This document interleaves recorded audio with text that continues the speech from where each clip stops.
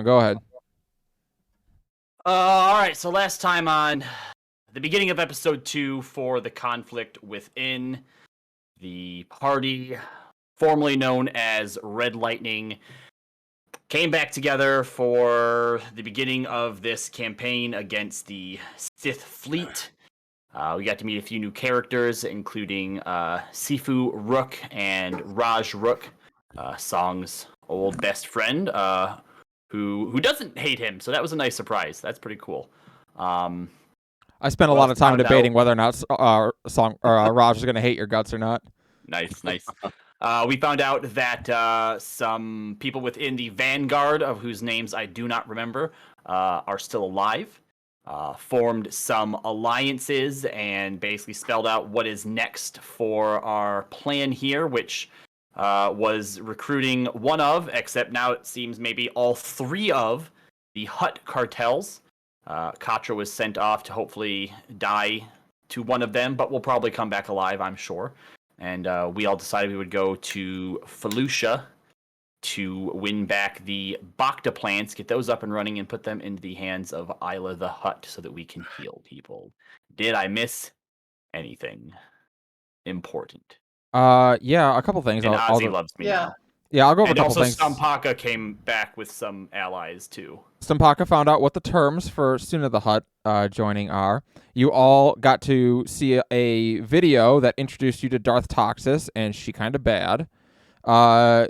We learned that Song has learned a Jedi power called Seek, and used that to locate where Darth Toxis and his wife are. I think only Anaris knows. Yeah, I would say only Anaris knows for sure. Sifu agreed to be Anaris' Padawan. That happened. And Galvin has rebuilt HK-47 into M3T4, which to varying degrees of success with the party. And yeah, I think that covers a lot of the main stuff that happened. I don't think Song deserves a upgrade for that. And Ellie weighs 17 pounds now. She forgot a lot of what he did. Your name is Song? Yeah, Song Visla. Wow, wait to not his real name at all. Last All right. Bobby's like, wait. It's the last 3 sessions right there. Okay, I'm just saying, like, Song is like kind of like a girl name, and I remember that like you're a girl in my campaign, and they got them switched up right now. Fair enough. All right. Did anyone else see the whole ducks before we jump in, I need someone to roll a D100 and someone to roll 5 force die. I'll do the 5 force die. All right, Anaris, you do the 5 force die. Someone give me a D100 roll. I did the D100 last time. I'll do it. I have a D100 right in front of me from D&D. Damn it. Hurry, whoever does it first. Would help if I was 95. 95 might be, like, I think, one of the only numbers you could roll and not get something on the obligation table. Well, you should have done me. I had 70. I was going to say, don't I cover like 70 of the obligation table? No, because you've been promoted, so your number reset back to 0. Hey. It did hit 100. Well, no, the whole table has to hit 100 for you to get promoted, which it did. All right, so 95 is indeed nothing once again. And what do we have for our force die? 5 light side and 2 dark side. 5 light side, 2 dark side. So it's actually going to be 6 light side and 2 dark side because you get a free light side for going to Fellucia, which is a version in the light side of the force. Ooh, I'm going to burn through those. Oh, no. No. Not if I burn through them first. Story that's what I want to hear. All right, 6 light side, 2 dark side, and here we go.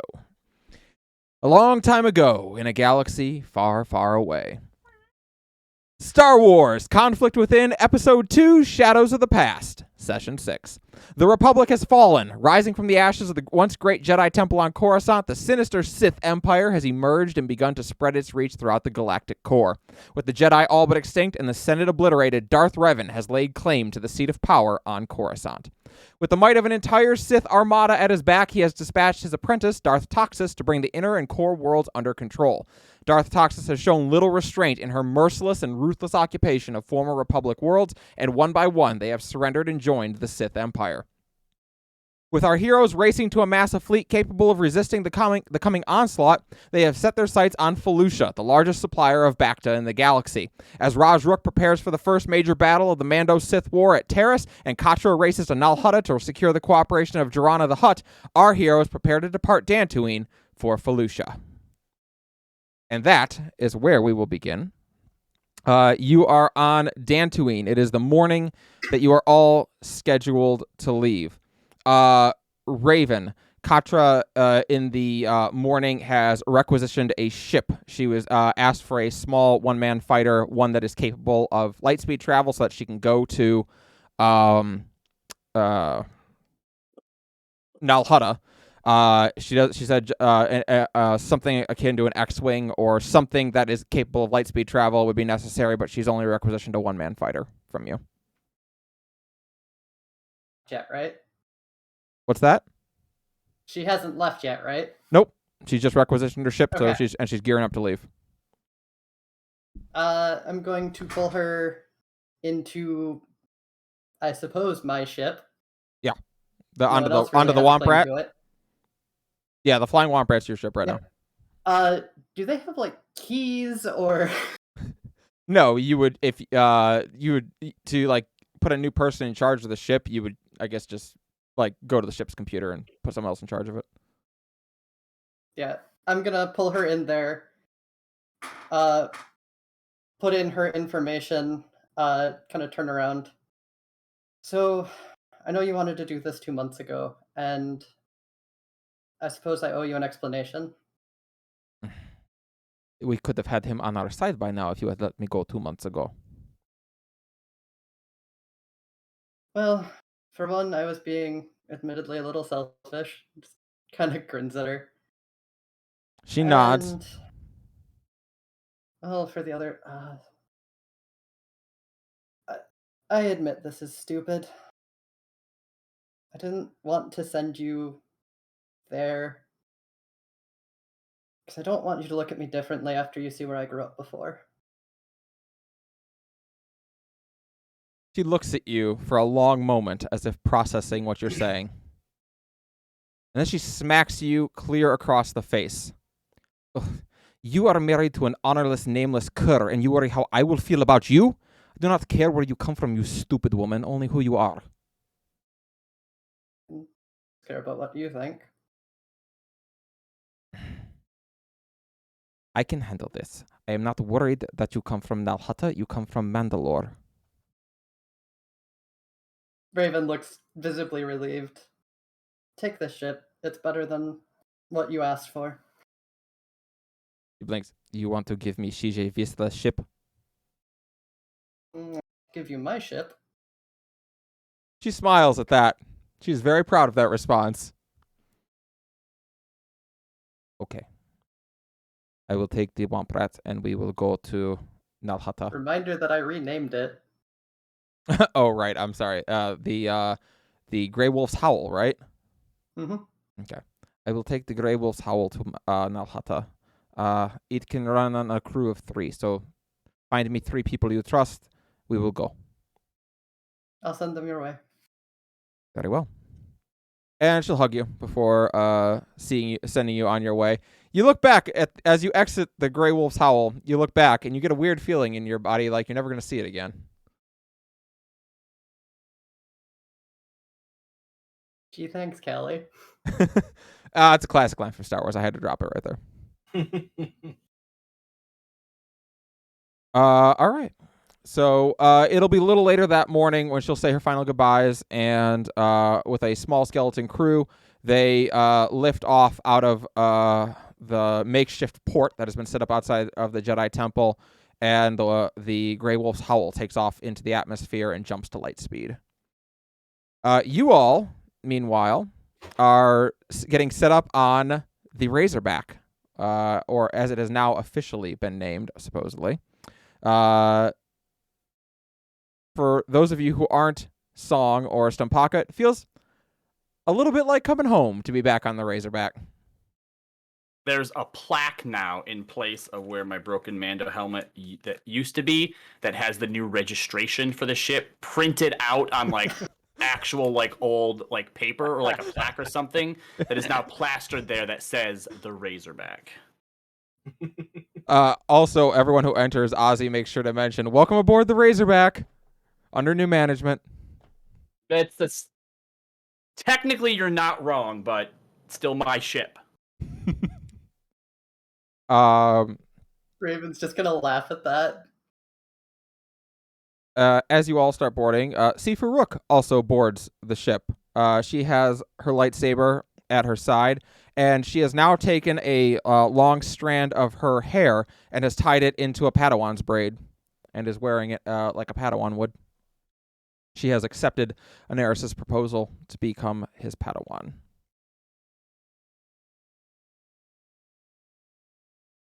Song, she will approach you as she gets on board the ship and smile.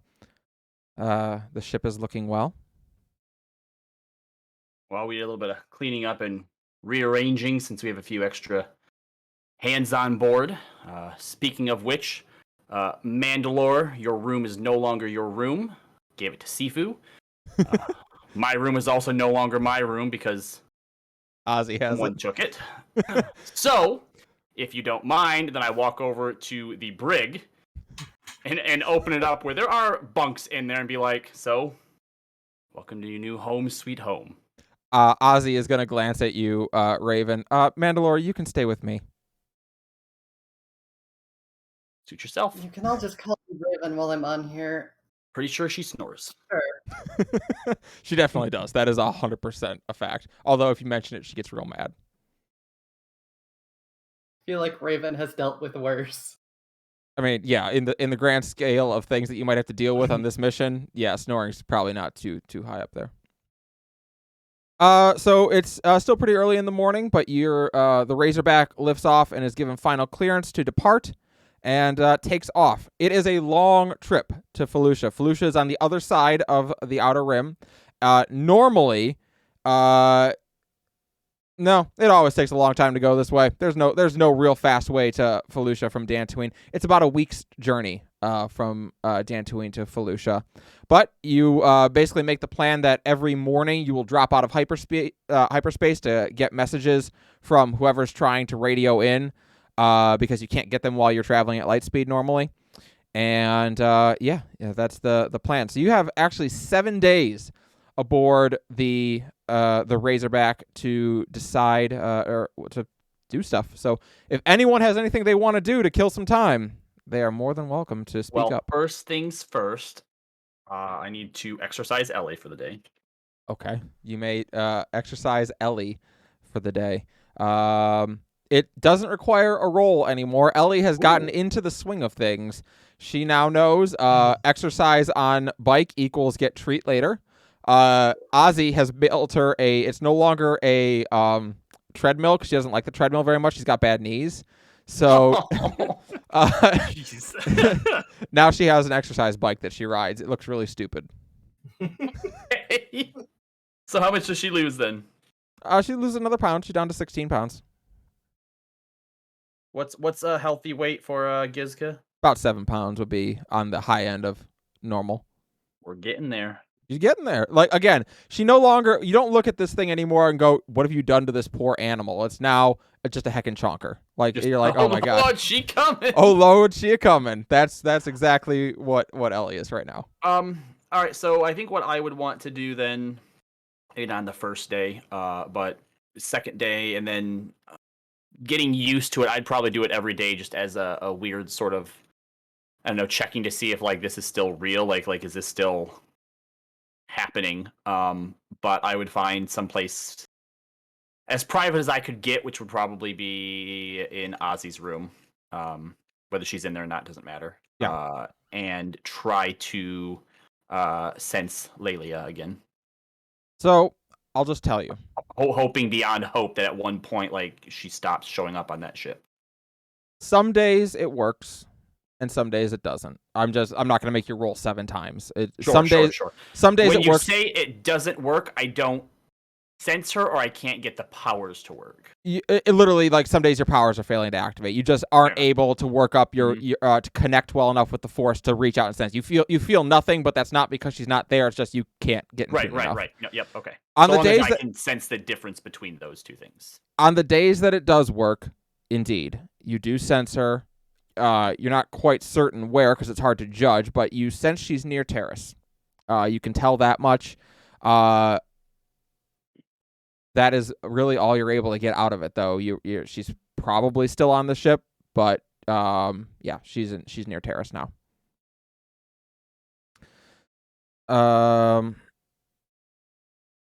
One day on the ship, it's late. It's very late. You're all taking shifts throughout the evening. It's not super necessary for everybody to you don't have to have the ship fully manned day and night because it's all run by computer at this point, but you do want to have someone up overnight usually who can be watching in case, like, oh my god, what if we hit an asteroid while jumping through light speed? Like, that would be calamitous and might need immediate correction.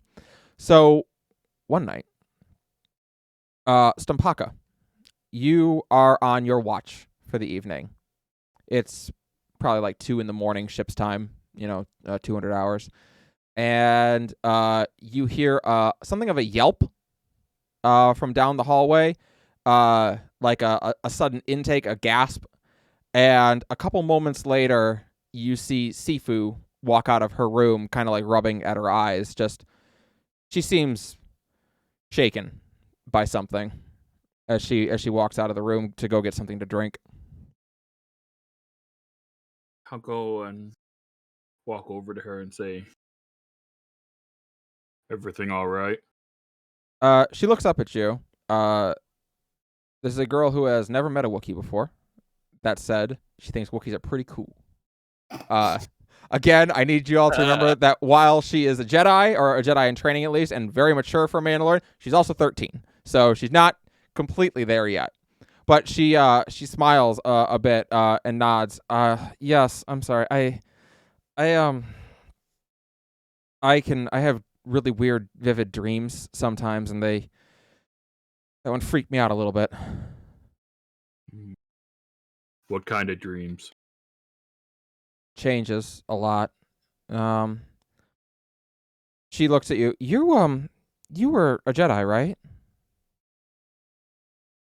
Stompy just looks at the ground for a second. Says, "Was training to be one once." My master Anaris told me. I'm sorry. I sometimes I can see things before they happen. I can never usually more than like a day in advance, usually just hours, but I can see things that are going to happen, and sometimes when I dream, I see visions like that I think are a lot further out. That's the Force breaking through. Do you know if Force visions always come true? Stumpaka, I will tell you what you do know about that. Okay.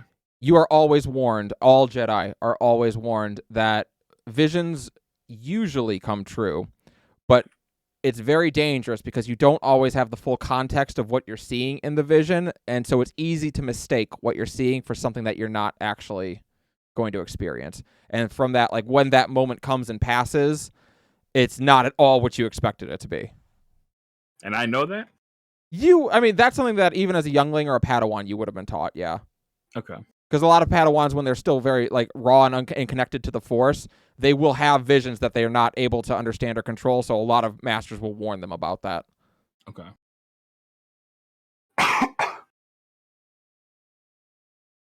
Okay. So, what was the question? It just said, do they always come true? Okay, that's what she wants to know. No, it's just sometimes they do, sometimes they don't. Sometimes it doesn't even. Your vision will show you one thing, but the reality of it is it's not always going to be true, or even what you would think it would be. Nods slowly. I hope mine doesn't come true. I saw myself. I was hurting people. What kind of people? I don't know. But I was smiling and laughing while I did it. I don't want to become that person. Yeah, it's probably bad. She appreciates the honesty. Yeah. I don't want to be that person. I don't like hurting people.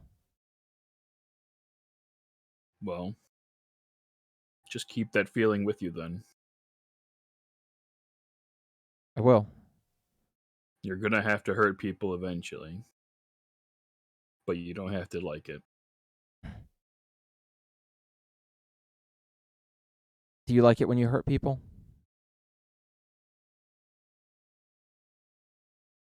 Sometimes. When they deserve it. So do you like hurting them, or do you like doing what needs to be done?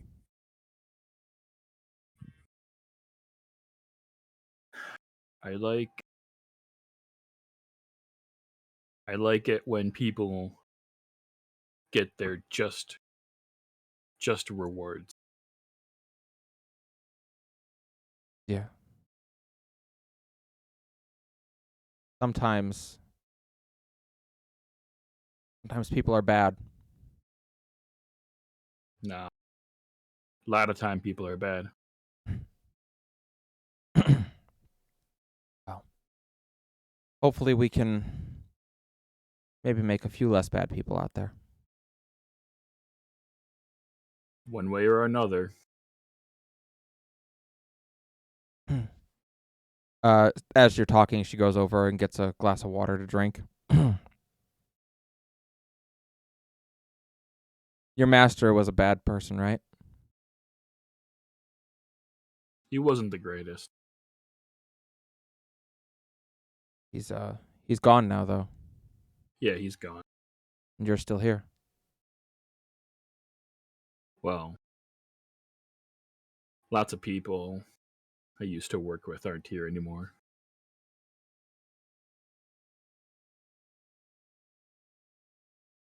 Wookiees are blessed with long life. Yeah. Some would say cursed, but I think it's cool that you get to live as long as you do. You could teach people a lot. Stompy kind of shudders at the thought of that. I was never one for talking or teaching. Yeah. I just know that the things that I learned when I was young, they're not immutable, right? Like, they're what my teacher taught me, which means that they could only teach me what their teacher taught them. So maybe what I'm learning isn't right all the time.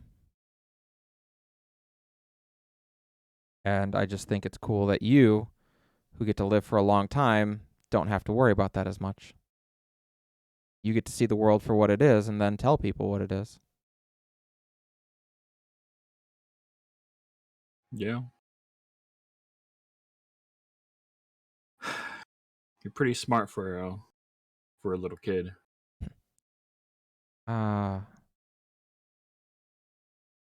Well, I don't know. People tell me things a lot of the time, and I had to learn kind of early on that those things don't always make sense.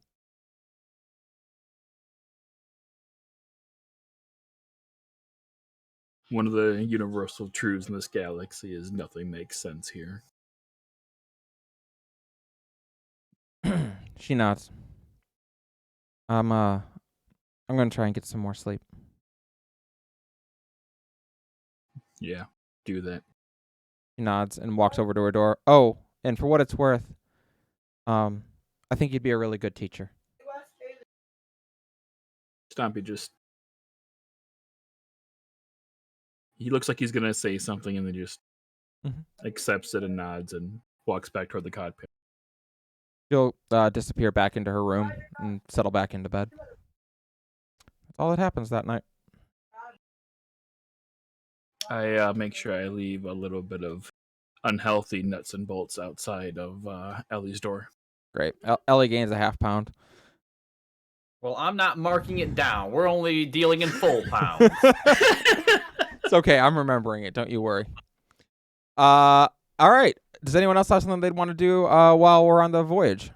Yeah. Oh, go ahead. Any of I my did something, kyber so I'll crystal wait. stuff, or no, not yet? You will be able to do something major with your kyber crystal when you get to Fellucia. That said, you are able to take a good amount of time over the course of the week to work on training with Sifu.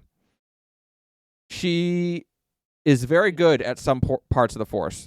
She takes to the lightsaber training really well, as one might expect of a Mandalorian, and there are bits and pieces of it that she's very good at. You do notice her reflexes are incredible.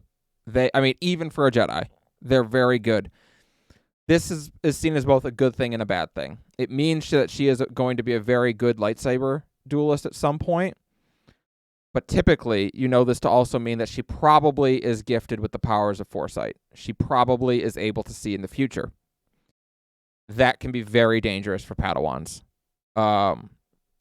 You know that while it's not incredibly common in this era for Jedi to fall to the dark side, many who do are ones who can see into the future. One thing she does struggle with is meditation. She has a very difficult time closing herself off from distractions and allowing the Force to just envelop her as one does when they meditate. She's not particularly good at that.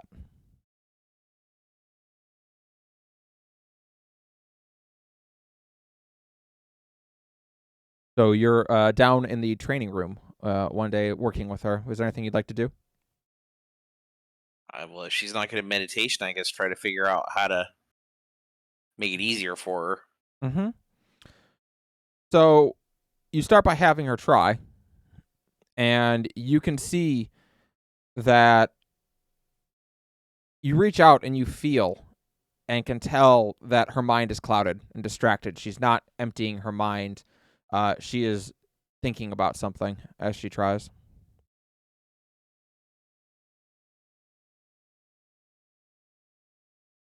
I'm just going to casually look at her and ask her, like, what's troubling her. She nods and opens her eyes. I'm sorry. And this is hard. Whenever I close my eyes, I start thinking about the things that I see. And what exactly do you see? Changes all the time. Planets. Sometimes I see us, what we'll be doing tomorrow. Maybe the next day. Sometimes I can tell when someone's about to show up. I know that usually. It's hard to block out the visions. Well, the visions can be troublesome. Sometimes they're real, sometimes they're not. But in regards to the Force, most of the time they are. Yeah, I know. Usually the visions that I have when I'm awake, they usually happen. They're not usually wrong. You would know that to be pretty commonly the truth. Like visions that are further out, always in motion is the future. Like they're all things are always in motion, but the things that are way in the distance have a much more likely chance of not coming true. The things that are in the very near future, a lot of the time, those the die are cast on those things, and they're going to happen. She seems to have the issue, like usually Force visions are not particularly common, even people who are sensitive to them. She seems to be having them quite a bit. Sure, it's nothing.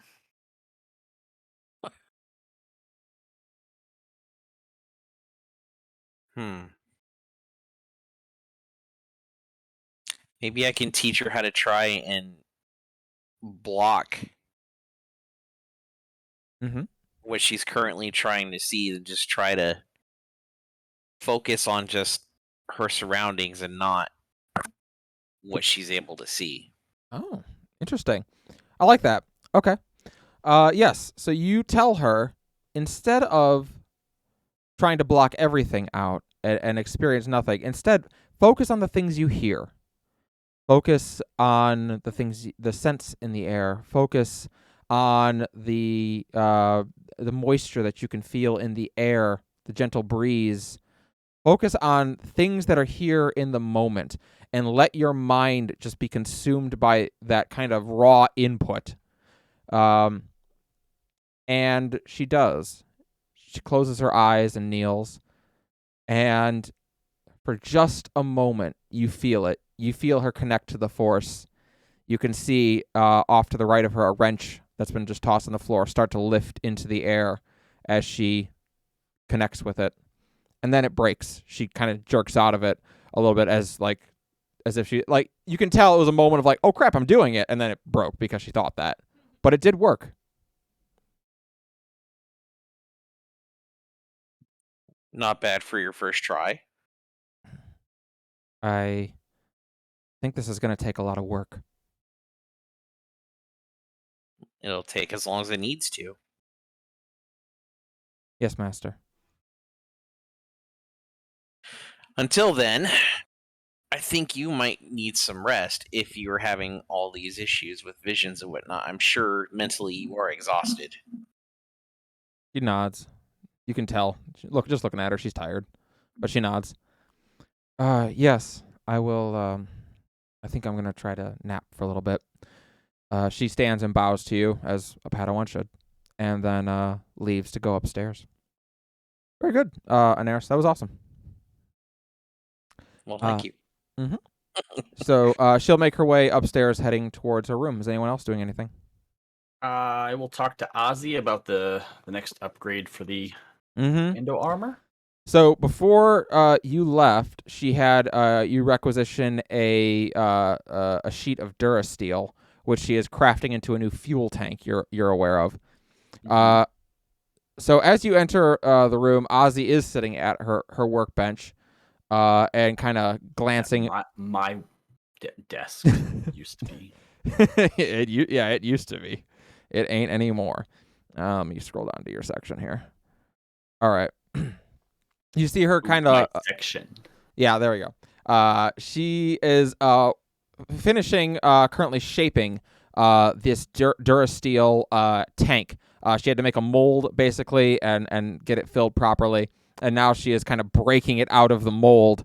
And she holds it up, and you see in her hand it is a smooth cylinder. It's not particularly big, but it's small enough that you could wear it on your back, like beneath a jetpack, or on like it'd sit on your lower back attached to your armor. Maybe above the jetpack because there's flames underneath the jetpack. It's Durasteel. She's not worried about it, but yes, it could be above your jetpack as well. So she's finishing it up and nods and shows it to you. All right. I think this will be able to contain the fuel just fine. I have a new concept for how we're going to get the fuel from this to your flamethrower. Here's what I'm thinking we do. So my armor design, as elegant as it was, had a major flaw in that the fuel lines were running underneath the armor, and obviously when they caught flame, they took most of me with it. You notice, by the way, she has had some new skin grafted to her face. Some of the prosthetics have come in, and she is starting to have it. Her arm is still as it was, but her face has had some new prosthetics grafted on. They don't look right yet. Synth skin takes a while to actually adhere and then to form and look like natural skin. But she looks kind of like a mummy woman right now, but she will eventually look right again. But she nods. I had the idea, instead of running it on the outside, which we've already discussed doesn't work very well, and running it underneath, which is extremely dangerous, what I'm going to do is I'm actually going to take the arm of your armor and I'm going to melt it down, and I'm going to run the lines inside of the armor plating itself. I'll literally leave hollowed out bits where the fuel lines will run through. And that way it'll be protected by the armor, and even if it does rupture, it won't get on your flesh. Song just nods. She seems very excited about it. She thinks it's the greatest idea that's ever been had ever. And he appreciates her creativity and excitement, but he just wants it to work. Well, it will work. So she tells you, okay, so here's what I need, though. I can't just build a flamethrower from scratch. I don't have the parts for it. I need you to get me an underbarrel flame projector. I will take that, strip out the parts I need, and miniaturize one to be wrist-mounted. And from there, I should be good to go. That'll have the fuel lines and everything that I need, and I'll just need some time to work with your armor to get it to fit right. But Your barrel flame launcher. Yep. Got it. That's what I'll need from you. Who knows? And Maybe they'll have one on Fellucia we can find. she looks at you and nods. Probably. Most of the planet's overgrown with jungle. Wait, so why does that mean that they would have a flame? To deal with Barrel. the foliage. Isn't that dangerous, though? Forest fires. Yeah. she looks at you. You'll see. All right. And yes, so when you're able to acquire that, she will just need some extra time, and she'll be able to assemble your flamethrower from there. Well, is there anything else on the planet I can keep a lookout for you? I don't know, maybe make your stay a bit more comfortable? She looks around. No, I think I'm good. Good. Yeah, she seems quite pleased. When this is done, Robbie, you will be getting a Firecaller light flame projector, although yours will be slightly better than the stock one because Ozzy's building it, and she's pretty freaking good. Cool. Yes. All right. Anyone else? A couple of things. Yo. So Raven's gonna spend the first couple of days just like progressively getting more agitated between like not being drowned in work and also not being able to like use the work to not deal with things. Uh so eventually, probably while Sifu is down there, she'll go talk to Anaris. As you walk down, Sifu stands up and salutes you. Raven's just gonna look kinda awkward. You don't have to do that on here. She blinks, but nods and looks to Anaris. You don't need approval from me. She nods and just goes back to practicing her lightsaber kata. Anaris, did you bring any of those practice sabers? Of course. Do you mind sparring? I have some Have things some to work through, aggressions and to that let out? She's just gonna, yeah. Sifu looks up excitedly. I'll do it. You know what? I would like to see that. Raven, Sifu. Let me go get my character sheet for Sifu. Yep. Raven, do you agree? Yeah. All right, awesome. Let me go fire this up then, because I character gen'd her up a character sheet just in case. In case somebody wanted to fight her. Yeah. JIC. Hope I made her good at this game.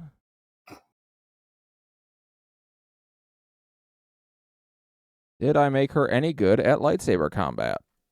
Well, you just told us that she'd be a really good duelist in the future, so I hope so. Yeah, she's pretty good. All right, great. All right. So you each take a practice saber and stand across from one another. Practice sabers have a damage of 1, and you can use the lightsaber skill with them. Sifu goes and stands across from you, and she bows her head down. She seems very excited to get to fight Mandalore. She's not the best Mandalorian, but even some of the simpler pleasures of being a Mandalorian, she does still experience. I wouldn't catch the beginning of this, but if it can be heard throughout the ship that like some stuff's going down, I probably would have meandered down to catch Probably. the second half of it. M3T4 will for sure be telling people, Mandalore is fighting someone in the hangar. It's just sparring.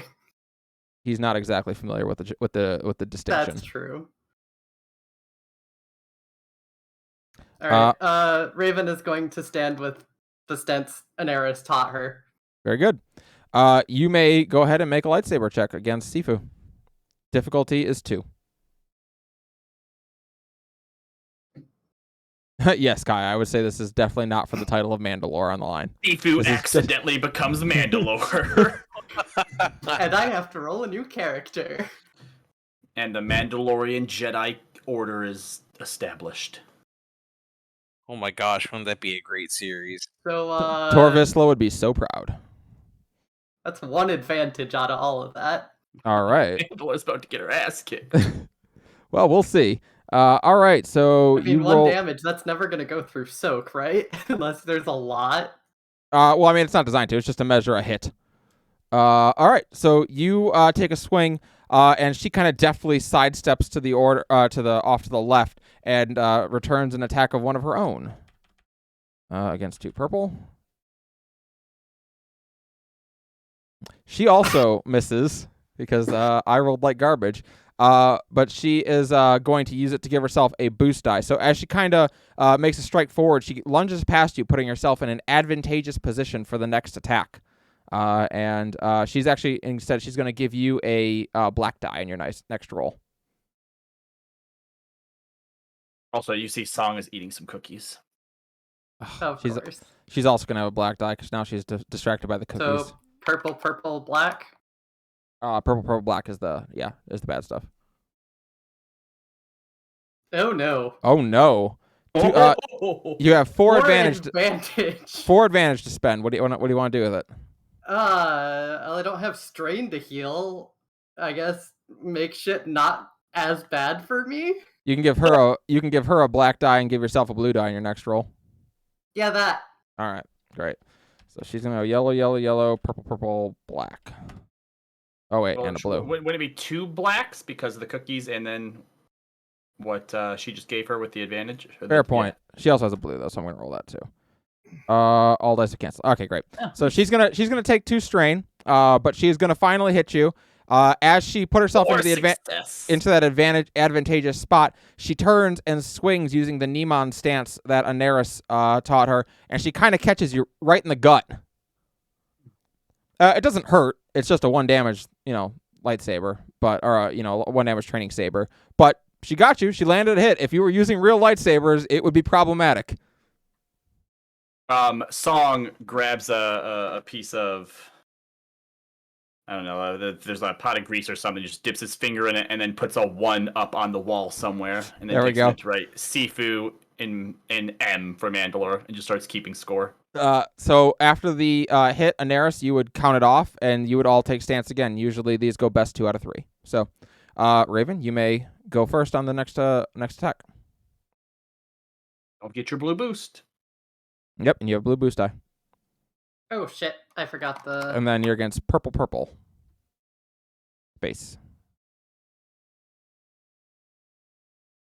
There we go. All right, so 3 advantage. Success. 3 successes. So on this second one, you take your stance and bow once again, and as you lunge forward, you remember your new Ataru stance, and this you handle it really well. Your first attack goes high, and you really quickly she throws her blade up to block it, and then you whip the blade around, spin it above your arm, and crack her right on the shoulder with it. She goes, ah. All right. She kind of like rubs her, works her shoulder out because that didn't feel particularly good, but it was a great hit. Don't worry, you can still fight with 1 arm. She nods. This is true. She glances over at Ozzy, who has come down to watch, and nods. Ozzy flips her off with her metallic arm. All right. Third one, she gets to go first this time. So you all will bow once more. And she has a black die. It would help if I put the R in there. Does the cookie black die persist through rounds? No. Whoa. Oh, okay. So she is going to score a triumph. Okay. So she is not going to land a hit on you. However, using her Nemon stance is very famous for being good at disarming people. She is going to knock your blade out of your hand. Song lets out a whistle, an impressed whistle. So considering this is a sparring match, what are my options here? Do you have the move ability? Force power? No. Okay. I haven't put in any force powers yet. You may maneuver then to pick up your lightsaber. You hear Song say to Ozzy, "You see, this is the problem with the snipers. When they're up close, suddenly they got no weapons, no idea what to do." Maybe that's why she's training. Yeah, so I'll maneuver for that and then go in. All right. So you're going to maneuver strain. You'll have to spend 2 strain to close the distance to do another maneuver, and then you Okay. may attack. Nice. All right. So you basically you're going to run forward, grab your lightsaber, and do a like a somersault forward to get back in range and swing and just catch her on the leg. And she groans. Oh. You can tell she's frustrated that she let her guard down. She was kind of like she thought she had you beat when she knocked the lightsaber out of your hand. And you can see the frustration on her face, but she nods and bows. Thank you, Mandalore Somnus. Or not Somnus, Vizsla. Call me Raven. She blushes a deep shade of red. Raven has been telling everyone on the ship to call her Raven while they're on here. She nods. Yeah, okay. Thank you, Miss Raven.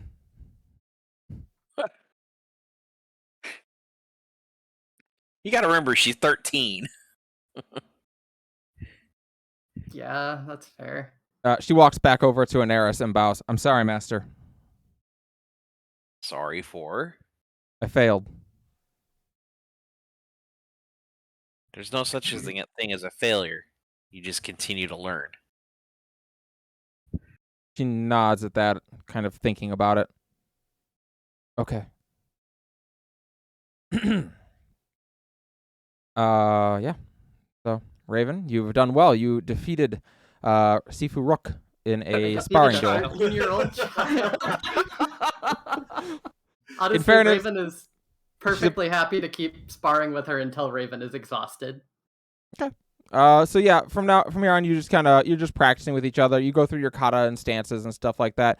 Try a few different interesting moves that you haven't done before. You're beginning to, and one thing you do also do is you pick up a second of the training sabers and try out a stance called Jarkai, which you've heard referred to as the dual wielder's stance. It is something that only the Ataru strikers ever learn to do, because it is a very good way to cut off your own limbs if not done properly. But the Ataru strikers are known for being capable of doing it. So it's a whole different kata and a whole different stance, and it's a very difficult thing to do. But if learned to do properly, it can be a deadly ally. So, just for clarification, is that another tree, or is that the saber swarm? No, if you want to do Jarkai and do 2 lightsabers, you and I will talk offline about how we're gonna what the stance of Jarkai is going to look like, because I don't think it's actually a written thing in the book. I'll have to make it. Yeah, I don't think it's in there. Yeah, it's mainly because there is dual wielding in this game, as myself and Robbie learned while we were offline. You can dual wield, Yeah. but with lightsabers, it's going to be super good. So I'm gonna have to look at how it's going to work. If it's not in the core book for Force and Destiny, it might be in one of the sub books. Yeah, I think. I'll look around. If it's something you want to pursue, Raven, just let me know, and I'll look around and figure out how it's going to work. Okay, yeah, I was just curious because saber swarm says something about linked item, so I assumed that was probably Yeah, that. you would get your lightsaber gets the linked quality, which means that you can basically make attacks with it equal to its linked number, the number of points it has in linked. So you can attack multiple times with one lightsaber. Okay. That's what linked is. All right. It's like when you fire turrets on a ship. Because there's 2 lasers that come out of the twin turrets, it's linked 1 because they can both hit technically. Okay. That makes All sense. right. And then that night, because exhausting herself didn't work, surprise, surprise, with what she's dealing with, she's going to go to Ozzy. Interesting. Okay. Yeah, Ozzy is working pretty late, as she does almost every night. She tonight she has just been visited by, you actually run into Galvin on the way towards Ozzy's bunk, towards her room. Galvin, you have been working at helping her get her new prosthetics installed. They are here, and you've been helping her get them. You just got her leg properly attached tonight.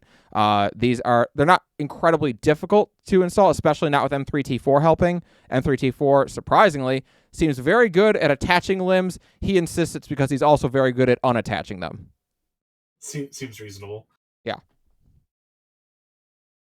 So, yeah, Raven, you actually run into Galvin on your way towards Ozzy's room. Just kind of distractedly nod to Galvin.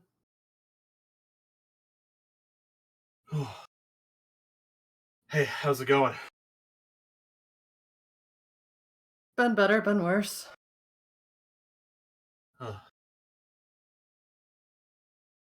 That's Raven good to is hear. exhausted, probably has like a bruise across her face from the turning saber at some point. Just wrapped up with getting Ozzy's new prosthetics. Got the leg done, so have a few more days. How many days have passed so far? This is probably day 3 on the ship. Day 3. Okay, yeah. Got a few more days. Try to get the arm worked on. She's being a little bit frustrating about the arm because she knows when she gets the arm installed, she's going to have to stop working on the flamethrower for a day, and she's like, ugh, I don't want to stop working. Galvin understands the frustration of not being able to work on a project that you want to work on.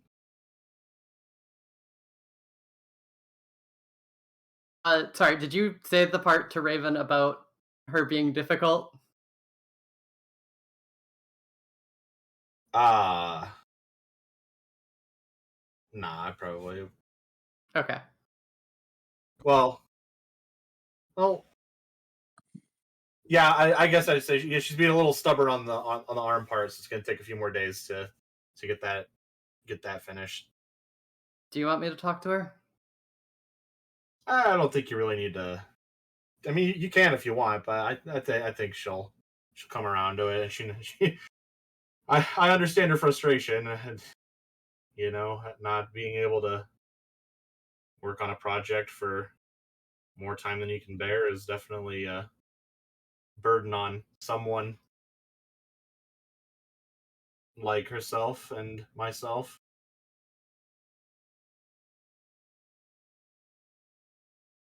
Let me know if I do need to talk to her. Could always order her to take a day off if you need. Raven says that while looking like visibly uncomfortable with the idea. If you think that's what's best for her, go for it. I'm sure she'll come around. Well, I'll leave it up to you. You're the one installing the limbs after all.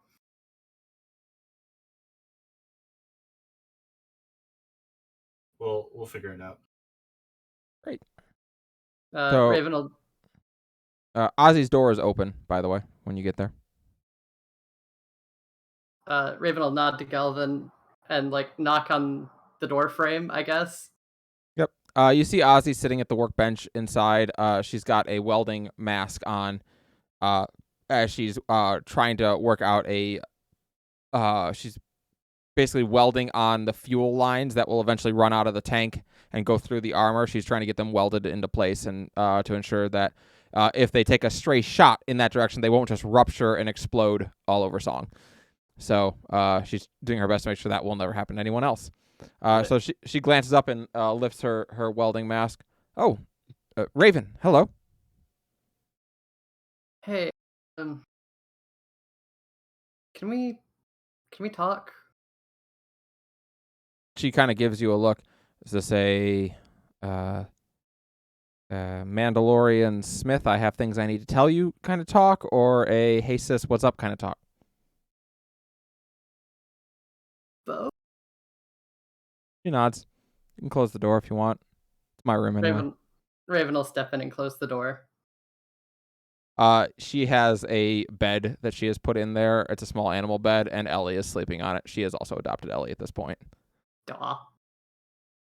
I really hope that she doesn't catch Stompy feeding her. Actually, I do. I'd love to see what happens there. That Yeah. would be pretty great. So she nods. What can I do for you, Raven? As you look her over, you can see indeed that she has her leg is a little bit stiff looking. It's as if it's new and she's not used to using it yet or controlling it. So she's got it crossed over her other leg as she sits, and her face, where it once was burned and scarred over, that skin has been cut away, and there is now synth skin all down the side of her face, and a prosthetic where the bone was burned away from the very hot flames. So, but it like I say, it still looks pretty fake. Like it would never pass for being a real face. But in time, you know that it will be. It will look good. Yeah, I mean, I'm assuming Raven has seen just as bad or worse. Yeah, you're Mandalorian. You've seen war wounds. She nods. What can I do for you? I can't. Did I do the right thing with Katra? Like, couldn't bring myself to kill her, but I had to strip her of everything that she loved. She nods as she thinks about that for a moment. And Raven just looks overwhelmingly guilty. I guess to answer that, I got to ask you a really difficult question. If you didn't have... No, let me start with this. Do you love her, knowing that her name is gone? Raven's just gonna kind of hold up her left hand where she's wearing her wedding ring. Mm-hmm. Do you think that she would love you if you didn't have your name or if you weren't Mandalore? Made that pretty clear a couple days ago. Then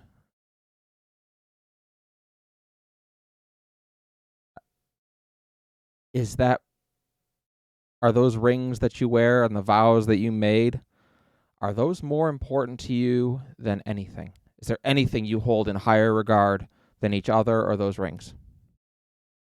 Raven's just gonna shake her head. Then let me ask you, do you feel guilty that you had to strip her of her name? Or do you feel guilty that perhaps you realize you didn't strip her of anything truly, not that she would actually care about?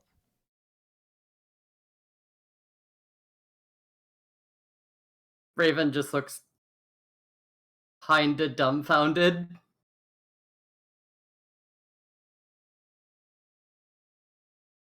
Raven, I don't envy the position that you were in. There wasn't a good win for anybody involved. It is a regrettable position that Katra put herself in, and I'm not saying that she did so foolhardily. Quite the contrary. What she did might be the only reason we can win now, but it is a difficult position that she finds herself in, whether the fates are kind or not.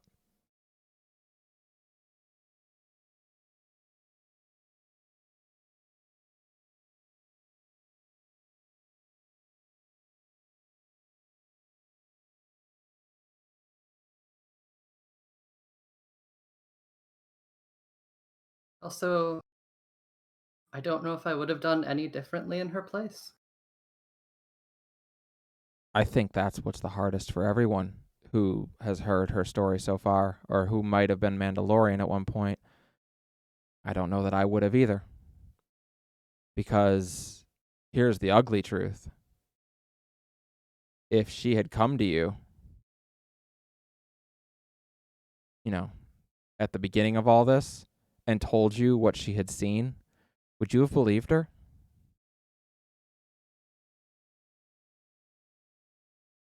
I want to say yes. I know. But here's the problem. If you had, it means you would have had to betray Mandalore Vizsla. And if you don't believe her, she's a treasoner, and you have to put her to death. Those are the choices.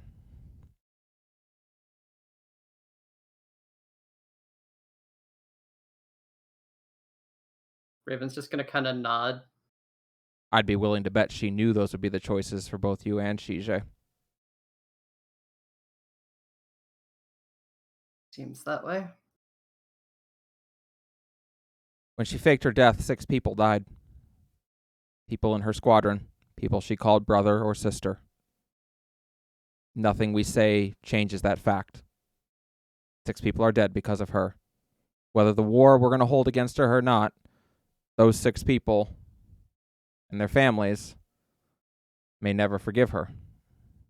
But ultimately, we're going to have to weigh whether or not what she did was right against the lives of those 6 people. No one gets to make that decision easily or lightly, but we do the best we can.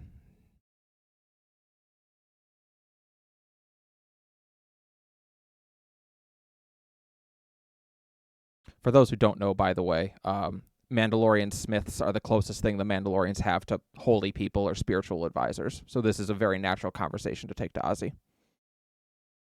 I too have these same talks with my mechanics. I mean, that's kind of like they're the ones who make armor and weapons, and to the Mandalorians, that is sacred.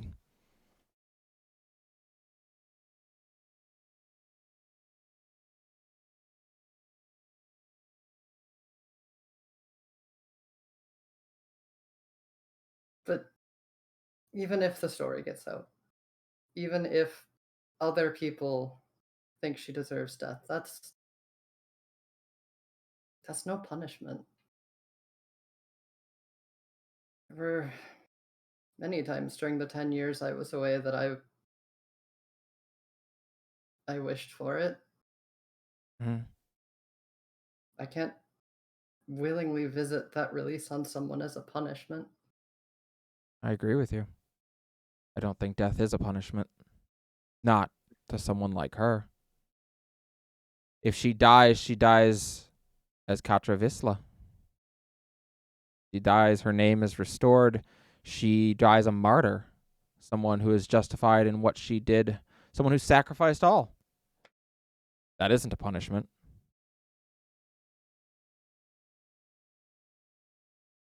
You're going to have difficult decisions to make in the future, Raven, and I cannot tell you the way. But you have time. Think on it. Ultimately, you are Mandalore.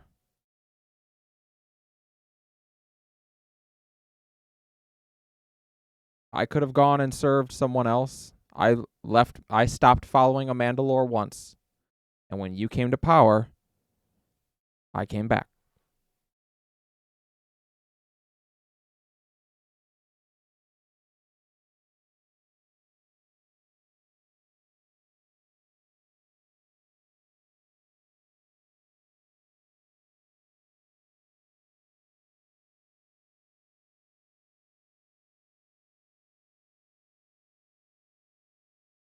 So then, killing her is off the table. It's not technically a Mandalorian anymore. What? She kind of gives you a smile. We're charting new territory at this point, Raven. It may be time for something new.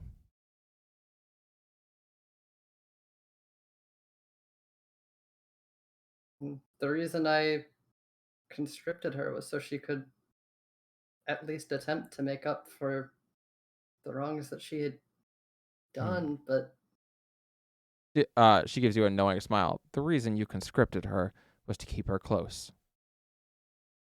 I'm not that saying was I blame a you. reason. I'm not saying I blame you.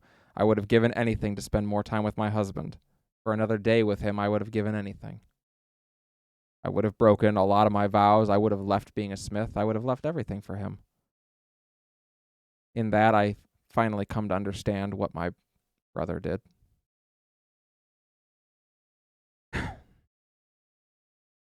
Like I say, difficult decisions lie ahead of you. But don't lose sight of what we have going on. You are Mandalore, and we are in a fight for everyone's survival, not just yours and Katra's.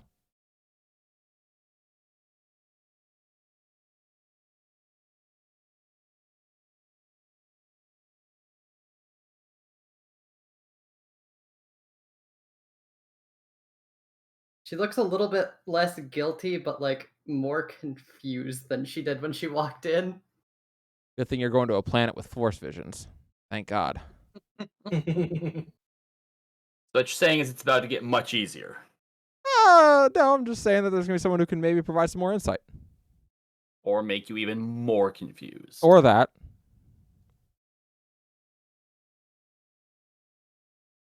All right. She'll bid you farewell eventually, and I'll let you get to your eating. She'll tell you she's going to go to bed. You get the feeling she's not actually going to go to bed. She's going to go back to working. But, yeah.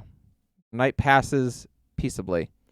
That's all I had written for the voyage, so if there's anything else anyone wants to do, I'm happy to do it, but I don't have anything else written. Was I working on the prosthetics while the sparring was happening, or did that happen like earlier in the day, or? You're just doing it on and off when basically you keep telling Ozzy, hey, come on down to my area and I will attach your prosthetics. And she keeps not showing up because she's busy working all day. So eventually you just go up at night and you're like, oh my God, fine, I'll come to you. That's kind of how this is going right now. Okay. Because I did have a thought on if I was actually watching the sparring happening, like maybe from afar or something. Yeah, sure. I wasn't working on something, I would maybe go to Anaris and talk to him about maybe working on some like training tools or training like bots or something for these up and coming yeah people. So Anaris, Galvin pitches for you a couple of ideas about training tools for up and coming Jedi. You know of a couple that are commonly used. I don't know what the name of it is, but the little floaty orb that shoots blaster bolts at you, low-grade blaster bolts at you, would be very useful. It helps you train your foreseeability and your sensibilities. And then something like a prototype, like almost like a very basic droid that could wield a lightsaber would be useful because they could actually just train against that.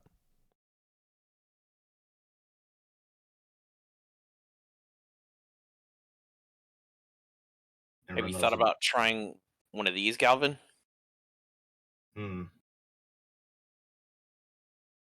Yeah, I could probably throw something together that does something that does along those lines. Cool. Galvin, for each, I'll tell you what. Just give me one. Give me a difficulty 3 mechanics check with a upgrade for having M3T4 with you.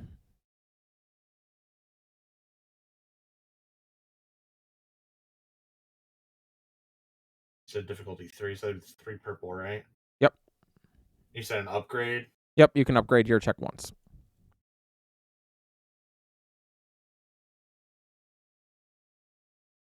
Four successes. Wow. Okay. Awesome. So with 4 successes, you're able to create both devices.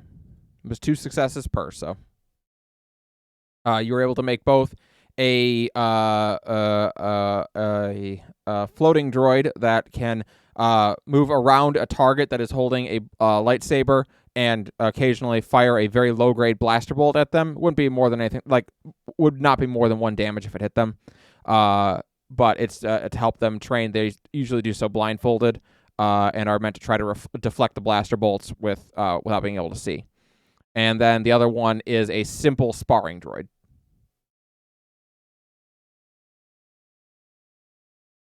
I'll present them to Anaris and be like, hopefully these will be suitable to help you further the training of everyone who's trying to get used to their new abilities and weapons and whatnot. M3 is like, statement, these droids are very impressive, Master. Query, do you still like me more? Of course. Yes, of course, M3. Statement, good, I am glad. Okay.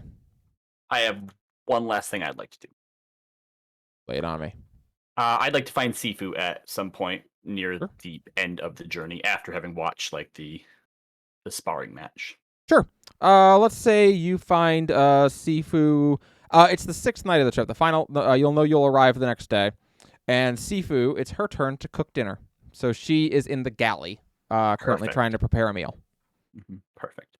So I'll come and I'll sit down at the table. She glances over. Oh, hello. So, did your father talk much about me, or told you much about what Kinda- I do or did? She kind of chuckles. He used to tell me stories about how you two were the most fearsome Mandalorians in the galaxy. I feel they may have been a little embellished, but Nope. Those were all true, right down to the last detail. she nods. Honestly, your father has a tendency to downplay things a bit. Ah, of course. She nods.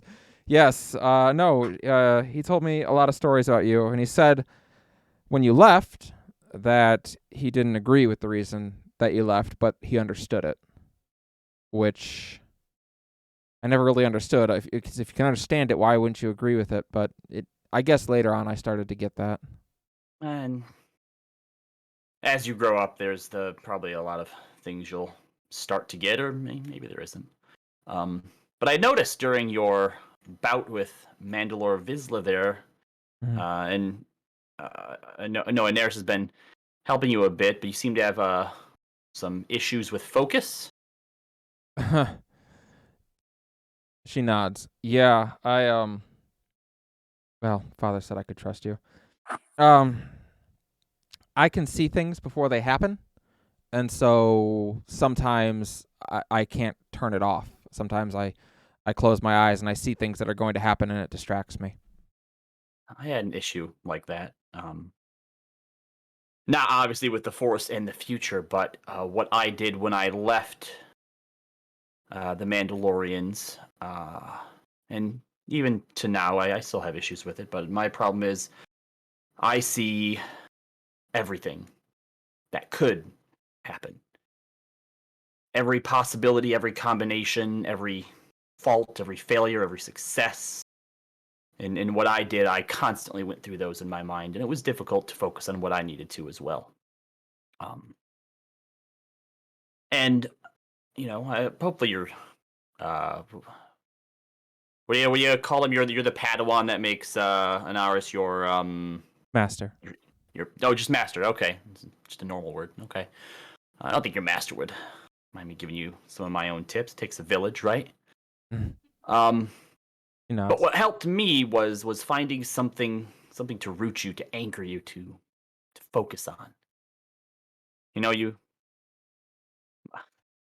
I was never very good at doing this and emotions around to the cooking. But there was one thing that my wife, my Lelia, was able to teach me. And he passes one of the cookies over towards that side of the table so she can get it. she takes it quite excitedly. What I'm about to tell you, if you tell anyone, all right, don't care how close your father and I are, I will put you out the airlock. She looks up. Okay. Is the one things that I can cook that my wife taught me how to do. He looks really surprised and looks down at the cookie. You made these? I did. From the Driss flour. Really good. They are. And whenever I was on a job and I needed to focus, it was the scent and the taste of these that kept me centered, that helped me block out everything else. And I don't mean to suggest that these cookies are what you need to focus, but find that one thing that grounds you, that you would do anything for, and you use that to center yourself. He has a very long look and thinks about that.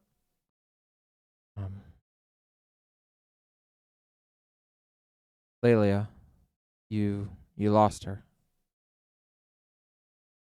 He just nods. Sorry. Father wants me to marry someone eventually, and whatever. I don't really care, but He just kind of wags his finger. I heard. Yeah. You don't care to marry for love. No, apparently. no, nothing like that. It's my father's an important person, and if my marriage can help the family, then I will. Although I don't know that Jedi are allowed to, although supposedly some have been allowed to. I guess I'll have to. Who's going to tell me no at this point besides Master? Sifu, growing up, just going through life, even after you've grown up, there is going to be a lot of people that try to impose a lot of different rules on you, and there is only one person in the end that matters. And that's you. And you're going to spend a lot of time trying to impress a lot of people, but the ones that matter, they're going to want you to be happy.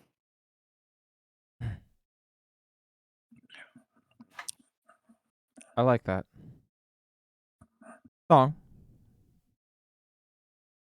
Will you teach me how to cook these? Tell you what, it's a tall order, and it is a sacred thing. So, when you can best Mandalore Vizsla in a 2 out of 3, I will teach you how to cook these cookies. Baking, What? it's technically baking. You don't cook cookies, you bake them. She looks at you. Allegedly. That doesn't make any sense. No, They should get a new word for it then. it's literally in the name, Yeah. cookies. Yeah. She walks over then and kind of like pokes 2 fingers into your chest. Then you better stick around long enough for me to beat her so you can teach me. He just nods and stands up. She's All gonna of hug. that's ready. She's gonna hug you. Oh, okay, yep, that's happening. He just kind of gives her a pat on the back. Hello, Pupper. She nods and goes back to cooking. I'll let you know when it's done. Mm-hmm. And Song goes and lays down in the brig. All right. So Wait, so Song and Raven are both living out of the brig at this point? Yeah, there's No. bunk beds in there in case you have more than 2 prisoners. yeah, absolutely.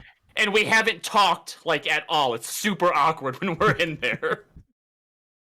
So it is the final night. You will arrive in the morning. If there's any last conversations you want to have, this is the time. If not, we will arrive at Fellucia. Okay. I'm surprised Juxta didn't do his holocron. He's got to find his connection first. Oh, that's right. Oh, right. I mean, we know that the Fellucia is like a light area, light planet, right? If you didn't, you do now. As close as you are to it as you are. Interestingly, over the course of the week, you have gotten updates. Every morning you drop out of light speed and get updates. You have been expecting every morning Raj to tell you, yeah, we just got dunked on it at Terrace, but every morning he has checked in to say that nothing has happened at Terrace. Katra, Wait, really? not yet. Oh. He says everyone's on high alert, but nothing has happened yet. Katra reached out on the 5th day to tell you that she has arrived at Nalhutta. She supposedly has been able to at least arrange an audience with Jirana, and she's going to meet him. And she will send you back another message when she has something to report.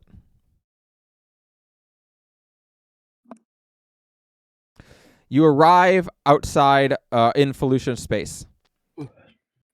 For those of you who were force sensitive when you arrived at Korriban, this planet is the opposite. Korriban felt empty and cold and wrong and horrible. This planet is teeming with life. The only word to describe what you feel here is primal. It is raw, untapped life. Energy abundant and abound everywhere. You can tell this planet is covered in flora and fauna. The jungle on this planet encompasses the entirety of the planet. It is ever growing, non-stopping. And it is powerful on the light side here. You can feel the avergence in the light side. All 5 of you can feel it here. When you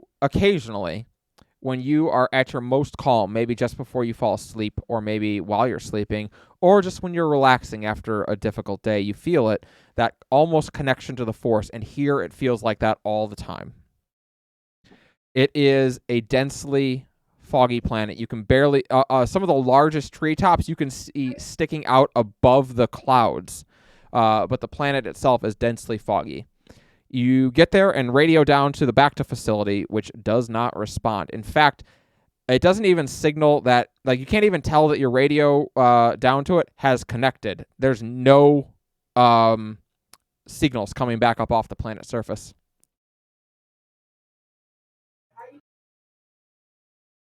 Well, that's concerning.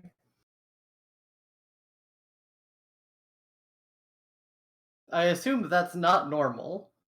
No, you should be being hailed by the ground facility. You are not. All right. Well, if that's the case, can I sort of scan frequencies, see if there's anything? Yeah, you can. You scan through the various frequencies. A lot of them are actually just static. Again, the force is very powerful here, and it's interfering with a lot of things. But on none of these frequencies do you make out any signs of intelligible life. And there's nothing around the planet that we can see, like, a Sith fleet? Nope, no Sith fleet here. It is pretty empty. Hey, well then, I'm going to see where I can put us down and see if I can run a scan of the planet's surface near where I know we have to go to see if there's a suitable place to land. You know generally where you're supposed to go, although you can't make it out. And unfortunately, normally there would be a guidance beacon to bring you down. That is not active right now. So you do scan around. I need you to make a difficulty 3 planetary piloting check. All right. Before that, I'm going to call Galvin up and see if I can have him use meta to maybe access some history logs or whatnot to get an idea of where we needed to go, like where it was located. I know we can't right now lock onto the beacon, but surely there should be something that some details of where it was. Sure. Right. So Galvin, you're down in your workstation when Song signals down that you are in Fellucian airspace, and he needs help.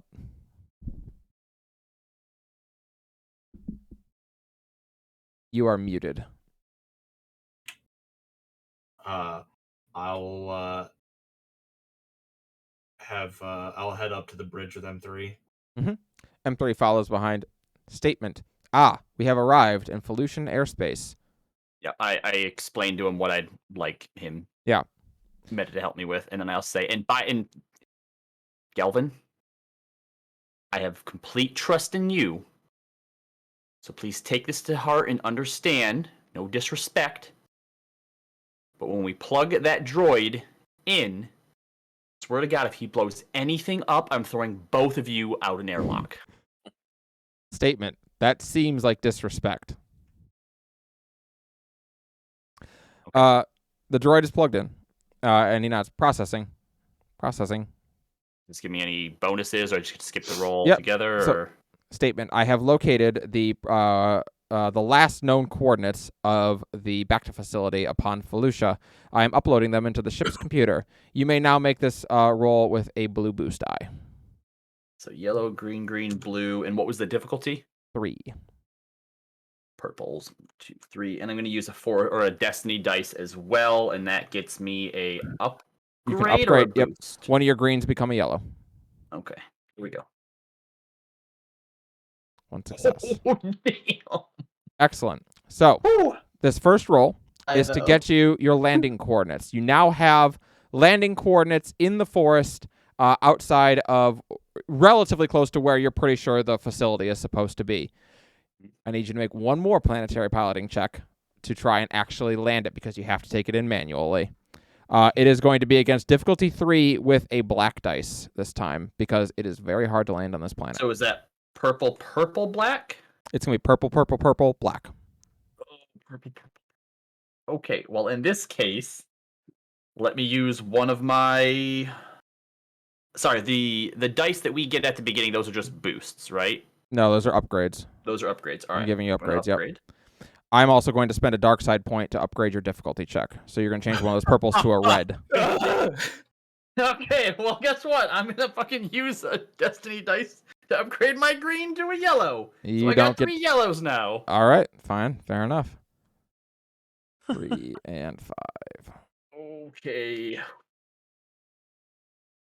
Here we go, guys. Fingers crossed. as I start to bring us in. Yep.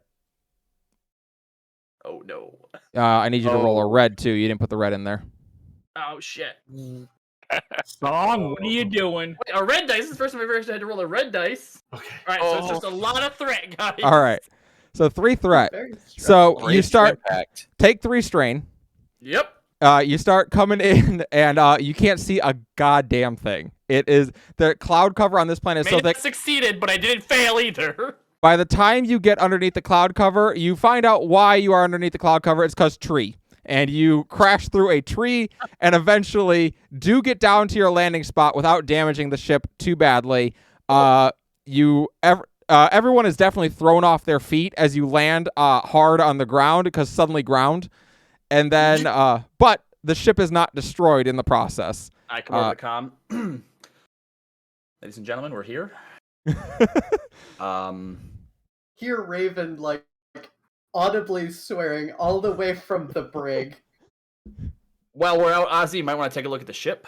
I'm just on the ground. You can hear groaning. Ozzy audibly swearing from your room.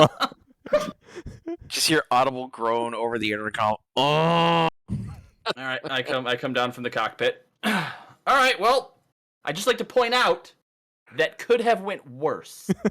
It's fair. It could have gone better too. Hey man, that's one of his best landings he's done. I'm proud of you. Under these circumstances, yes, thank you, Stompy. Positive reinforcement. We need more of that around here. I love it. All right. So you land on the surface. Land is a generous term. The ship is a little bit tilted sideways, so when the gangway comes down, it's kind of at an angle, but you are able to get it down. One of the 3 landing gear that props up the ship is broken and will need to be repaired.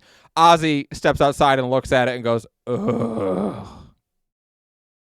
All right. Don't worry. I'll get on it. I know that with your considerable skill, this is nothing. She looks at you and just flips you off. That was a compliment. Yeah. I'm going to fix your ship. You're on Fellucia. Yep. You're in something of a clearing. At least it's Try it again. yeah. Just turn it off. This is dumb. I hate you, voice mod. You're in something of a clearing, or at least it's a clearing now. It may not have been before the ship crashed through it. But you're in a clearing. All around you, Hello there. you see a forest teeming with life and energy. It's foggy, it's misty, but it is like it's hard to describe, like something out of a dream. All right, now question for you then. Now that we're on the planet's surface, oh, thank you, Dolvik, for the upgrade. Oh, hello, Dolvik. Thank you. Welcome in. Since we have coordinates, do we have any sort of like little like sort of nav units or anything like handheld things that we can use to get there, or is that also being fucked with? M3T4 is able to guide you at least in the right direction. He can guide you to the coordinates that he had. He knows relatively on the planet where they're supposed to be, so he can at least point you in the right direction and say, go this way. Okay. You didn't blow anything up when I used you earlier, did you? Statement. You have done far more damage to your ship than I could have in that moment. Not what I asked. Stop. Don't deflect. You're deflecting. Statement. I did not damage the ship. Or anything else. Query. What else would I have damaged? That's why I'm asking. Statement. I did not damage anything, save for myself on that rough landing. Technically, I did that, and I'll do it again. Watch yourself. He nods and starts leading you all in the direction. As you start to leave the ship, you all hear an incredibly loud roar in the distance. It still seems like it's pretty far in the distance, but it's a very loud roar. It like trees shake and birds fly out of them. That kind of roar. Would any of us know what that is? You all, if anyone wants to make a difficulty 3 xenology check, you may try. Yeah. Technology. I'll do it. All right. Oh, he beat me to it. Nope. No, you can do it too. This is like knowledge. Yes. What do you know? I rolled a threat. I don't know shit.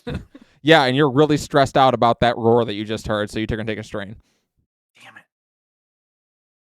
1 success, 3 advantage. Very nice, Anaris. Anaris, you don't know what kind of creature would make a roar like that, but here's something you do know. You've remembered it after as you sat down. It's been bothering you for the whole trip, to be clear. You're like, Fellucia, I know something about that planet, something important about that planet. Not only is it the Bactosaurus, it is famously where the Rancor comes from. Oh Lord. Nice. Yes. Oh no. Famously, Fellucia is where the Rancor comes from. The one that we saw on Tatooine and Jabba's palace was originally captured on Fellucia. Thanks, Fellucia.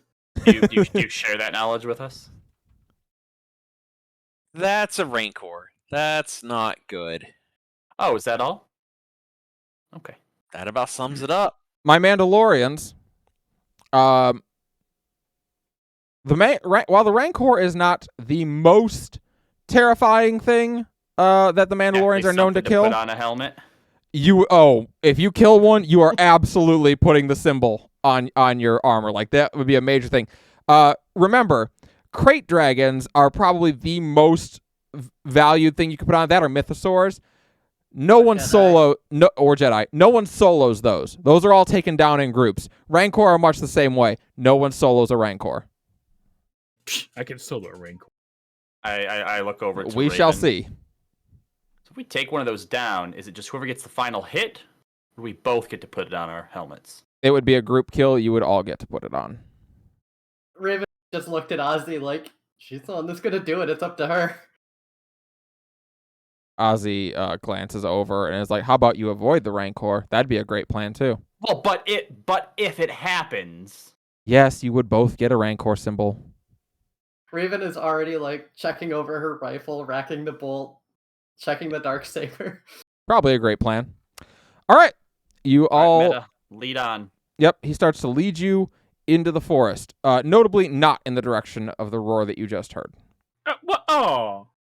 Yeah, it's actually off in a different direction. Remember, He looks For now. visibly remember, disappointed. Stompy, you're not going to one-shot this one. Yeah. You don't have the OP lightsaber anymore. Yeah, we don't have that luck anymore. So I Who need... needs luck? And he uses all of our light side points. To be fair, he hasn't used any yet.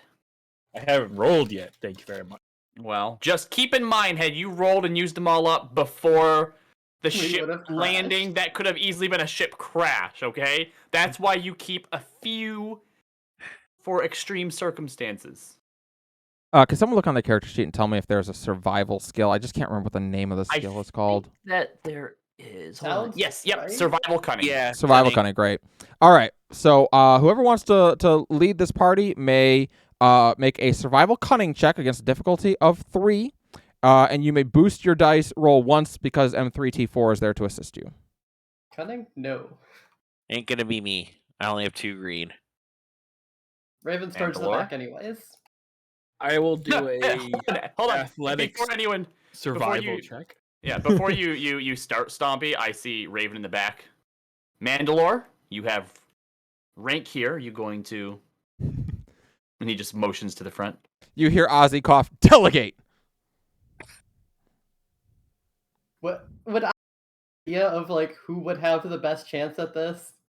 You could ask the party, hey, who's the best at tracking and navigating? Oh, is it a tracking roll? Because I I would let have a thing for that. I would let you argue for it since you're trying to track down the facility. Okay, because I have an expert tracker feat. Yep. Ability? Ability. Yep. Sure. What's it do? Remove a square. Remove a whatever black that die. means, Black die. per rank of expert tracker from checks to find tracks or track targets. Decrease that- time to target by half. Well, that's great. That's going to be really useful because there's going to be a lot of black die in this jungle. So, thumbs up. All right. I guess that's me then. You're leading. All right. Difficulty 3. You may upgrade your check once, and you may remove the black die that I would have given you. Okay. Raven is going to have the Darksaber out because her rifle is going to do no good for her in this. I mean, you will be able to cut your way through foliage with it, so that's not a terrible idea. Okay, you said upgrade once. Yep. I am going to spend a dark side point to upgrade one of those 3 purple die to a red. Oh my gosh, Callie is Oh, being God. so mean today. What's worse, red or black? Red. Black. Red is the Oh, worst red, dice you can really? roll against. That's what I figured, because I'm pretty sure that red Yes. dice you gave me was the first red dice I've ever had to roll. God. Red is what gets you the despairs. It's the only thing that can roll Now you despair. know. Oh, good. Good. I So think it's yellow- the opposite legions. Okay, so I get 1 upgrade, right? You I get cancel a black die. No, You she said said something about an you get a boost, which is a blue. yeah, Oh, you get so boost. you're gonna roll yellow. Sorry, you're gonna roll green. I have yellow green. Oh, you have a point in survival? Okay. So Yep. you're gonna roll yellow, green, blue, so YGB, purple, red. Oh boy. One Hey! success, one I throw. did the thing. Not bad. And it only takes us half That's the a lot time. of blank dice. That is a lot of blanks, which Uh-huh. is generally a good thing when you're rolling a red. So not bad. All right, you make your way into the forest. It is quite a trip. Even landing as closely as you did, or crashing as closely as you did, it's quite a trip. And as you make your way through, Sifu is walking along. She has her lightsaber out as well, trying to provide any extra light that she can get because it's pretty dark Sifu's under with the us mist. too? So, oh yeah, Sifu's she's with her master. So she's walking along as well. Raven, leading in the front. I need you to make a perception cunning roll. Or perception, what is perception? It's based off of cunning, right? Probably. Yes. Yeah, Yep. I need you to make a perception cunning roll against a difficulty of 3. Oh no. Okay. Oh no. All right, if you have any strain, you may remove 1. Well, conveniently, I have 1 strain I was trying to write, but all my pens are dead. And you're getting attacked. I figured. Oh. Because I have the dark saber out, I have 2 melee defense, just so you know. That is good, because you are going to need them. This thing rolls yellow, green. Sorry, It rolls what? Purple, and you have 2 melee defense, you said? Yep. So 2 black die. Okay. did we get any strain from Song's awful landing? No, you did not take any strain from that. What? Oh, okay. No strain for that. You're I fine. did, because I was the one landing. Yeah, well, you did, yeah, because it was stressful for you. Suddenly tree. I'm going to spend another dark side point to upgrade my attack once. So we're back to 6 light side? You have 7 light side now, 7 to 1. Yucksta, if you would like to use I am some about to have a very destiny bad time. points, go for it. That's a lot of dice. Is a lot of dice. I am very concerned for my health. Concern. All right. Doing me a concern. Have you seen a Shadowrun dice roll before? All right. As you're walking along, Raven, to your right, a massive creature takes a swing at you. Until it moved, you couldn't see it. It was like a tree, didn't it? It looked like it actually like a massive rock formation in the foliage. But yeah, it takes a big old swing at you. Wow, who puts mimics in a forest? What's- Seriously. What's your soak? 5. All right. You are going to take 8 wounds. That's after your soak. And your lightsaber is damaged. Oh, The dark saber turns off. Have I Looks like we're about to get thrown ourselves a back at command war. least? You may all roll for initiative. Oh boy. What What's do we the roll? initiative roll again? should Is be You're vigilance, 'cause all they're- surprised. So yeah, it's going to be your vigilance willpower. And this thing is going to use its cool presence, which it 3. doesn't have very many. Man, I wish you guys had surprised this thing actually. All right. Yeah, I feel like it's kind of weird how like if your vigilance is like way better than your cool, then it's Yeah. like you want to be like looking up at the sky the whole time. Huh? Yeah, Espera did have that problem. You're right. we got a lot of successes here. That's good. All right. So I see.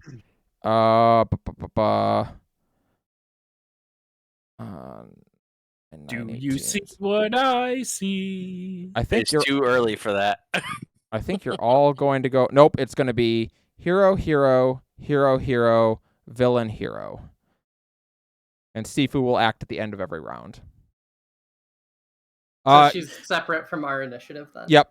She's just gonna act at the end of every round. All right, you may have your first hero turn. You are fighting a massive jungle rancor.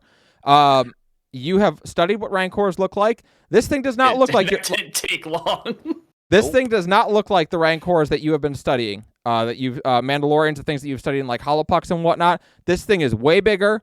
You do not remember them being able to camouflage themselves. And also, it seems to be almost fungal. Like, there's growths coming off of it. It's weird looking. Are we all within range 1 to start with? Yeah, you were all, I assume, moving relatively close together, so you're all at short range. I'll go ahead and go first All right, since I have do it up. quick strike. So All I'm gonna right, go ahead and So, pull. Yes. I would say, because this thing is silhouette 3 and very large, the difficulty is decreased by 1. To hit it? Yeah. Nice. Silhouette all right, 3? so- Did I get thrown, That's or like am a I still spaceship, in right? engaged range with this? Yeah, this thing is the size of a spaceship. This thing is almost the size of your ship. Huh. It's Okay, good. huge. Great. So, all right, I'm gonna go ahead and let's see. That is. All right, so 3 yellows, 2, 3, green. So at range 1, is it 1 purple then? It would be normally 1 purple, but it is actually no purple because this thing is silhouette 3. It's hard to miss at this range. Okay, and then I get a blue because I'm acting before it acts. Okay. Wait, am I technically? No, it surprised you, so no. Add boost per rank of quick strike to combat checks against targets that have not yet acted this encounter. Okay, yep. So Yeah, I would say no. Sucked me up real bad, so... Yeah, it hit you pretty hard. Okay, so then yeah, just straight. I had hits. no soak. I would have 1 wound left. 3 success, 3 advantage. Okay, Alright. so with that advantage, I could use. No, wait, shit, that's a crit. Yep. 1 sec. Where's my Pistol. gun? Disruptor pistol. All right. So your crit rating is 2, so you have 1 advantage left if you want to heal a strain. Yeah, let's do that. All right. So your weapon deals 10 damage. Yep. What's vicious 4? Vicious 4, you add 4 to crits. For what? 40. Sorry, you add 40 to whatever number you roll for a crit. Oh, gotcha. On here's top of the fact that it's automatically crippled. the minimum that you can do is 12 or crippled. Here's the problem. This thing has a soak of 12. You do not hit it. Oh my gosh. Wait, what? This thing has a soak of 12. So if we don't do more than 12 damage, it counts as a miss. Yep, you can't even hit it. Wow.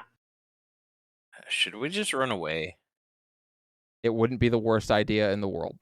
I want to kill a rancor though. Yeah, okay. Is I'm that gonna your play turn? a song. I'm gonna play. coming up. It's my turn. I'm gonna get this. Okay, Alright. so hold on. As Go I ahead. go up and basically put this illegal disruptor pistol up to this thing and then Yeah. pull the trigger, and you see this huge blast, Yeah. and then I go, oh fuck. Here's what happens. You pull the trigger, and a big chunk of this thing blasts away, and you immediately watch as that fungal growth fills it in, and it heals back to normal and just roars at you. We're running. And Stompy's just gonna say nope, and he's going. Oh, is your turn done? I'm sorry. and I'm gonna move away in Yeah, whatever direction we were going in. You may spend a maneuver to move away and take 2 strain to maneuver further away if you want. You could get up to long range that way. No, I'm just gonna go into medium range. All right, you can move to medium range. Stumpaka, if you would like to take your turn, you may. Oh hell yeah. All right. I'm already in Yeah. range, so I'm just Yeah, gonna. let's see how quickly this turns around. All right, go ahead. Okay. All right, so I'm just gonna commit my force die for another brawn, and I'm going to lightsaber the fuck out of it. All right. So I have yellow, yellow, yellow, green, green, green. I'm gonna spend a force die to upgrade. To yellow, yellow, yellow, yellow, green, green. Your difficulty Yes. would normally be 2 purple. It is only 1 purple in this case. So I'm sorry, you said it's 1 purple? 1 purple is your difficulty. Normally it would be 2, but it's 2 silhouettes larger than you, so it's harder to miss. 1 success, 4 advantage. You may activate a crit with that if you like. I believe your crit rating is 2 or 3. It's 2. 2, so you may activate a double crit if you like. So a crit plus 10. Yeah, we're gonna double crit. All right, so crit plus 10. You may roll a D. Your weapon is how much damage base? 6? 6. So you And can breach ignore. 1. Its breach wants to ignore 10 of that, so 2 soaks still remain, so you're going to deal 4 wounds to it. Okay. It doesn't look pleased with you, but you may now roll a D100 for your crit. Roll high. Oh. What? Oh, I'll just roll real dice. What am I doing? I had 100 out and then it put it away. Damn it. I got it. Back out. Here we go. All right. 30 and a 7. 37. 37. This thing automatically reduces 20 from crit rolls, so it's going to be at 17. It is distracted. The target cannot perform a free maneuver during its turn, so it does take critical injury, and it is now distracted by you. Oh, Huh? Yeah, that seems pretty good for us running away. Yeah, and I'm just gonna keep going. So Song yells run away, and Stompy's like, no! No. Pokes it, and then it looks down at him. Yeah, pretty much. Next hero. I'll go. All right, Raven, what's it up? What's it going to be? Raven's gonna kind of cough up some blood into her helmet. Yeah. Going to jump up as an incidental. That's the forest tree. Very nice. Book it over to where Kane is, turn around and fire off a shot from her sniper. Go ahead. Difficulty, you're at medium range. The difficulty would normally be 2. However, it is 1 because this thing is the size of a barn. It's a brick house.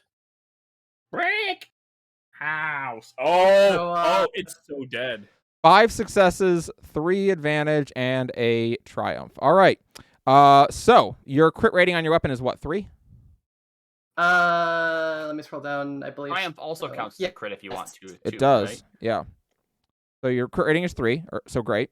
So you can crit there. You can get another crit off your thing, so you can get a crit plus 10. It already has a crit on it, so that's a crit plus 20 for that. And then I have my additional 20 from my sniper tree. Your vicious blow. So that's a plus 40 to your crit roll. What's your weapon damage? 10? Yep. So it's gonna So take it should hit. it's gonna take 3 wounds. And you may roll a crit.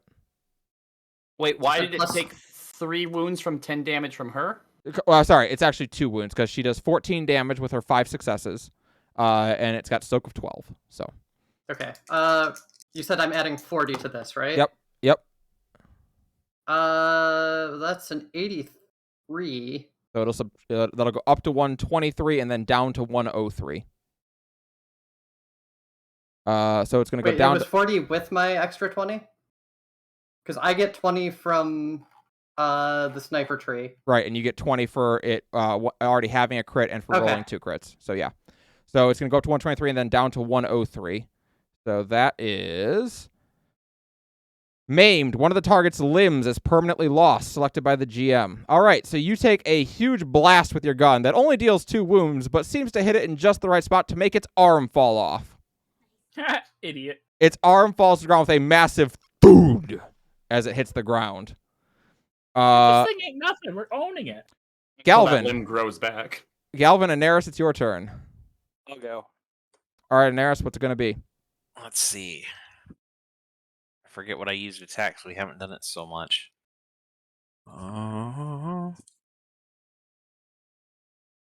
It's under brawl, right? Yep. Or- Sorry, or I'll do lightsaber brawn. lightsaber. Yeah, lightsaber brawn. So it should be Difficulty is 1. 1 purple. yellow and a green. Yellow and a green versus purple.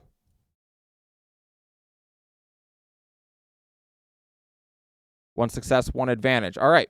With that, you will hit. Your base lightsaber is 6. It ignores 10 soak, so it will deal 4 wounds to this creature. You cannot activate a crit, however, with that. So you can heal a strain if you have one, or What else could you do with that? I do have one actually. Oh, all right, good. Go ahead and heal your strain. All right. All right, it is the creature's turn. And indeed, on its turn, you watch as it roars up into the air and a new arm emerges out of it. It heals all of its critical injuries. I'm sorry, what? Hold on. Not all of its wound, though, right? No, it healed all of its wounds. Well, it heals 10 wounds, so it actually still has 1 wound on it. And then it's going to look at Stumpaka, and it's going to attack him. Guys, I think we should is going to yell in his best Wookiee, which is not great, to run. It's Yeah, gonna Raven attack is also Stumpaka. yelling that just book it. We can't kill this thing. Yeah, Uh, okay. At least Green, not green, as green, much, green. like- All Stompy hears is yawn. All right, so purple. 4 successes, no. 2 strain, and a triumph. It's gonna crit you, Stumpaka. Oh no. In return, it's gonna take 2 strain. It's gonna hit you for what's your soak? Oh, that's easy. I got a soak of 6. I'm fine. Oh, that's good. It's gonna hit you for 10 wounds. After soak? Now you know Yeah, how I after soak. Yeah. Joke's on you. Now I got my Wookiee rage activated. And it is going to yeah, it's gonna hit you for 10 wounds, and it's gonna roll a crit. 1 sec. No. No, It I doesn't don't have wanna- multi-attack because you know the bigger something is, the more attacks it has. Uh-oh. Can I cast magic missile? All right, that's gonna be an 84. Oh no. Man, let me 84? Yeah, That's one- really That's high. bad. That is really high. that is winded. Until the end of the encounter, the target cannot voluntarily suffer strain to activate any abilities or gain additional maneuvers. Okay, that's not too bad. So mark All down things that, but considered. mark down that you have a level 2 crit on you. Oh right, crits just go up and up the more you get crit, huh? It makes Well, it easier. Yeah, every crit you have, you add an additional 10 to further crits roll, but the difficulty 2 is how hard it is to get that crit off you, because those don't heal when you rest. They have to actually be fixed. So yeah, you get hit like like a truck comes in and just hit you. How long have we been going before we ran into this Rancor? Like, how long have we been walking? An hour. And do we know how far to our location? You don't know that it's particularly far. You don't think it would be very much farther. M3 seems to think it's pretty close. Okay. All right, so that is Galvin, Anaris, Raven, Song. Everyone's gone, actually. I think I No, did those out Galvin of order. didn't go. I Oh, have Galvin, you haven't gone. I'm Oh, sorry. yeah. Yep, Galvin, you're up. I'm gonna see this just beat the shit out of Stumpaka. I'm like, oh, fuck, yeah, Wait, did an Anaris go too? Anaris Yes. did go, yeah. yeah. So, song's right. We need to run. So, with M3's, like, if I move, can I just have him move with me as like? Yeah, M3 is going to haul ass with you. Okay. Yeah, I'm. M3 has a lot of extensive training on how to kill Jedi and also Sith by extension. It doesn't have as much training on how to kill mutated jungle Rancor. Yeah, that seems a little out of my area of expertise as well. So I'm with Song. Discretion is the better part of valor sometimes. Trying to get the hell out of here. And we're gonna. So if you use strain to do an extra maneuver, does that take your action, or can you do an action No, as so you well? could do an action as well, but you can't move 3 times in a round. So all you would do is you're going to spend a maneuver to move, and then you're going to downgrade your action into another maneuver to move further. And there's no point spending the strain to try and move a third time. Oh, because you okay. can't. So you can do it without spending the strain if you do that. Yeah, you can Yeah. always downgrade your action into a maneuver. Okay. I'll just I'll double move in the direction that song went. Yep, you're now at long range from this creature. On Sifu's turn, she looks up at the big beastie monster that is standing over a Stumpaka that just got hit by like a tree falling on it effectively. And she is going to wave her lightsaber up in the air and go, "Hey, over here." And she's going to run it run it off into the forest. No. I The, got this. the Can do this all massive day. the massive beast roars and takes off after her. But she's very Oh, quick. jeez. It is chasing the shiny blue lightsaber. Oh, if I let my essentially Nice get killed by a jungle rancor, I think that Raj is going to be a little upset. So she is also going to move to long range, and the creature's going to go after her on her turn, and you're good. Okay, so back at the top of the round. So I was at medium range. Which direction did they go in? You guys are all heading off to the north. She took it running off to the east, and I mean, here's an interesting thing that only Raven and Song know. One of the earliest lessons that Mandalorians learn is what to do if shit goes wrong, because spoilers, shit goes wrong sometimes. And this is a very classic maneuver. Run off in the same direction, and as soon as you've got enough distance, break off to rejoin the group. So you can tell this is what the maneuver she's trying to do right now. So run it off to the northeast, and then break off to rejoin up with you guys. Oh, Okay, sorry. Retcon a little bit. Apparently, I have durable, which reduces crits by 10. Then instead of winded, it's still going to be rank 2, but instead of winded, you have hamstrung. You lose your free maneuver until the end of the encounter. Oh, cool. Okay, I guess it's good. Great. Okay. So, yeah, It's actually way worse. Yeah, a little bit. Plan is still to run, but I do want to try to give her a little bit of aid. So what is my range to it now that it started to? Has it hasn't technically had a turn 2 move yet. It's just So turned it's its focus medium. to her. It's still medium to you, yeah. Okay, in that case, I'm going to use sniper shot to increase my range band. Great. So even though the disruptor pistol is not a ranged weapon, Yep. You can now use it at medium ranged. you watch as Song kind of like pries off a little panel here and takes some sort of tool out and jams it in there and then holds it, kind of trying to aim. And I want to specifically, I don't know if you want to put any sort of difficulty on this, but I want to try and aim for one of its legs and see if at least temporarily I can try to hobble it or something. You will need to generate at least 3 advantage on your roll to call a shot on the target. All right. So that is yellow, yellow, yellow, green. I'll use another one of my upgrades. Difficulty is going to be 2 purple. Normally it would be 2 purple because you're at medium range. You have to upgrade that once to a red. But then you downgrade the check once because it's massive. So it's going to be. And then I'm going to use a light side dice, which since I'm already at all yellows, what does that do? Add a green. Add a green. Okay, and I'm going to build up a bunch of energy in the disruptor pistol to do a longer range shot at it for...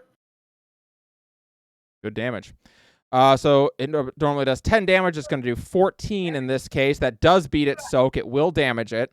It's going to hit it for 2 wounds. You only got 1 advantage, so you're not going to be able to get the exact shot that you're aiming for. But you do hit it in the back with a disruptor pistol, which it's not thrilled about. And it kind of lets out a roar. It still wants to chase that shiny blue lightsaber, but it's a little distracted, you can tell. All right, then I'm going to continue running in the direction that we were running in. Great. Raven, kind of stick where she's at, because she's at, what, medium range with this thing? Yep. Tell everyone else go on. I'll keep an eye on Sifu. And then she's just going to... Okay, I can downgrade... Okay.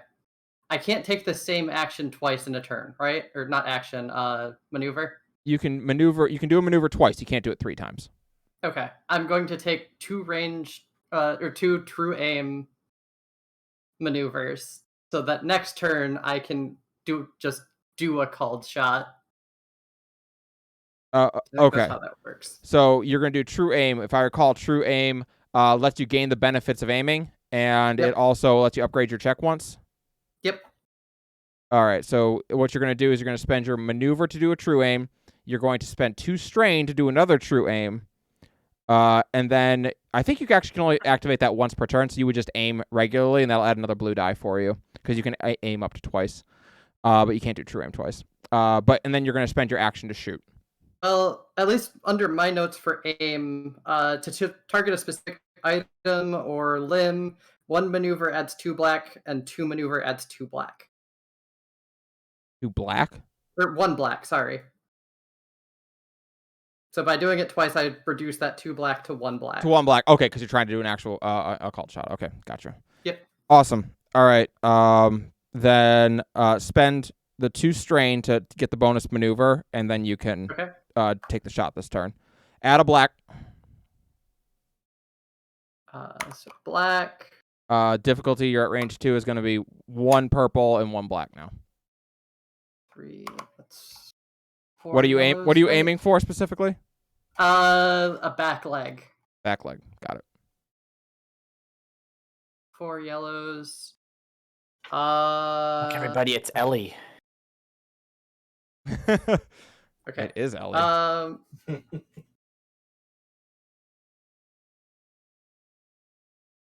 Have a boost die. That's an important question. Do I get a boost die because I spent money in your Patreon? Wow. You Yeah, drop sure. 500 bits right now, you would. Yeah. Go ahead. Boost it up. Okay, so that's 1 blue. Yep. Oh, it helps if I roll the purple. Yes. Actually, it doesn't help you if you roll the purple.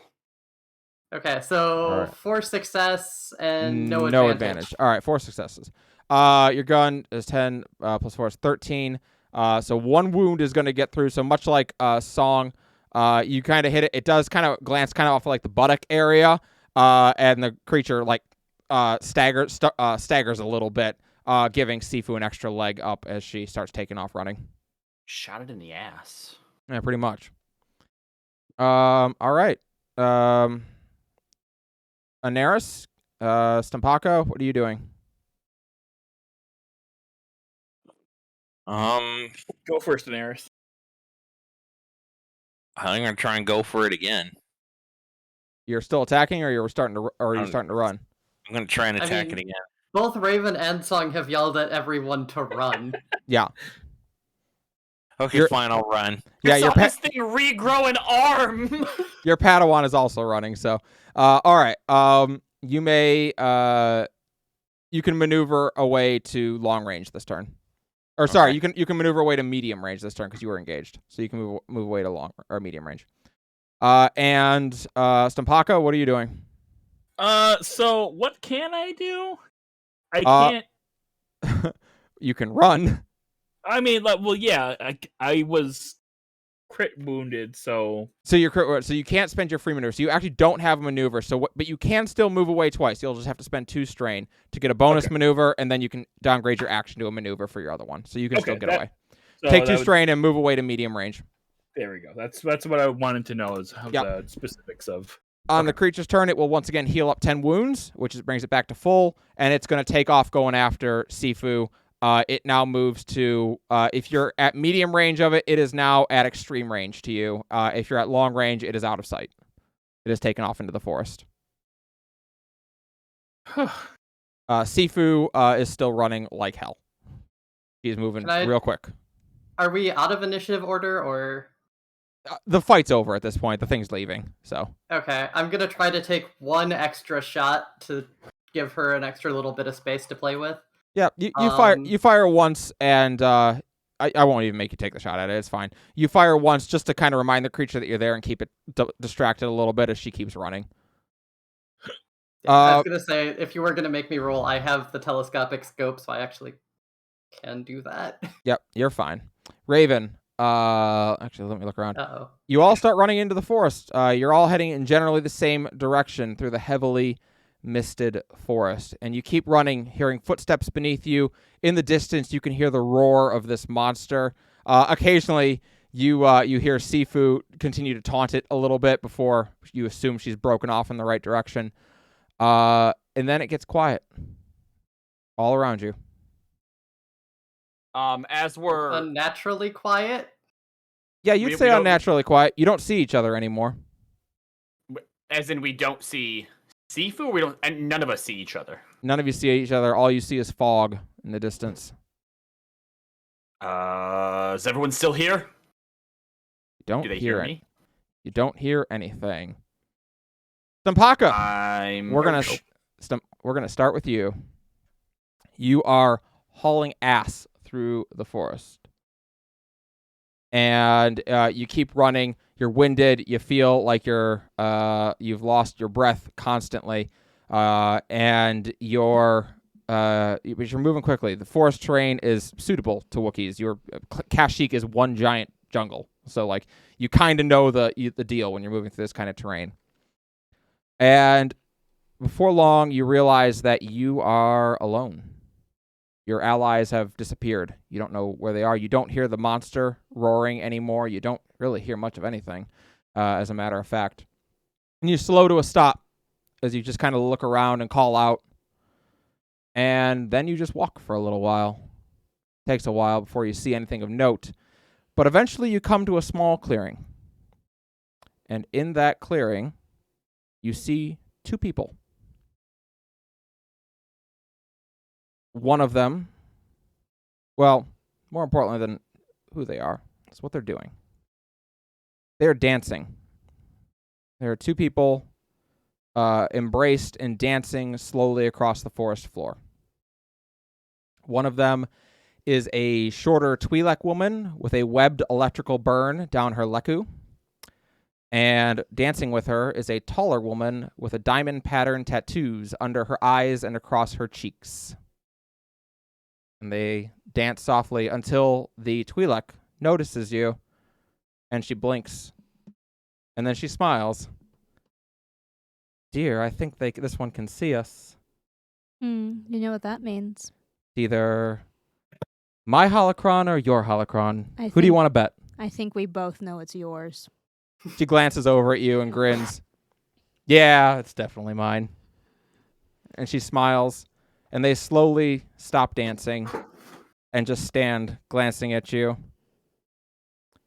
Well, I assume you know my name, but I don't know yours. Sela? Yes, that is me. And this is Espera. What shall we call you? I'm Stompaka? Dampaka. And you have located my holocron. Yes. Excellent. Has it been helpful to you? Yes. That's good. That's good to hear. It took us a long time to build it, longer to get clearance to build it. I don't know how you convinced them. I have my ways. It probably helped that I was going to be a small part of it. I'm not sure what step you were on, Stempaka. The fourth? Ah, Third? where most of them fail. Although, to make it even as far as you have is impressive. She slowly walks over to you and kind of like walks a circle around you. You notice Espera goes with her as she does. Well, what brings you to a place like Fellucia?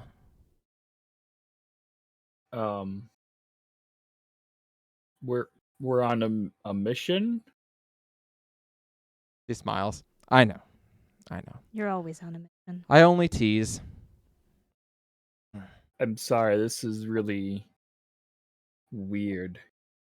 Of course, you would know us fairly well, but not the real us. You know the knowledge that we left behind, what the holocron brings to life for you. You've never actually met the actual us, I suppose. I would say you would now have seen us in the flesh, although she looks down at her arm. At that point, you look at them and you can confirm they are both Force ghosts.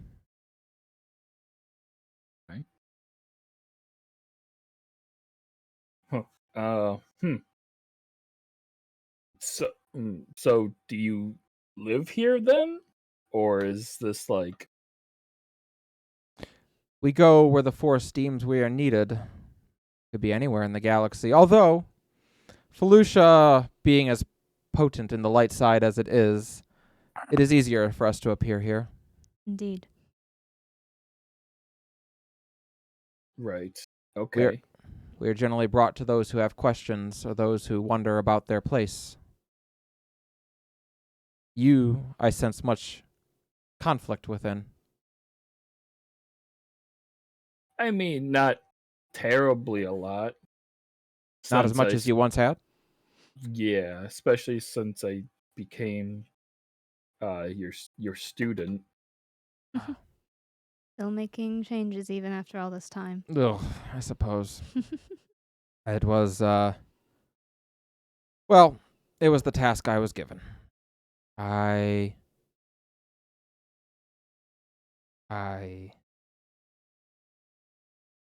It is the reason I never became a Jedi Master.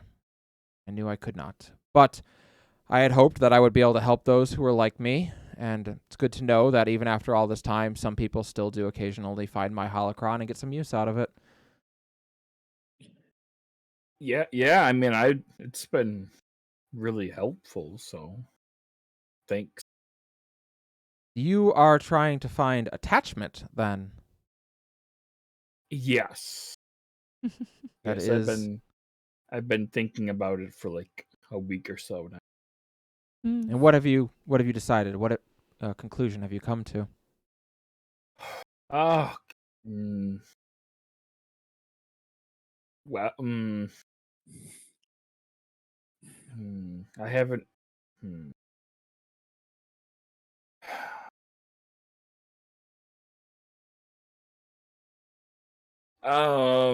Well,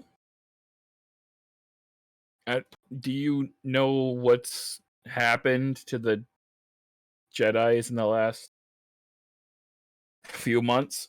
They both nod very solemnly. They are both, sadly, very well aware of what has happened. Well, there's not many Jedis left, and I feel like what's the few of us that are left are going to have to pick up the pieces, which includes me, and I don't feel like I'm ready for that. Ah. She looks to Espra. I think we can relate. Indeed. We discovered our abilities at a time when the Jedi were all but extinct, much like now. She had never had any formal training outside of what she learned in a church. I had never had any training whatsoever. Neither of us felt ready to teach anyone else, much less ourselves. We had many masters over the years. In the early days, we had to all teach each other bits and pieces of what we could learn from one another. No one knew everything, but all of us learned a little bit, and from there we taught each other. That is how the first Jedi Council of our era came to be. It was more of a cooperative learning group, I would say. It's true. And more still we learned over our time there as well.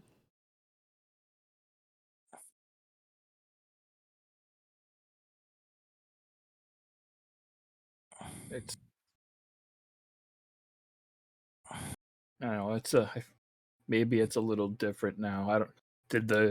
Were the Sith as powerful as they are now back in your time?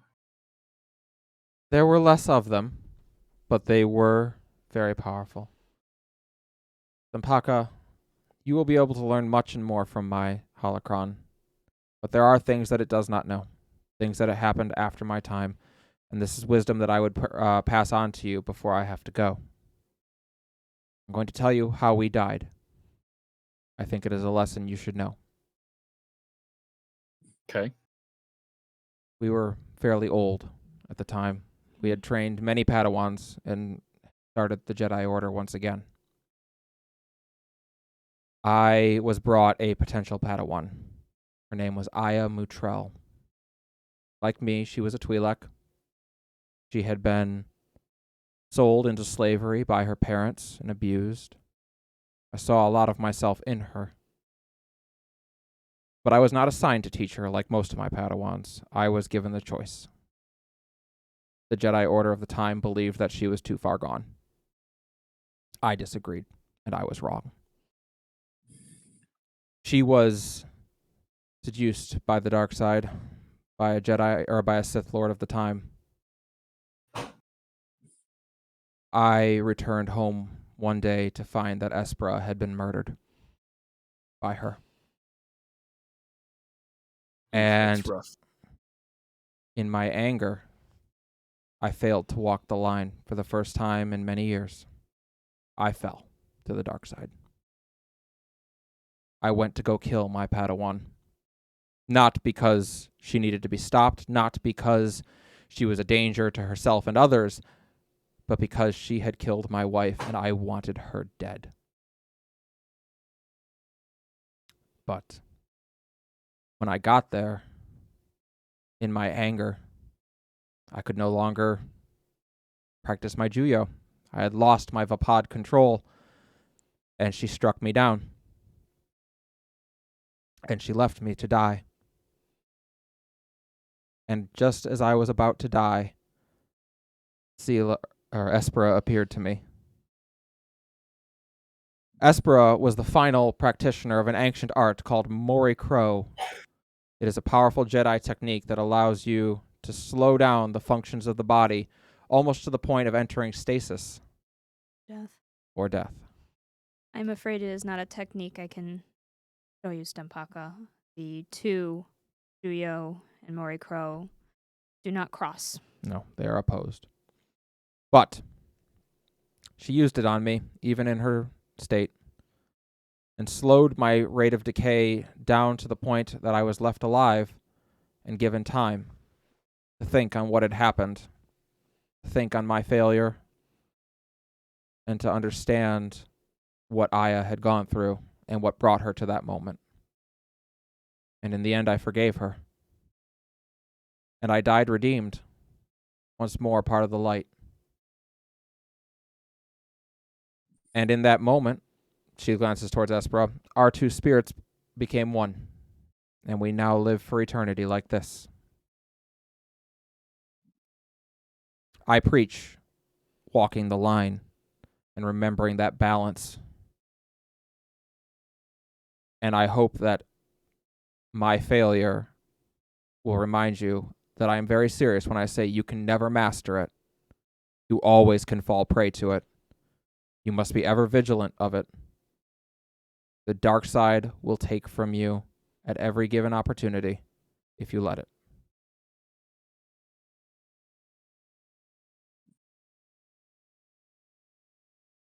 Know this too. You are on that of attachment. I hope that my holocron mentioned the attachment need not be romantic. It is what worked for us. It is not what works for all.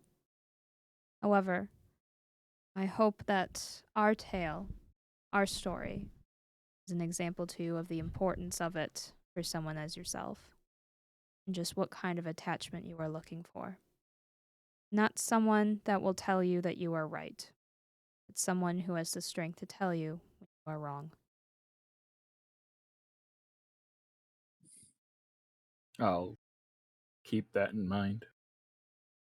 Sela glances at you and smiles, putting a hand up to your cheek. You don't actually feel it, but hand is there. You're going to make it. I was a good judge of whether my Padawans would be able to. You're going to. Oh. I'm happy that you know her as Aya Mutrell. Myself and Espera knew that girl as Aya Mutrell, but the rest of the galaxy only remembers her as Darth Talon. And we're going to move on. Hey, what? Galvin. Galvin, as you walk along, you also make your way into a clearing. This clearing is different. It has been made into a workstation. You see a tech bench. You see on that tech bench is a burnt orange droid that is sitting there, and working on it is Darth Revan. You remember him from the video that you saw. The tall man clad in black with an angular face mask coming down the front. He is working on the droid, which is just activated, and it looks up. Statement. Greetings, Master. My name is HK-47. And the man waves his hands. Enough with that. I don't care. You are my droid. I have work for you. Understood, Master. What is my primary designation? You are HK-47, designed to slay Jedi. Your goal will not be complete until they are extinct. Query, Master. To gauge such a broad definition would be most difficult. I need something more specific. He curses. Very well. There is a Kyber crystal beneath the Jedi Temple on Coruscant. It will be your task to detonate this crystal, but only when the time is right. Only when the Jedi have gathered there. Only then will your task be complete. And the droid nods. Confirmation. Understood, Master. I will do this. The vision begins to fade. And where the workbench once was, you now see a log. And sitting on that log is a woman. She is giving off a blue aura. Her hair is about medium length, kind of ornamented. You would guess that it was probably either black or brown, but she's blue now, so it's hard to tell. She has on Jedi robes that appear to be in a very old style. And on her hip is a double-bladed lightsaber. She glances up. Ah. Welcome. Sorry. Hello. I'm gonna look around and see, look around for M3 and see if he's anywhere. M3T4 is right next to you and is like, query, who are you speaking to, Master? Yeah,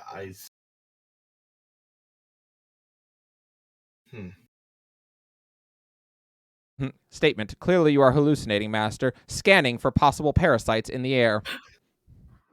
Okay. Thanks, M3. Hello? He nods. Hello. What is your name? I'm Galvin. Galvin. Well, it is wonderful to meet you. My name is Bastila Shan. It is nice to meet you as well. Though, Quite a not vision. sure in what manner? Quite a vision you just saw there. You'll have to apologize. I have been dead for some time. I don't get to see very many people anymore. Darth Revan. And HK-47. She glances knowingly towards M3T4. Huh. Interesting. Was that a real event that had happened? Oh, yes. This was the day HK-47 was created by my husband. Your husband? Yes, Darth Revan was my husband in life.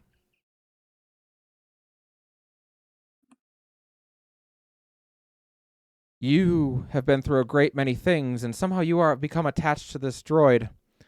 I am sad to say that I sensed his objective that he was just given came true all too recently.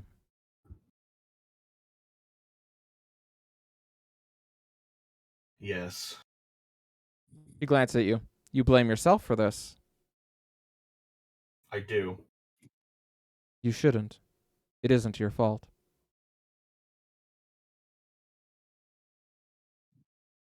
I should have been able to see something. I should have been able to do something. You know that at one time, the Jedi Order expected I would be the greatest Jedi to ever live. I was the model of perfection for the Jedi. Perfectly adherent to the code, perfectly capable in both lightsaber and force power proficiency. I held myself to a standard that no one could ever live up to, and it is the reason I fell to the dark side before Revan saved me. Revan saved. He did. He turned me back to the light after I'd fallen so far. I thought I was in a place where you could not come back from, a place where no one could come back from, and yet he reached me, and I came back. You must be very careful, Galvin, always with perfection. It is a goal that no one can live up to, and when you start blaming yourself for things that are beyond your control, you fall.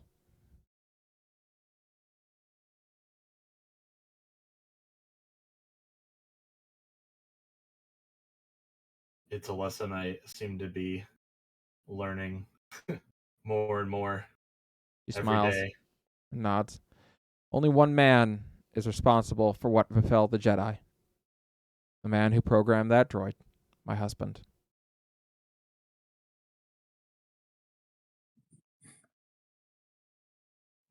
Galvin, if you are to move forward from this, you must first forgive yourself. What happened was not your fault. And secondly, you must learn to cut yourself a break. Believe me, I know. I was the master of an art called battle meditation. I could, during a battle, I could attune myself to the Force and help turn the tide of battles in favor of my allies. It was a powerful technique. That is why I was sought after by the Sith. It is what led to me falling.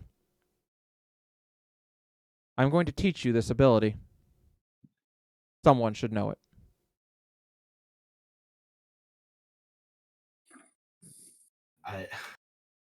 I seem to have only recently come into a custom with the Force, as I have denied it for so long.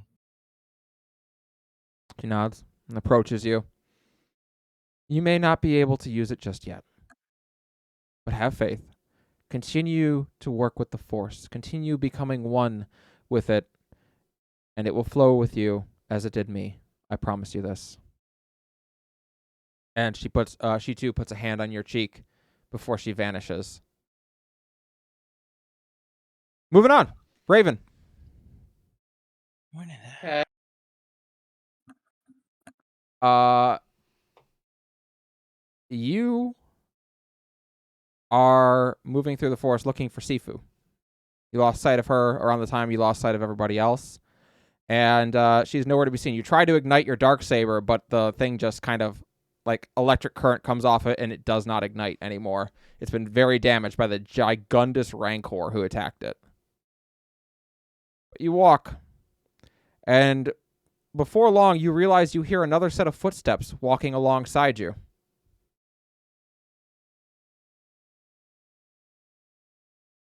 With the Rancor, she's just gonna kind of snap her rifle in that direction. It is not a Rancor's footsteps walking alongside you. It is a man, although he's blue, giving off an aura. He is bald and has a scar down his cheek. You do not need to ask his name to know who he is. He is the most famous member of Clan Vizsla to have ever existed. His name is Tor Vizsla, the creator of the Darksaber. If she wasn't wearing a helmet, her jaw would hit the floor. He glances over. Mandalore Vizsla. Was he Mandalore as well, or? Yes, he was at one time Mandalore. Although they just called him Mandalore at that point. Raven will look back at him. Mandalore. They have not called me that in a great long while. He glances down to see the broken Darksaber. Well, it survived a long time.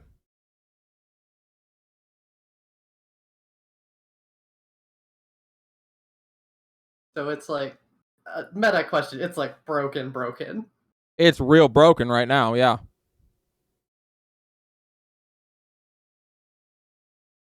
Well, gonna try to fix it. Why?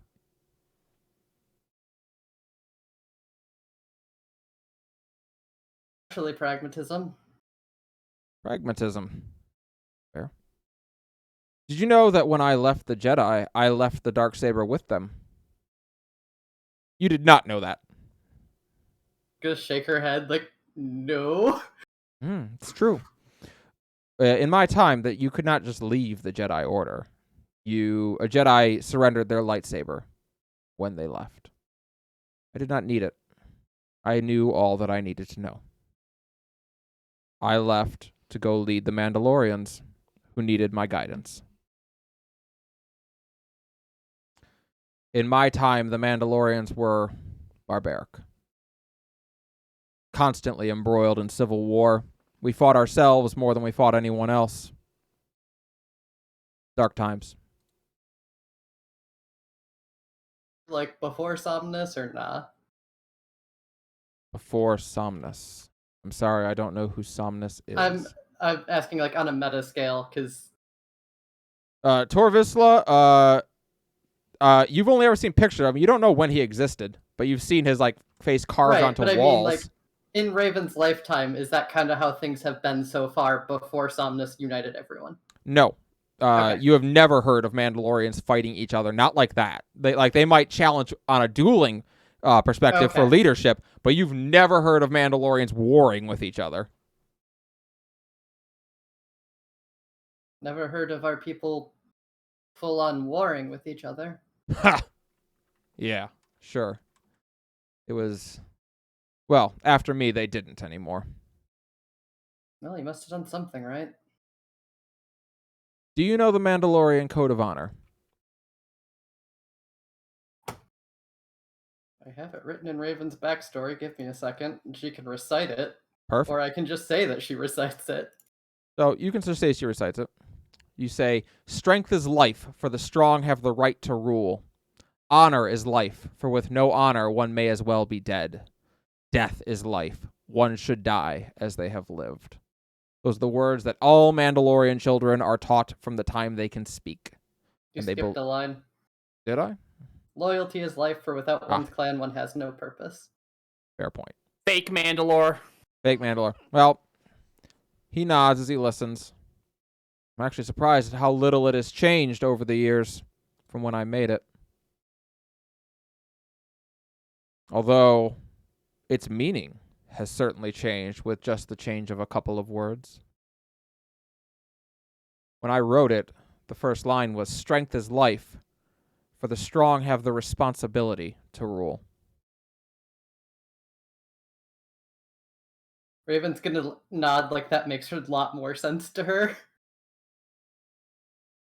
A few hundred years after I died, a group of Mandalorians broke into the Jedi archives and stole the Darksaber, that they might wield a shred of the authority that I once did. They changed the code, and over a couple of generations, its meaning began to change with it. It's amazing how much you can alter a people, a creed, or an ethos with the change of one word and hundreds of years.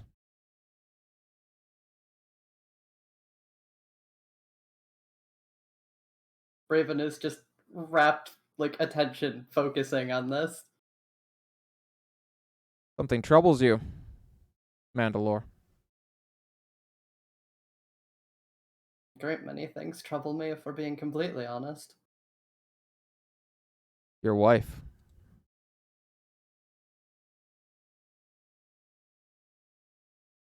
Wife I had to maim. Yes, she did something terrible and great, as so many Mandalores have. And now you don't know what to do.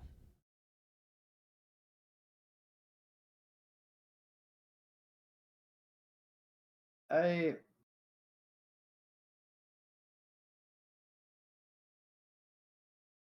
feel guilty that I maimed her. Guilty I had to strip her of everything. When I honestly can't say I would have done differently. You don't feel the punishment fits the crime, or maybe even worse, that you don't feel that there is a punishment warranted. Gonna nod. But you also feel guilty because that would be exactly what you want, and you don't know if you're just biased. A little bit creeped out how much this guy is in her head, but nods. I've been doing this for a long time. Nods. You know, I left the Jedi because I realized they were wrong. I have great respect for them. The Mandalorians of the time believed the only thing that mattered was strength, that whoever was strongest had the right to rule. And the Jedi believed that whoever was the wisest should rule. Neither of them are correct. You must have the wisdom to use strength as necessary, to take action when it is needed. That is who should rule. I went to the Mandalorians and I told them that their way of life was going to change, that we would no longer war with one another, that we would use our vaunted strength to protect those who could not protect themselves, that where the Jedi stood by and did nothing, we would right the wrongs of the galaxy. Do you know how they responded? I assume they laughed in your face. Some. But many of them just complained. They said that it was heresy, that it was wrong, that it shouldn't be that way, that it is not the way we have ever done things, and how dare I say otherwise. But when push came to shove, I told them, if you disagree with me, then we may settle it as Mandalorians do. And the ugly truth of it is, it's easy to complain. It's way harder to stand up and fight for what you believe in. Only one person actually challenged me over it. And make no mistake, Raven Visla, they died. Raven's gonna nod like, yeah, kinda got that impression. It seems counterintuitive. I wanted to make the Mandalorians a better people, and to do so, I had to become a tyrant for a short period of time.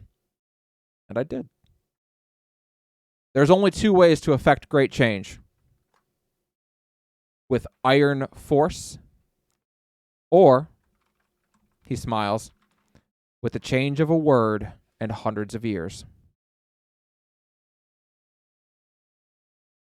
You wish to tell Katra, or tell your people that Katra is free to go, that she was not wrong and that they had better get in line with it. That is one way you can approach it. You may tell them, this is what I believe, this is what is right, and if you have a problem with it, we shall settle it like Mandalorians do. But if you are wishing to try something different, you could do what we did in my time when people committed wrongs. They faced their accusers. They faced those that they had wronged, and their fate was determined by them. They spoke their piece, said where it was, and ultimately, those who they wronged decided their fates. Neither way is wrong, Raven. You just have to be prepared to accept the consequences of either.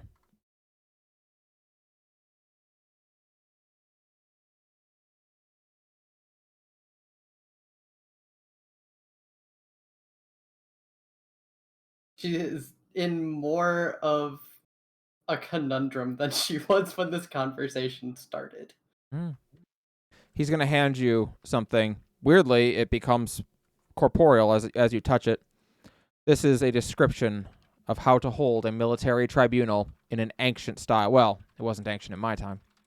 It was commonplace in my time, but it'll be ancient for you.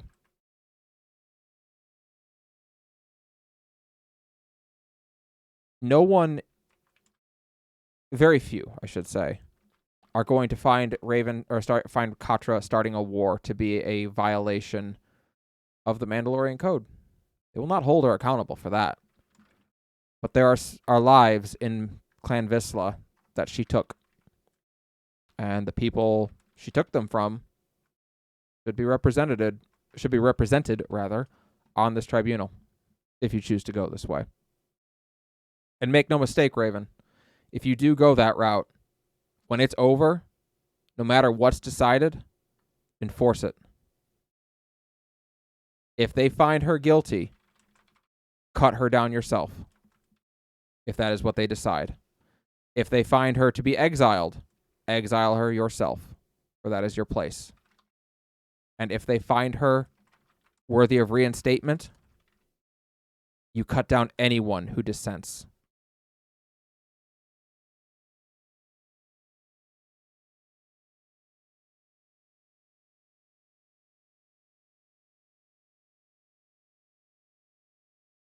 Raven's just silent for a minute.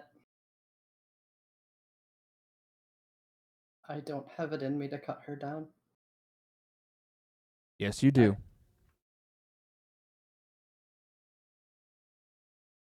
He looks at you as if seeing right through you. I can't speak to what will happen after, but yes, you do. After is what Raven's afraid of. Well, after is often scary. He looks to the Darksaber one more time. No one follows you because you wield that.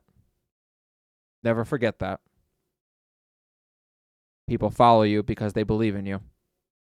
Otherwise, that saber wouldn't mean a damn thing. On that chip I gave you, however, you'll find coordinates of a ship. If you want to rebuild it, go there. And be prepared to be humble. He smiles. And he vanishes. Anaris.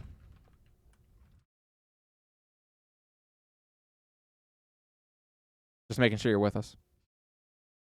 Here, sorry. Awesome. As you walk along, you hear the sound of lightsabers clashing in the distance. A battle is going on. You know this sound well from training and even from times that you have fought Dark Jedi in the past. A lightsaber duel. Know it well. And as you round a corner, you see Sifu Rook locked in battle with Darth Toxus. No, I'm sorry. I'm so sorry. You see yourself locked in battle with Darth Toxus. You seem a bit older. Maybe 5 or 6 years older. You are fighting valiantly against this Sith Lord. She fights you ferociously. Her technique is raw and primal. It is how Sith fight, and it can be very difficult to contend with. The issue so many times is the Jedi are so practiced that when you meet someone who doesn't follow conventions and they just fight with raw abandon, it can be difficult to handle. And as valiantly as you fight, she cuts you down. Oof. And you fall. And from off to the side, out of sight, you hear a loud, "No!" In an instant, an older Sifu is there. She's probably 20 now. She has launched herself into the fray and is now fighting just as ferociously against Darth Toxus. This is not what you are teaching her right now. She is enraged by the death of her master. She seems vengeful, and you can see in her eyes that she is intent on killing Darth Toxus in this moment. As they duel and fight, Toxus is taunting her, expertly using the girl's anger to guide her down the dark path. A subtle jab there at her technique, a casual remark about how, like her master, she will fail. And finally, as they lock and draw close, you see Darth Toxus spin her arms and cut Sifu's hand off that holds the lightsaber. And she lets out a scream and drops to the ground, clutching at the stump of her hand. The lightsaber goes to the ground and extinguishes. And Darth Toxus puts her lightsaber to the girl's throat. And she smirks down at her. Well, you can't tell she's smirking. She has a mask on. But her eyes have narrowed in what would probably be a smirk. You are weak. Just like he was. He has lied to you. For all the greatness of the Force, I have bested both of you. Alone.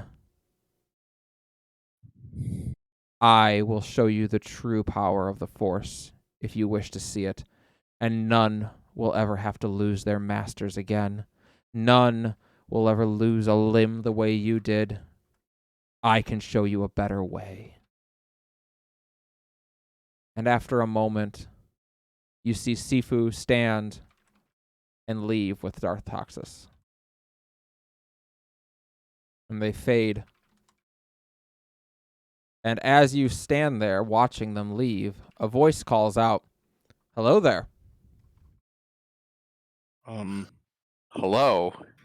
You turn, you see a man. He has short white hair and a white beard. wears brown, well, what were probably at one time brown Jedi robes, although he is now a Force ghost. Hello there. Kaya, yeah. And he walks over and sits on a log. He's an elderly man, but he looks up at you. Hello there. What brings you so far out this way? A long story. And what is your name? Anaris Eldon. Jedi Master Anaris Eldon. It has a ring. I'm still getting used to the term master. It takes time before you get used to it. It took me a while.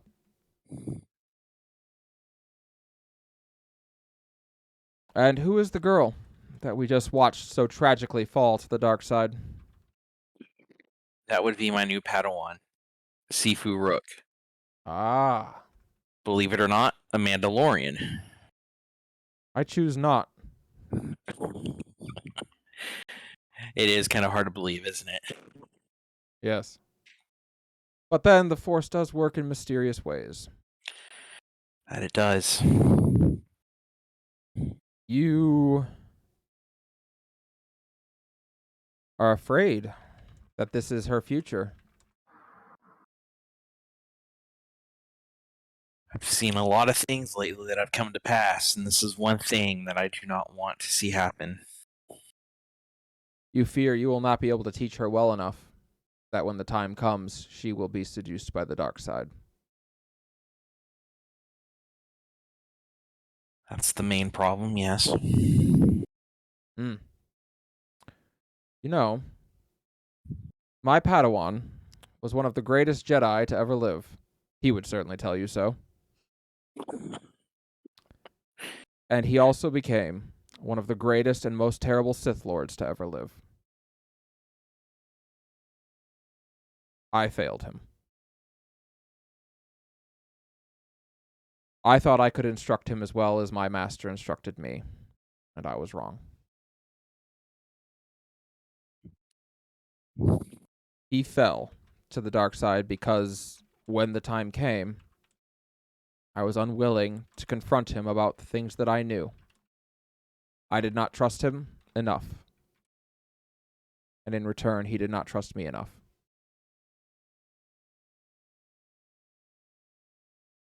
Anaris,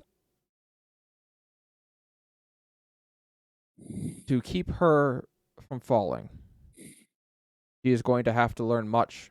She has come into this far later than most Jedi do. But what is important is that you teach her not only where you have succeeded, not only where you have risen to the occasion and beyond, but also where you have failed. She needs to understand that failure is a natural part of learning and a natural part of being a Jedi. As one of my instructors once told me, the greatest teacher failure is.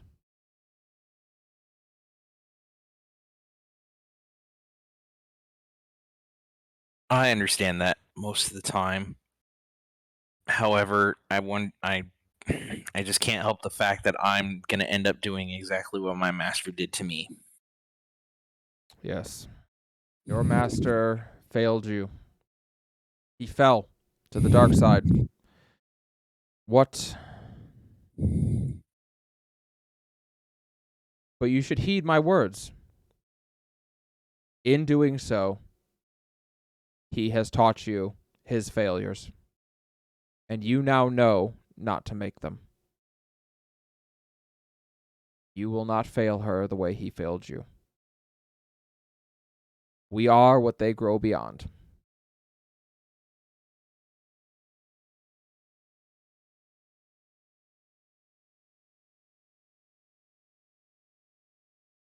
I just have to get past the guilt, I'm guessing.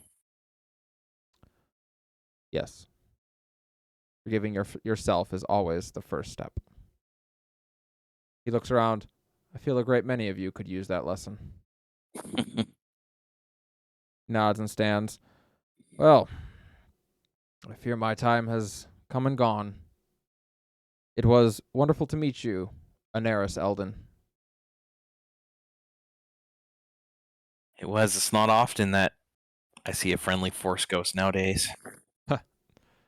Well, sadly, there have become a great many more of us recently, but do not despair.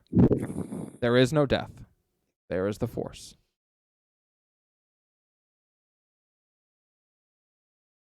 And he vanishes. Song. It is your Saving turn. the best for last for the second Force planet in a row. Well, I had to save your ghost for last. So, Song. You are walking through, and as you come into a clearing, Anaris! you do not see Stempaka or Anaris. Mandalore! But I'm like hitting my communicator. Yeah. You do see Darth Toxus standing there and looking at you.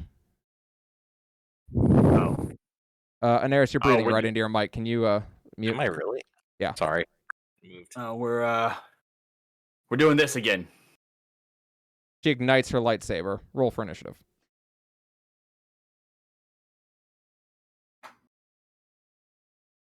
Cunning or It's vigilance, gonna be vigilance, yeah. I think that was just 2 greens. All right. She's gonna go first. She runs forward, and she is going to attack you. Lucky for you, her lightsaber roll is actually not her strong point. I'm going to use the dodge maneuver.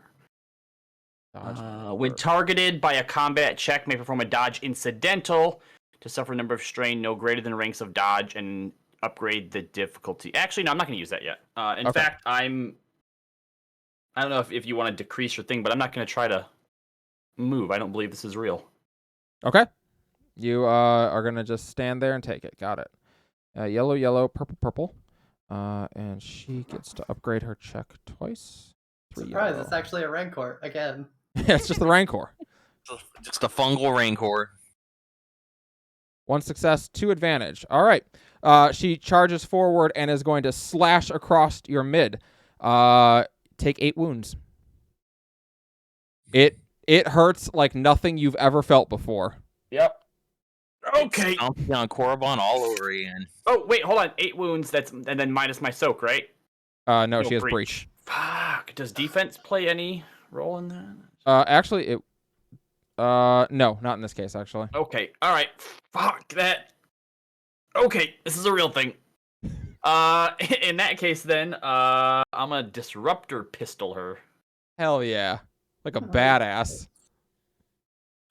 Yep. So I guess as she slashes past me, I realize, oh fuck, I'm just gonna reach up and put that disruptor pistol right against her. Roll 1, 2, 3, green. Fuck it, I'm gonna upgrade it. Purple. Yep, purple Or 1 is purple. difficulty. 2 purple in this case. Purple. 2 success, 2 advantage, and a triumph. That's 2. I can have that count as 2 crits. Is that right? Yes. Okay. Is disruptor pistol crit rating 2? It is, and Yeah. vicious 4, whatever that means. Means add 40 to your roll. All right, so it's 40. Or in this and case, then I roll do- 50. Yeah. And no matter So what, the minimum you can get is crippled. So just roll your D100 and add 50. I also actually get to, I think, 70 because I have 2 lethal blows. What have I done? All right, so that's an Oh, 89 no, plus 70. Okay. You That's blast dead. You blast her clear through the chest, and a massive hole is left behind where her chest is supposed to be. And she drops backwards and falls. And she's laying on the ground. Still alive? No! Okay. No, It's still Toxus. there's a big hole where her middle is supposed to be. I'm going to kneel down next to her. All right. And Reach it's out- your wife. Reach out to touch the shoulder. Yeah, she doesn't respond. She's there, though. Oh, yeah, you feel it. It's poking her with a stick. Yeah, pretty much. I'm going to remove the hood to get a better look at her. Mm-hmm. So as you remove her hood and mask, you see your face looking back at you. And the vision fades away. I saw my face. Your face. Classic. Your face looking back at you. Very The classic Force Uh, vision. Looking And down at my chest, the wound is still there as she vanishes. nope, your wound is healed. Force bullshit. As you groan about that, you hear a voice call out. Indeed. You look over and you see a Force ghost there. Has short, wavy hair. A scar runs down one of his eyes. One of his hands is there. The other is black and looks as though it was probably replaced with a metallic one at one point. The lightsaber is on his hip as he approaches. Oh, Jedi. Assume you can introduce yourself, because I certainly don't know who the hell you are. My name is Anakin. And Does what is your name? mean anything to me? No, I would imagine not in many thousands of years has my name meant anything. What is your name? Tell me whatever you want. I've gone by too many to count at this point. I can relate to that.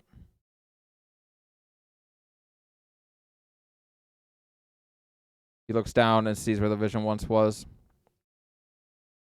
You saw yourself in the face of your enemy.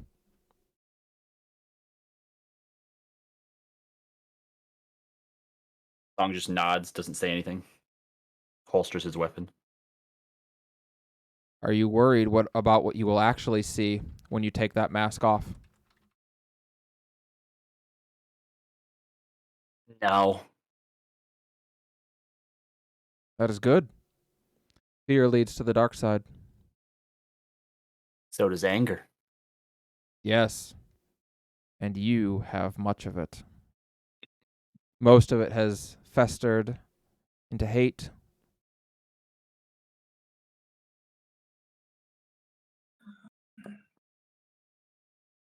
Yeah. I, too, was consumed by hate.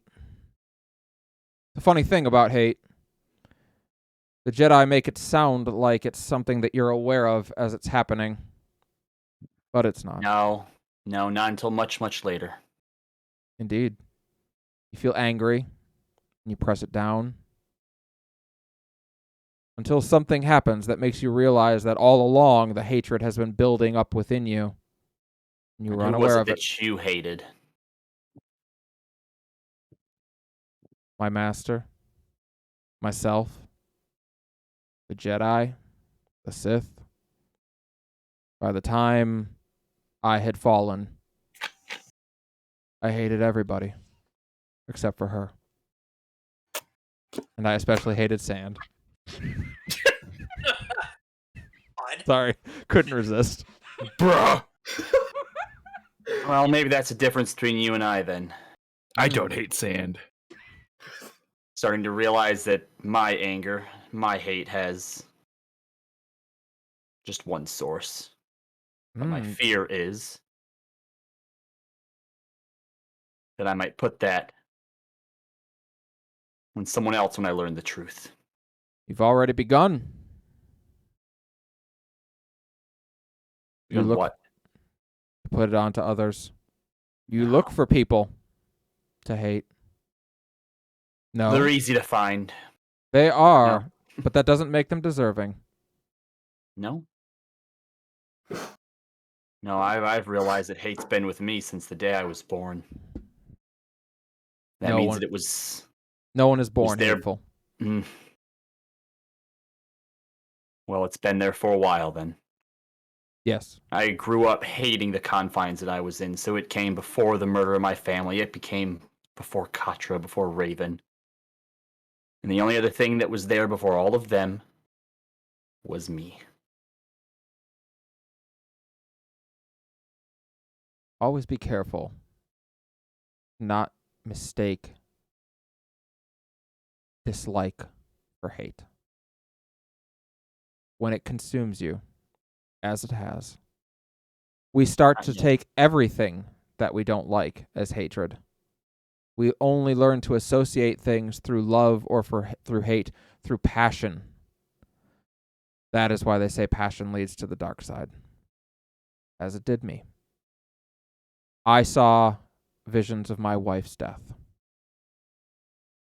And so afraid was I to lose her that I began to seek any means of controlling that outcome. And that is what led to my downfall.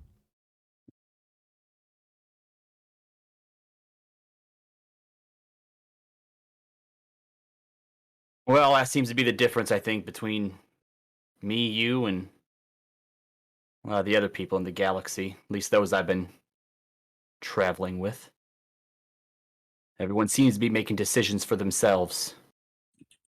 But I've already realized that my time, my wife's time, if she's really still alive, our time in this galaxy is over. Ah. This hate probably isn't going anywhere, but what I can tell you is the decisions that I make are for those who are going to come next. That is an admirable goal. But just remember, it is not always your choice about what happens to those who come next. They have a say in it too. They're the ones who will have to live it. Are you going to give me any actual advice and point me towards my friends, or?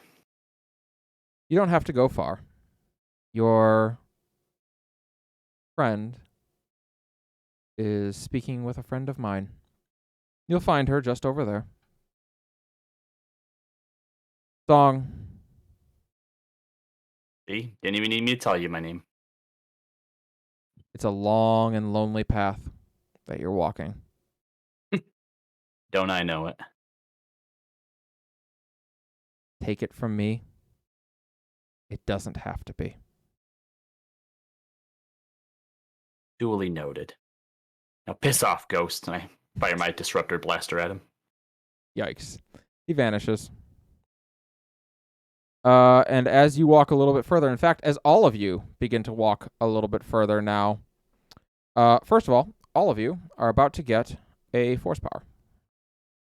Sampaka, you may take the basic talent for the move ability. You now have the ability to move things with the force. Small things. So look up the move force power tree, and you may take the basic entry-level ability for movement. You're muted. Question. Yes. What if I already have that? Then you may what you also have sense, right? No, I have Enhance. Yeah, enhance and move. Enhance and move. You may take any spot in the move tree that is connected to the basic ability. Okay. So any second level ability, I would guess you would call it. Galvin, you may take the basic battle meditation ability of the force tree. You cannot use it until you achieve force rating 2, but you will have it once you reach force rating 2. Raven, you may take the basic endure ability for the endure power. Anaris, you may take the basic imbue ability. Tree is that on? Each of these force power trees have their own tree that goes down. If you literally just type in SWRPG and then the name of the ability, imbue, you'll find it in Google. You'll find it. Battle meditation isn't on the generator. Is it under a different name? Don't know. Oh, Here. gotcha. I'm sending you the tree is going into the chat or into the Twitch chat right now. That's battle meditation. It's really good. You need force rating 2 to use it, but it's real good. And song, you may take the basic sense power. Cool. So I can sense sand, right? You can sense a lot of things. Anakin's like, here, this is the way you can avoid all that fucking sand. Yeah, here you go. Out of character and out of story. What was the timeline we're in? Yeah, I thought we were 10,000 before Star Wars stuff. Well, you were in the Mandalorian War, which was true. Unfortunately, you were in a much later Mandalorian War. This campaign takes place some 50,000 years after the events of the movies. So I could have been a Skywalker descendant. God damn it. Okay, then question. Yes. Does the Disney trilogy exist? Well, I did mention Darth Talon, so you can draw from that what you will. Yeah, I like to say no. I purposefully didn't use Rey or Finn as one of the Force Ghosts. I was God. Why? I was very tempted, but I chose not to. I would have been. I'm done. So, as you all take a step forward now, you enter into a clearing where you see Sifu. She is knelt down and she is meditating. Around her, rocks and sticks have begun to float in a circle around her.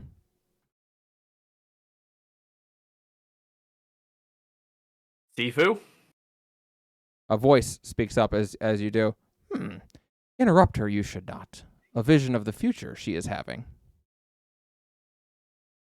And sitting on a nearby rock is a small green man. It's Grandmaster Vandar. You're all pretty sure of it.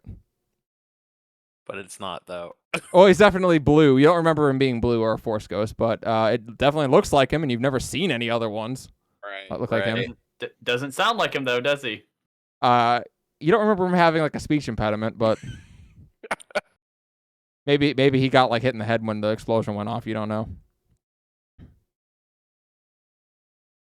Wait, was Raven the only Alright. one that got told Vandar's still alive? It depends if you shared that with everybody. Oh no. So how long is this gonna take? We're kind of on a clock. Patience. Shortly, she will be done. He hops down and he's using a cane as he walks over to you. Spoken with the others you have. Why do I get the feeling I know who you are? Unlikely. Lost to time, my name is.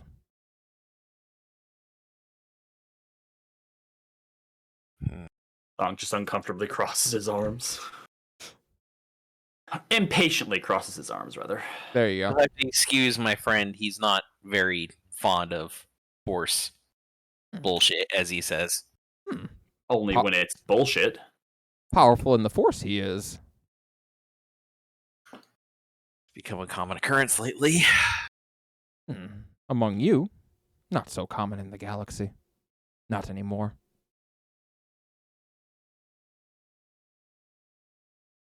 Just gonna kind of look to the ground. Dangerous all right? times. Stompy, you didn't try to kill anybody this time, did you? Only 3 this time. Raven, you didn't try to jump off a cliff? Mandalore, my apologies. Raven is just gonna like make a gesture like she's rolling her eyes, like the way her head moves. You know she's rolling her eyes at you. She leans up against a tree.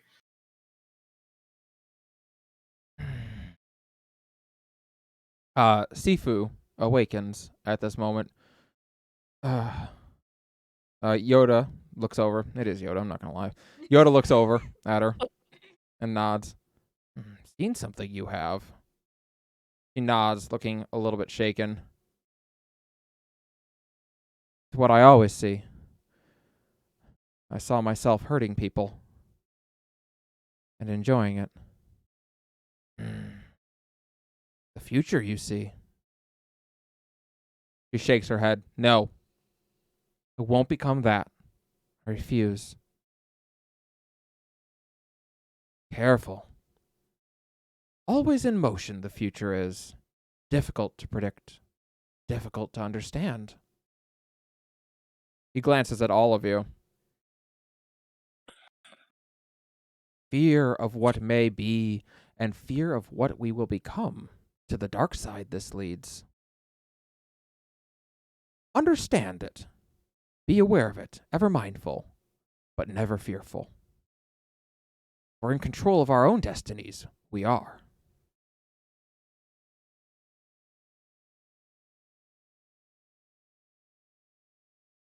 We done here? Always looking to the future. Never focused on what is happening before him. Oh no, I'm pretty focused on getting what we need here so that we can stop that future from being controlled by the Sith. You can be focused on the here, the now, and the future. Wisdom those words contain. Remember them, you should. And he's gonna glance to Sifu. I apologize. What you have seen in regards to him, it will come true. Fret not. Fear not the future. Embrace it. Live it. And with that, he vanishes. And Sifu kind of glances down. Go up and put a hand on her shoulder. You all right? She nods, glances up at you. Is that the first time a Jedi ghost talked to you? She shakes her head, which is surprising. No. But it's been a long time. Well, in my recent and albeit short experience, doesn't get any less creepy. I liked it. There is a peace in knowing that there can be more in death than there was in life. True. And she gets up. And you all find yourself at the foot of a large Bacta facility. Oh, good. He disappeared before I could ask for directions, so this is fine now. M3T4 looks to you, Galvin, and is just like, statement. I do not understand how we got here. Useless as always. Statement. I fear I agree this time. You arrive at the Bacta facility. There's a large hole that has been blown into the side of it. The forest has begun to reclaim this place. It's not a particularly large facility, although sizable enough to create a lot of Bacta. You are currently near the front gates of this walled-off facility. However, there is a large section of the wall missing, and the front gates have actually been pried partially open. The Rancor. Probably a smaller one. Or Not the one not that we based came on. across was a genetic experiment. I say not based on the size of the hole that you're seeing. It's a pretty damn big hole. Okay. Okay, well, now that craziness seems to have settled down, how are you guys doing? I saw you guys you guys took a couple hits from that. Oh shit! Yeah, Stompy, are you okay?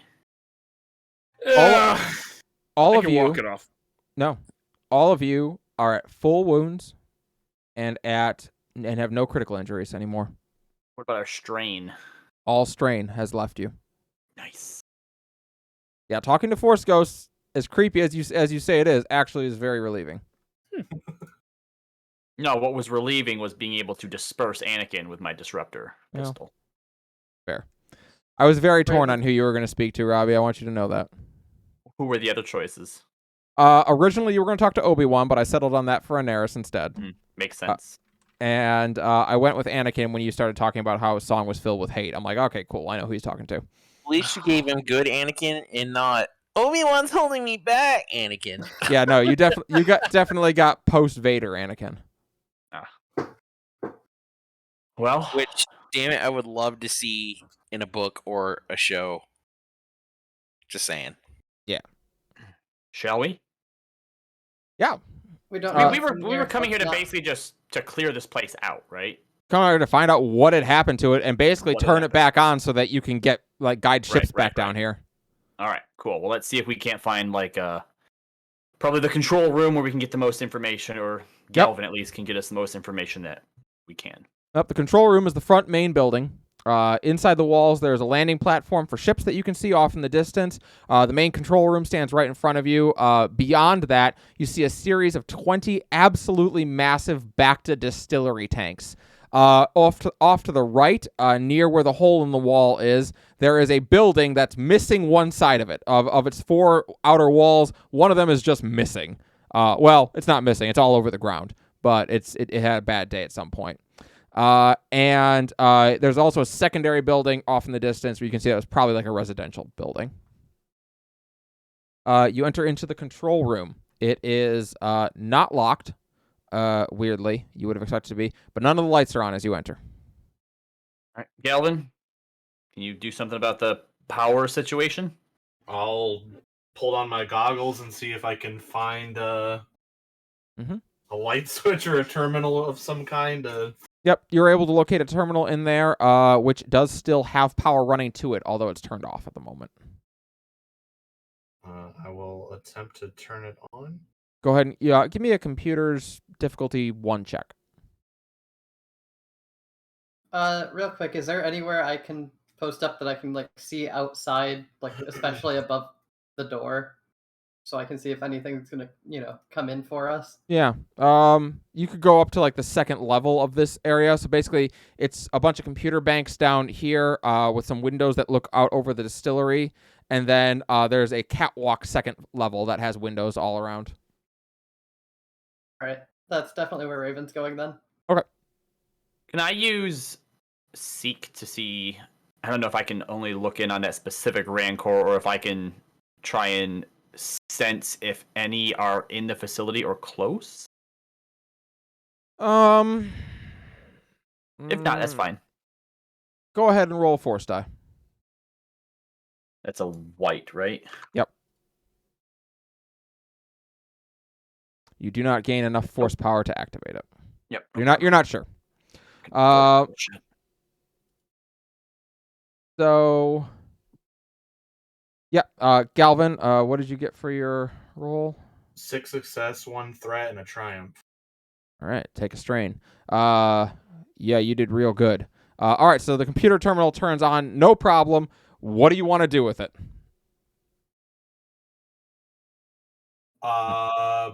First things first, I want to check the power and see if I can turn the lights. All right, we'll take a success to turn the power back on, so you still have 4 success to spend. The power does turn back on. It appears to be running on backup generators at this point. Maybe the main power source, something went wrong with it. But the backup systems are able to bring up some of the terminals in this room, bring on the red emergency lights throughout the facility, and you even hear some of the distillery tanks start firing up. I want to look for an error code that might give us an idea as to what is causing the malfunction with why it's in emergency mode. And we'll spend another success to take that. There is a massive there's actually 70 error codes ringing out from the R&D building across the way. It's the one that's missing a big wall. It sounds like there was a large explosion, and there's also something that reads containment breach. Do you sound good? Communicate those to us, Galvin? Yeah, I'm basically just reading it off as I go through it. All right. Stay here then. Make sure that you protect Galvin. He's probably the only one of us who can do anything here. I'll be right back. I'm gonna go check on the R&D building. All right, Rob. I want to over there but hold on, before you go, I'll bring up a map, or can I get a map of the Yep. facility? Yep. Spend a success, and you'll have a map available to everybody. And I'll send that to everybody, and then. Great. All right. As you're leaving, Robbie, Muldoon speaks up and says, "You can't just stroll across the way. You have to go past the raptor pens." And he gets his shotgun and goes with you to go hunt a clever girl. Oh, Yeah, you're gonna get mauled by velociraptors on the way. I just want you to know that I've just decided. cool. Well, Okay, I've decided that Raven's keeping an eye on him. in our upcoming D&D game, I'm banning all verbal components. They're no longer allowed. Oh, That hurt. oh boy. I All right, think no. we all just took 66 psychic damage. Yeah, I think so. All right. Yeah, no, you make your way across the way towards the R&D building, Robbie. Raven, you watch from your kind of perch up there. Whoa. I would like to stealth so she might not see me. Raven, you know where he left from, and you definitely know how he's getting there. You can watch him the whole way. Come on, let me roll for it. You can stealth. What? You can stealth. You can go stealth roll it. Okay. Yellow. Difficulty 2. Yellow, green, blue, purple. 5 successes, 2 strain. Not bad. So you make your way across the courtyard. I do take that strain, right? That's Yes, you do take 2 strain. You make your way across the courtyard and towards the R&D building. Through the big old hole. Yeah, there's a big old hole in the wall. Looking in, you can see a lot of tanks. You assume these are Bacta tanks with completed stores of Bacta in them. You also see an incredibly large tank that is broken. As in, like, there's a hole or something in it? As in something was in it at one point, and there's not much of it left. There's okay, you see the metal framework of the tank, but the glass is all over the place. Yeah, I can see that there's nothing in it now, though. Yeah, there's nothing in it. Okay. Well, Isla will be in charge of fixing that up. Mm-hmm. But otherwise, looking around, doesn't look like there's anything currently in here. Nothing that looks too important. I mean, here's the problem. Everything in here is broken. Like, sure. This place got freaking effed up. So yeah, no, it doesn't look like there's anything currently in there. I mean, like some stray wildlife, but nothing like dangerous. Like there's like rats and shit in there. Okay. Anything else of note that I would need to take stock of to like take back to? You see a holopad on the ground. You might take that. All right, scoop that up. Mm-hmm. While he's gone, Galvin, you're looking through and getting some of the logs of what happened here. I'm going to take your triumph to tell you basically what happened here. You're able to recover a good bit of the logs here. You find out that in addition, this is a facility for making Bacta. Not too surprising. You can see the Bacta distilleries out there. You can see the tanks over in the R&D through the blown out window or blown out wall. Like, yeah, probably. But in R&D, there's references to a new project that they were working on. They had discovered a way to take the Bactellus mushroom. The Bactellus mushroom is a very toxic, a heavily toxic mushroom. But when distilled down to an aerosol and then condensed, it forms Bacta, the healing serum that we know. You have to aerosolize it first and then condensate that into a liquid, and then it becomes it's safe for use. It won't be poisonous anymore. A scientist who was here had the idea that this could be done in another way. He noticed that Rancor do not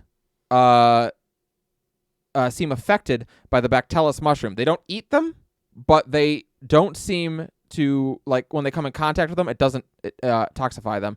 And he had the idea of a way to ferment Bacta out of Rancor. And so he fed them to him. And indeed, fermented in the stomach of a Rancor, a heavily potent, very powerful Bacta was able to be retrieved. And that is what they were working on. Unfortunately, it also turned a Rancor into a superhero. And that ultimately led to a very bad day. You can see the video logs of this creature finally just going berserk and destroying the tank that it was being held in, and just charging forward and bursting through the wall. Unfortunately, when it did this, it ruptured one of the aerosolized tanks of Bacta, and like a poisonous cloud, it spread through the facility. And yeah, people died very quick but very painful deaths. Oh boy. Oh shit! Yeah. That must have been what we saw outside.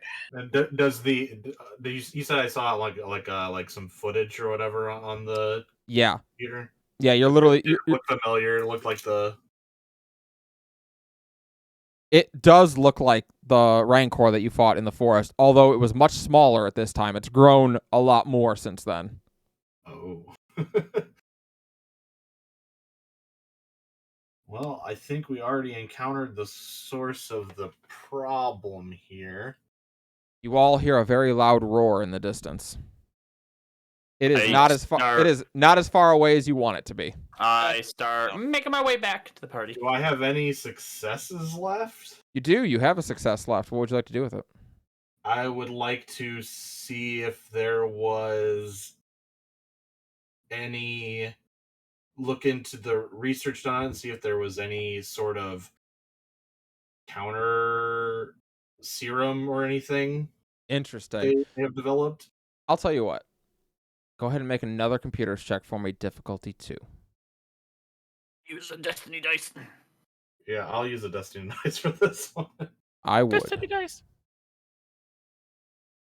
Can I also have M3 assist me on this for a boost as well? You may. Wait, is blue B or Blue U? is B. B, okay. Black is K. Yeah, they don't do magic rules, unfortunately. Which is weird because black doesn't have any Ks. God damn it. Oh, dang it. Come on. Really? Go through that again? Actually. All right. 2 successes, 2 advantage. Yes. You find that there was a containment protocol that they had designed in the case of something like this happening.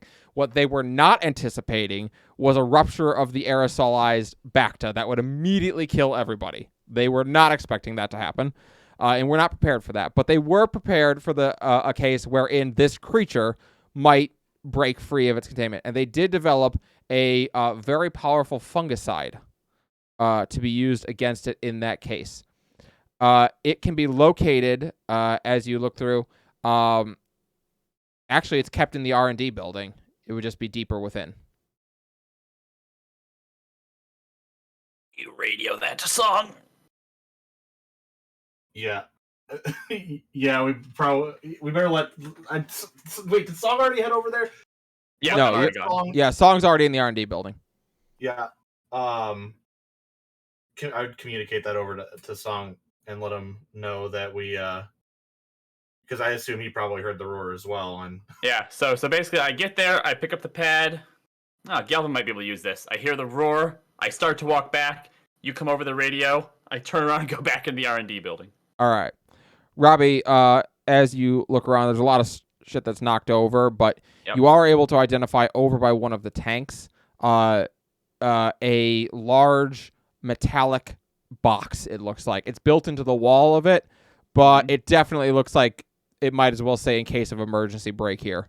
Oh, look at that. Didn't even need to use my seek power. Fuck you, Force. Get dunked on. You walk over to it, and it has a lock on it. Okay. I'm going to take out my blaster pistol, not the disruptor pistol. Yeah. And shoot, like put it up against the thing so I'm not shooting into the into the actual thing and shoot the lock off. Interestingly, so you shoot the lock. Well, the good news is that this is Star Wars, and shooting the lock opens the door. So that's perfect. Yep. Well done. This box, like so many things, is context sensitive, and I need it open for the story, so it opens. Well done. The door opens, the padlock comes off, and it opens up, and inside you see a series of 5 syringes that are in there. Each of them have symbols on them that you would expect mean do not inject in yourself under any circumstance. Let me roll a dice really quick. All right. Injects. I inject one in. Yeah, no. I was like, I'm going to promise you're going to die if you do. Are they all look different? They're not like the same? No, they're all the same. Oh, they are all the same. Yeah, All right. they're all the same. Scoop those bad boys up. Yep. Okay. Great. So you're able to take them back. On the wall above it, you see what looks to be like it's a gun, but it looks like it probably shoots syringes. Grab that. Yeah, good call. Does it load one up at a time or all of them? It loads one at a time. It's bolt All right. action. Load one into it. Put the others in like a small pack or something, and then radio to Raven. I don't know where you're at, but meet me back here. I got something for you. Raven will drop down out of the catwalks and book it. When you get there, you see Song holding a small rifle. You recognize this. It's similar to like what a slug thrower would be. But it looks weird. The ending of the tube, it's not meant to shoot slugs. It definitely shoots something else. Yep, I toss it to her, and then I give her the pack with the 4 syringes. There's 1 shot already loaded. You have 4 more in here. I'd hit as many as you can when that thing gets here. It should, I think, suppress its healing factor. It'll also lower its soak. Raven's immediately gonna look for somewhere like high up where this thing can't reach her. I mean, this thing's pretty big, but you think maybe on top of one of the back to tanks, you'd probably be out of its reach. You're trying to think of like how big its arms were, and you're like, I think up there I'd be okay. Well, so taking a look around where we're at, you said that there's a hole in what was essentially the front gate that comes into what I assume is a courtyard between the buildings and stuff. All right, we will try to keep it contained out here into the courtyard if possible. We want to keep it away from as much of the equipment as we can. There's already been enough destruction here. So just get somewhere safe. Maybe on top of one of the buildings if you can. I call everybody else back out as well, and we kind of start planning. Okay.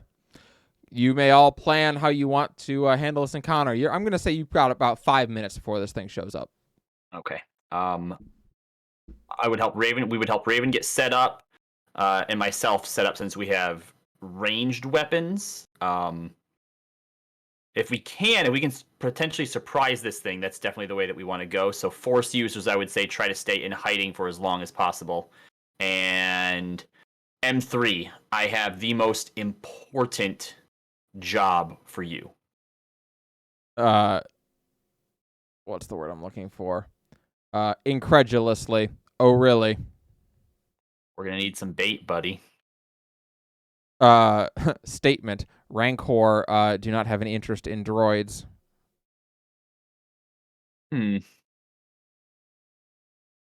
Aren't you glad? You said that there's some other wildlife just kind of running around? Or that we saw? Yes. All right.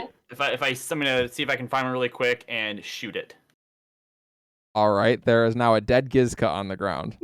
Oh. You sent it just small ones? What? I was looking for maybe something a little bit bigger that we could plaster him in, guts and blood and stuff. Oh.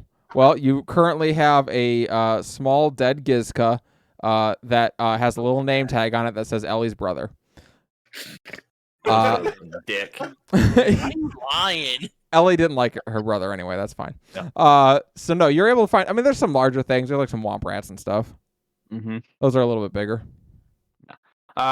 Trust me, he's heading this way. I think if you move around and make loud enough noises, he'll follow you. Everybody looks to Galvin. Do I have to? I don't think that's gonna work.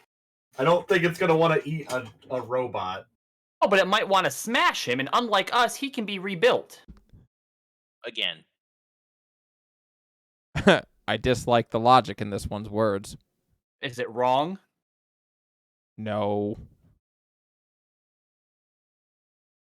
For what it's worth, while all this is happening, Raven is climbing to the highest point. You don't have to get smashed. Just get it to chase you and bring it into the kill box. That's it. Are there any more of the tanks in here that have the poisonous gas? No. So when that happened, it ruptured one of the overhead runs where basically from the back to tanks it went into be aerosolized and then it comes back out once it's condensated. That's what got ruptured. Oh, That okay. has not turned back on. It is not functional anymore. It will need to be replaced. Yeah, I figured I'd look around for that. I just want to make sure because we. Yeah, just make sure you're not venting poison right now. Yeah. The element of surprise here is going to be crucial. Once Raven gets the first shot off, I'll take my shot. Then the Force users can come out and attempt to start taking it down. All right. So I'm creature- gonna try. I'm gonna see if I can get on a building opposite of where Raven is, so that way, if it has to choose between going after one of us, we're not both losing our footing. But also try to get, if possible, be in a place that has me at what would be medium range to it. How much of that serum did we have over there? Raven has 5 shots. Oh, she already up and has all of them. Well, it has to be shot out of a rifle, like a tranquilizer gun. Wait, Yep. does it have? Oh, it has to be shot. I mean, this guy's got some pretty thick skin, so you're going to need to get a pretty good to get it in there. Well, I was just wondering if I could attach have G2 have or M3 have one, and use his personal syringe to inject it and then run. Oh, Yeah, you could do that. Okay, yeah, that's not a bad idea. That Raven, might actually get its attention. So sure. Raven, you want to toss down one of those syringes for us? Carefully. Carefully.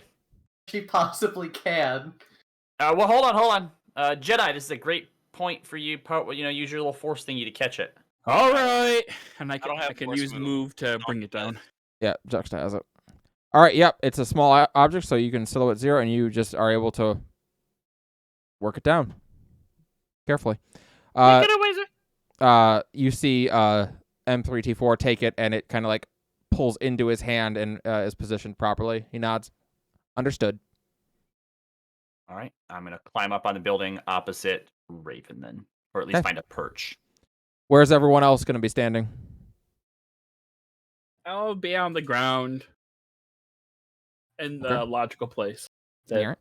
was according to Song's plan. Yeah, hiding somewhere near where our kill box is planned. Neris, Galvin?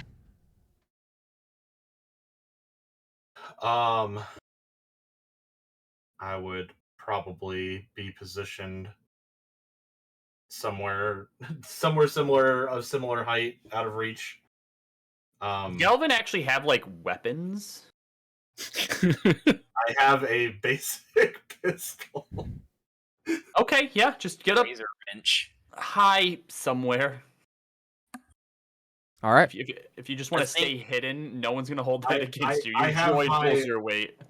I have my climbing gear, so I can kind of maybe try to get up on something with that.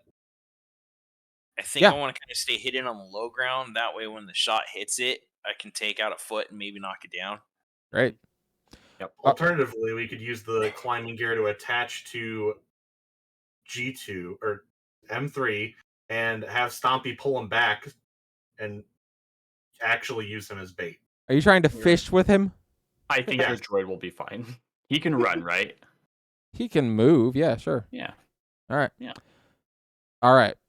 So you all are in there, and you can see trees moving now as it gets very close to you. It lets out another roar. This one horridly loud. And a moment later, it bursts out of the tree line, crashing through what remains of that wall. Now most of it just collapses away. This time, it doesn't survive getting hit by that thing twice, especially not now that it's bigger. Use the hole you already made. Raven, you are in position. You have a shot. I will allow you to take it. Right. Do I get a maneuver because I presumably saw this coming, or? I mean, you're already aimed, so don't worry about that. Okay. Is that regular aimed or true aimed? You can true aim it. It's fine. You are at long range right now, so difficulty is 3. That's after it's silhouette, right? Sorry, difficulty is 2. Okay. Right. I can't look at my blaster rifle for that because I presumably did not put the scope on this. Feel free to use Destiny dice, please. Okay, Wow, I just get use the Destiny dice on anything you want. Jeez. I get 4 yellow from that. I have 2 true aim. So I get benefits of aiming and 2 upgrades. So You that's get another yellow. Yep, and you get a blue dice for the benefits of aiming. That's the benefit. That is the benefit. Against difficulty 2. Yeah. Yeah, I'll use one of our. Wait, force dice is another upgrade. Yep. All right, I'll throw in a force dice too. Great.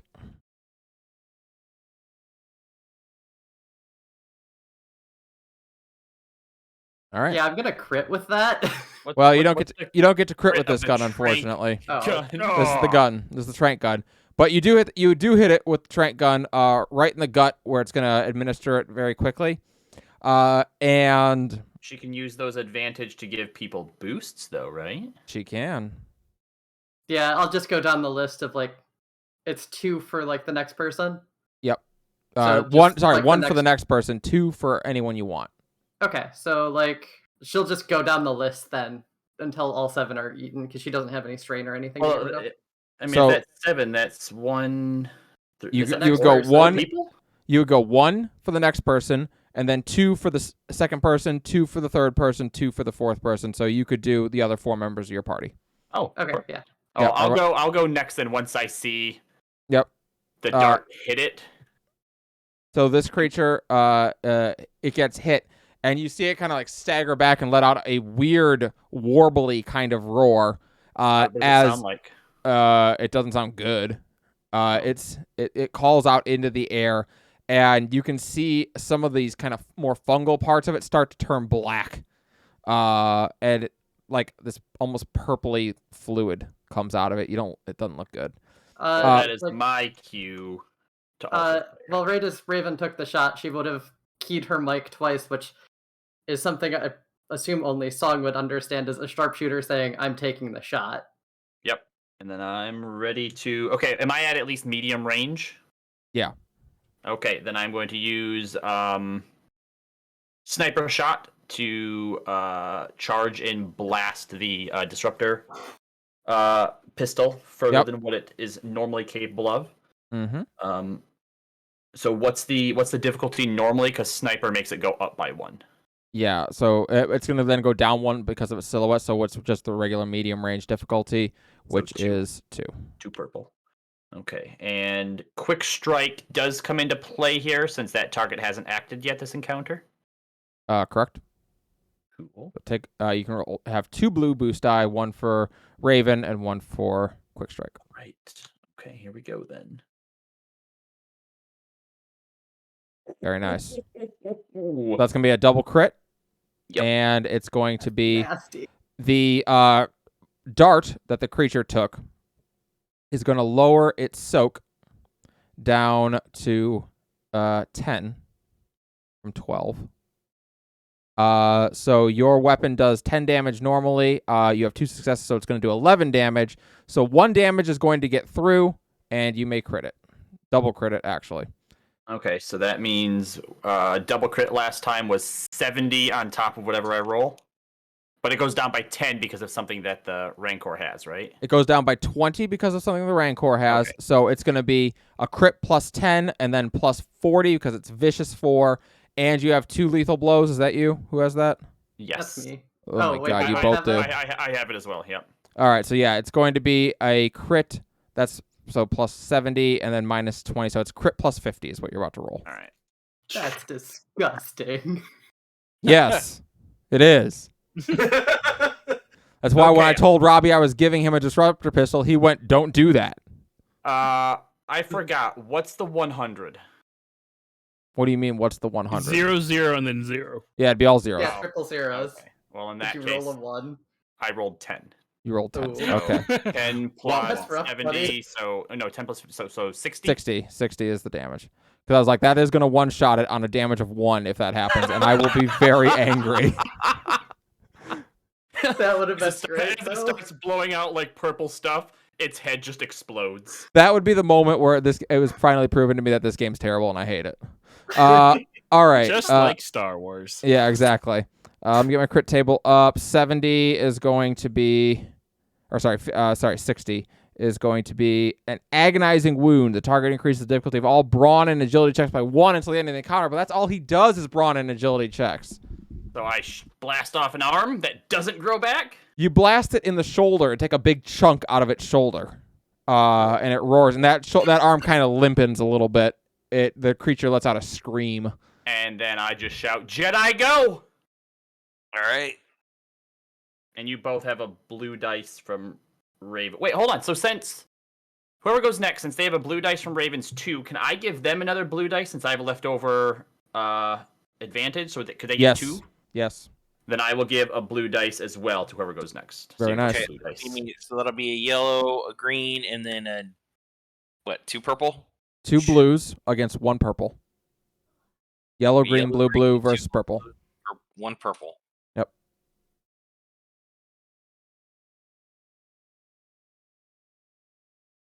And there we go. 2 success, 2 advantage. All right, I believe 2 success is your crit threshold, if I recall, for lightsabers. Yes, I believe so. All right, so that's going to be 7 damage. It now has a soak of 10, which your breach can ignore. So you're going to deal 7 wounds to it. And hit it with a crit. You may add 10 to your crit roll. Roll D100. Gotta get one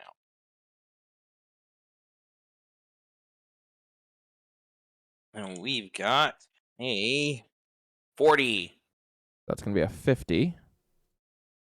50. Head ringer. The target increases the difficulty of all intellect and cunning checks by 1 until the end of the encounter. Well, I won't lie. He's not going to make a lot of those.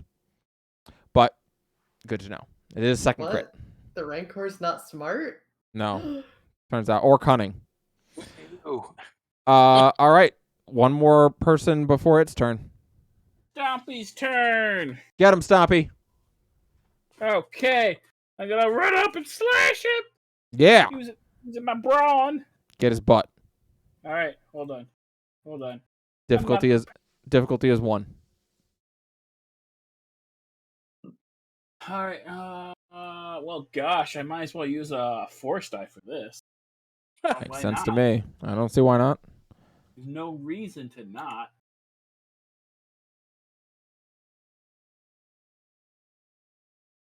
Hold on. Mm-hmm.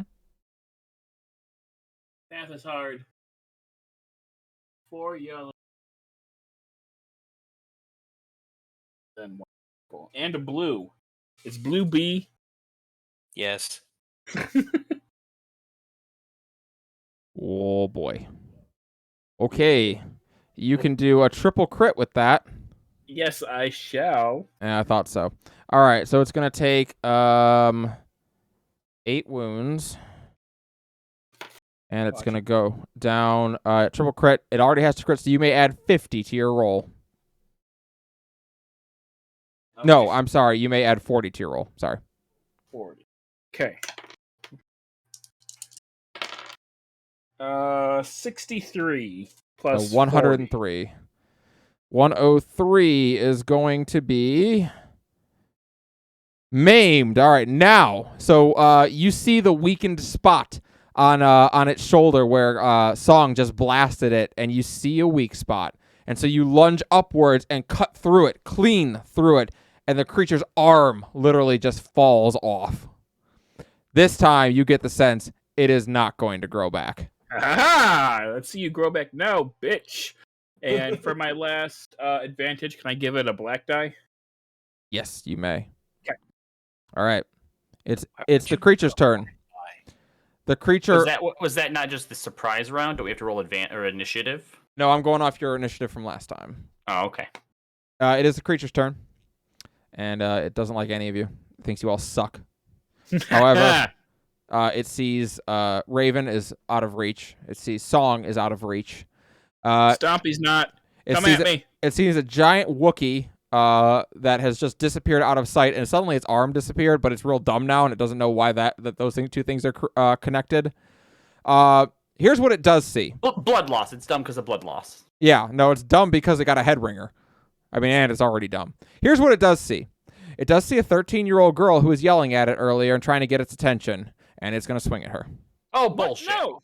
This Isn't she supposed girl. to be hidden? No, she's helping with an arrow. She's helping fight. We'll see. Oh my god. Okay, so I'm maimed and I have a wound, which is great. So that's going to be 1 increase of difficulty for the agonizing wound, 1 increase of difficulty for being maimed, right?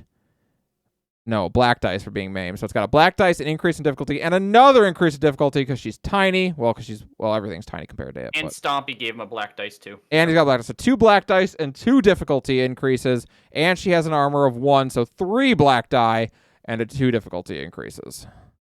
Yeah, there we What- go. Wait, is she wearing armor then?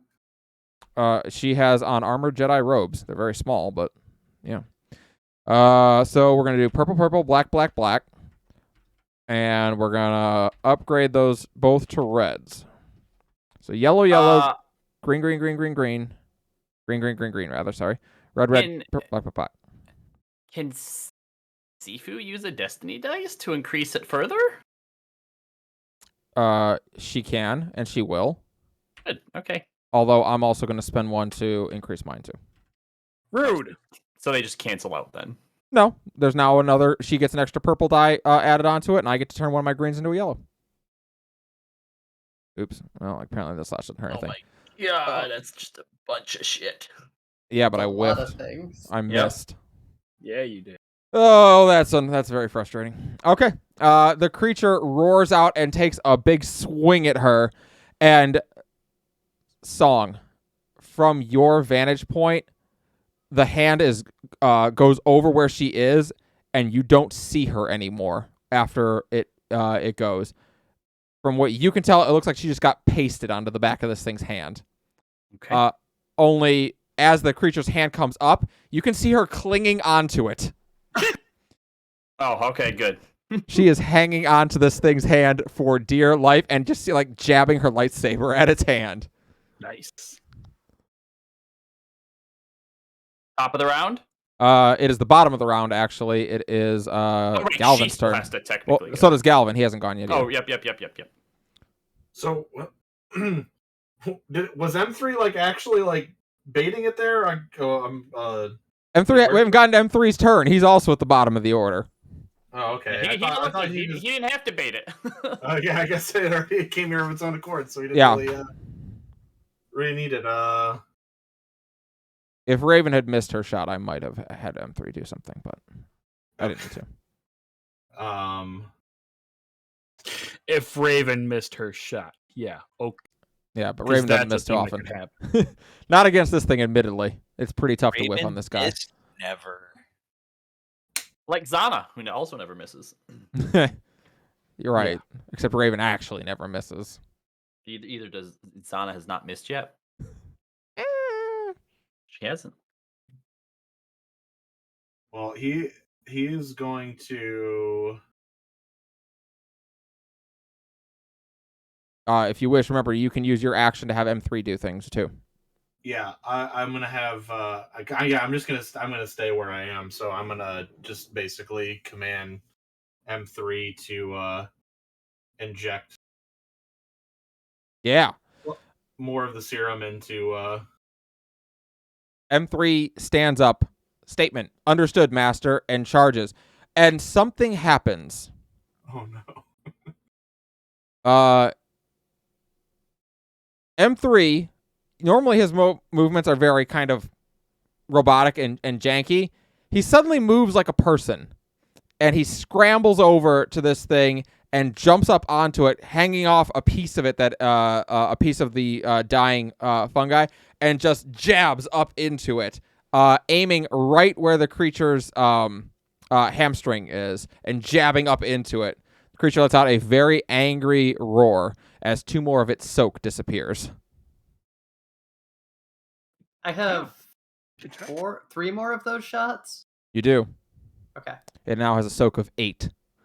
Top of the order.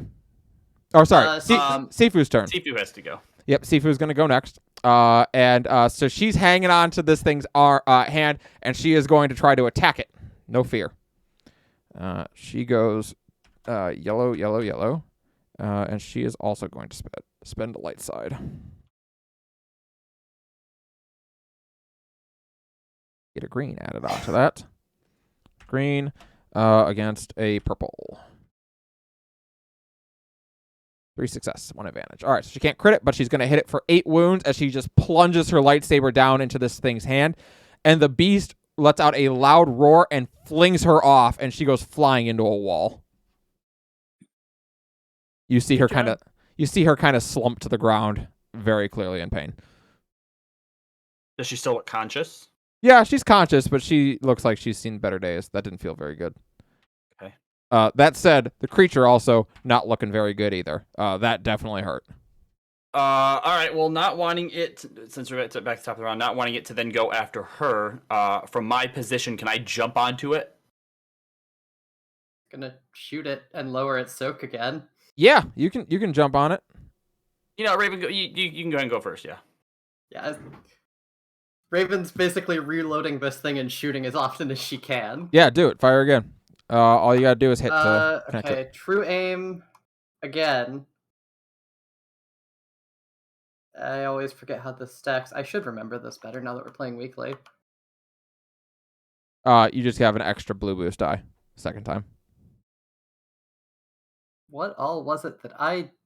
Okay. You should be rolling your normal stuff. You should be upgrading your check.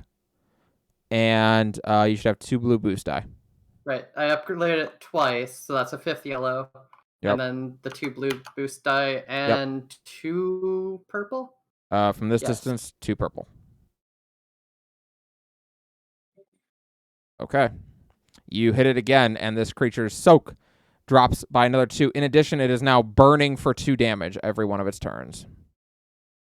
Now the fungal infestation in it, as most of the outer bits have started to like melt and literally just fall off of it, and it is just bleeding out of these wounds, and some of the blood is either purple or just Icarus black. All right. Then after that, from where I am, I'm going to run and see if I can jump onto its back. All right. Athletics roll. Athletics, Brawn. Athletics. What's the difficulty? It would be 2 normally, but it's 1 because of the silhouette. Don't fuck up. All right. You jump onto its back.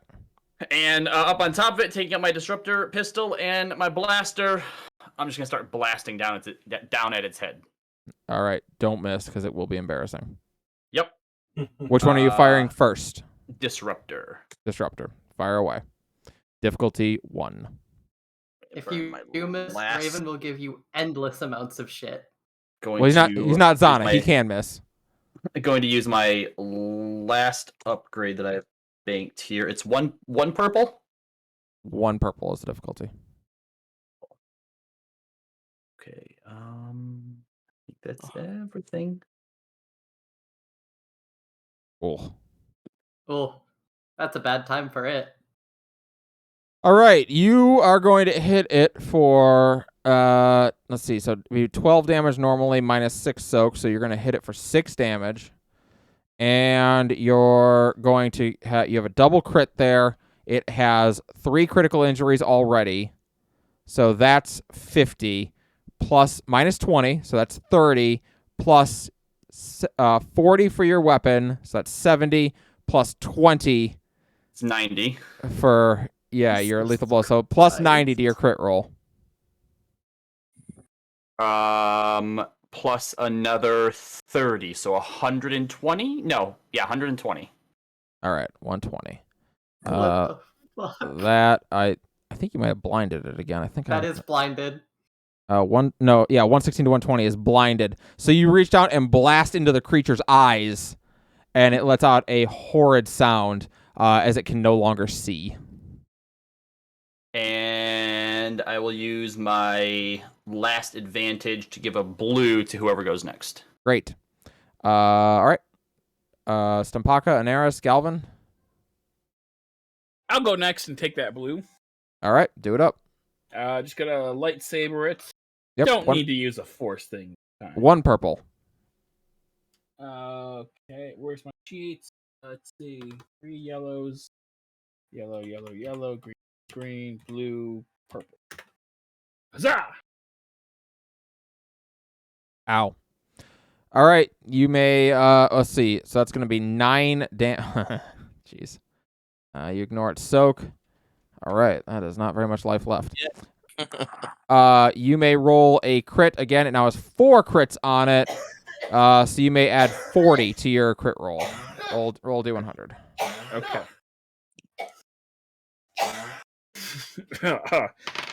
Stop That me Rancor's coughing. not sounding Oh good. my god, I rolled 63 again. All right, so 103. It is further maimed. This time you are going to take a leg off of it. So you cut through the creature right at the shin, and it drops and stumbles forward, also blind and also missing an arm. Stumpy laughs at himself. Just die! As I'm surfing on top of it still. Anaris, Galvin, it's one of you two. Let Galvin go. I mean, there's not much for me to do right now. Hey, Galvin! Shoot it with your blaster. So anyway, I started How far blasting. away? How far away am I right now? You're about short range. It's actually difficulty 0 right now. Oh, is it? I figured it'd be further away. I didn't realize. No, it was actually... He'd probably be at medium as well if he was up near me. Oh, yeah, that's fair. You're probably medium, so it's difficulty 1. All right. Well, could maybe generate some advantage for people, I guess. So let me see. What is my pistol skill? Where is that? Yeah, it should be range light. Light, yellow and a green.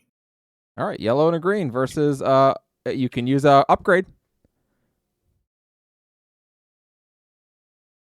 No. Destiny point. All right, yellow and a green versus a purple then. 1 advantage. All right. Wait, I guess I had a blue die too. Oh right? yeah, add your blue. Yep, that's right.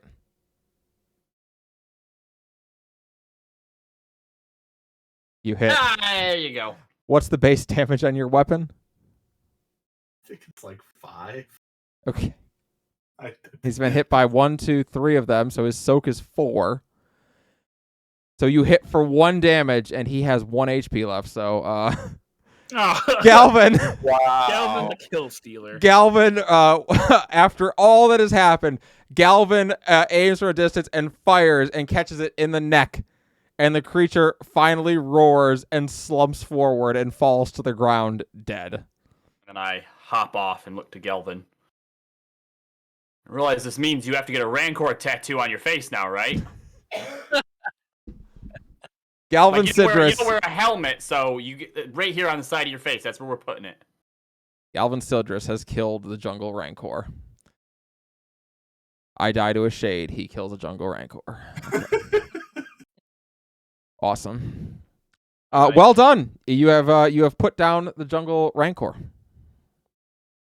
Holster my weapon. Nod up to Raven. Well, all right. From here, I think Isla can take it. So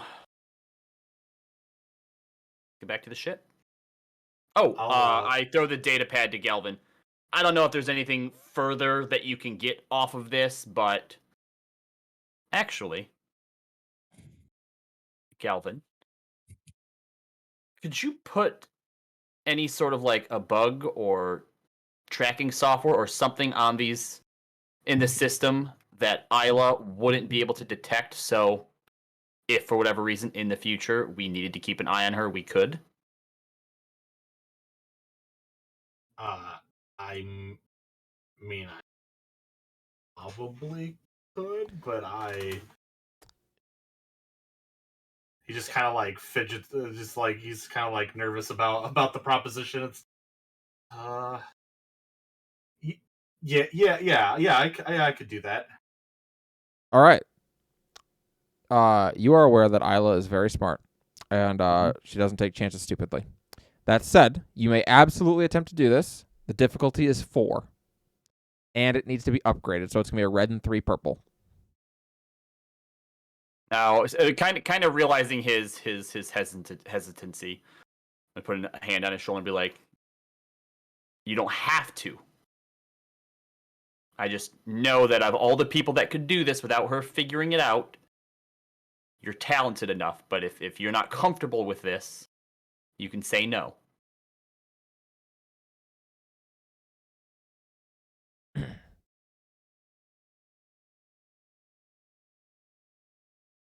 Isla is a very, very dangerous person. He thinks on it for a moment.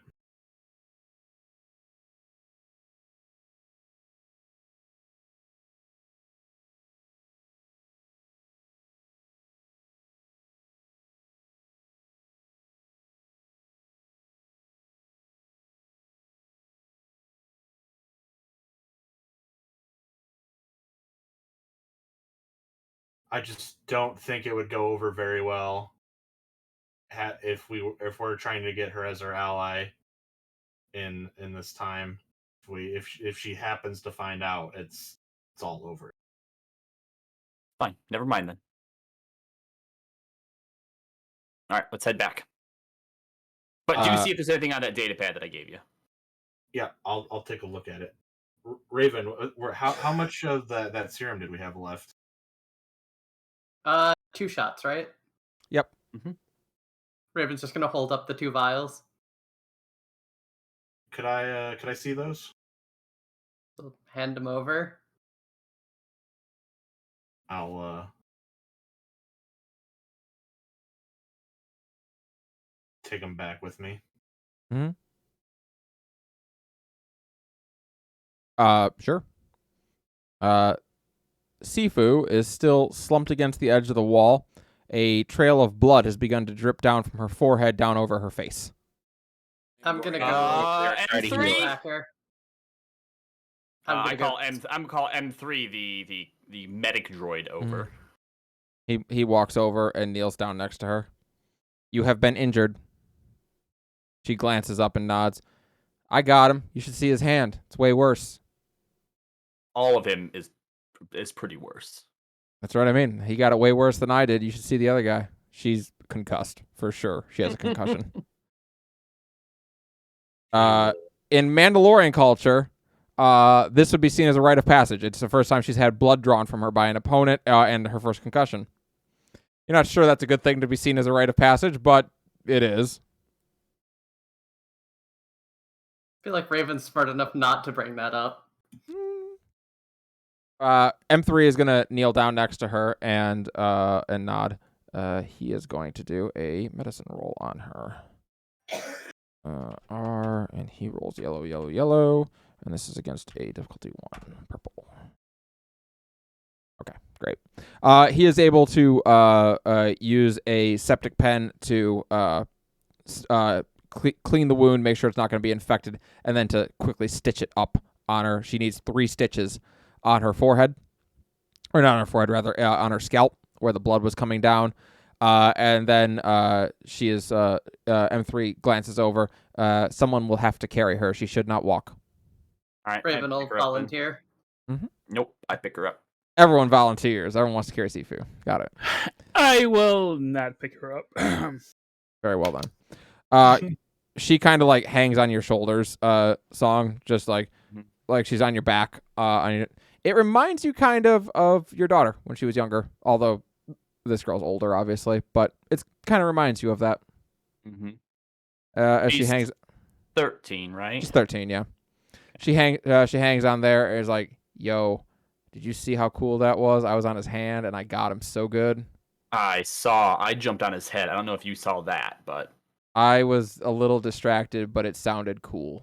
Yeah, nope. Just know that I one-upped you, so you're gonna have to really, bring it up next time. Bring it up a level next time. You can't be outdone if you want to be the coolest. Next time, I'm gonna do so much better, and then she falls asleep. Yeah. And you return to the ship. You're not attacked by Rancors on the way back. Yes. Which is pretty nice. Galvin, before you left, pretty nice. You turned on the homing beacon so that ships could once again be guided down.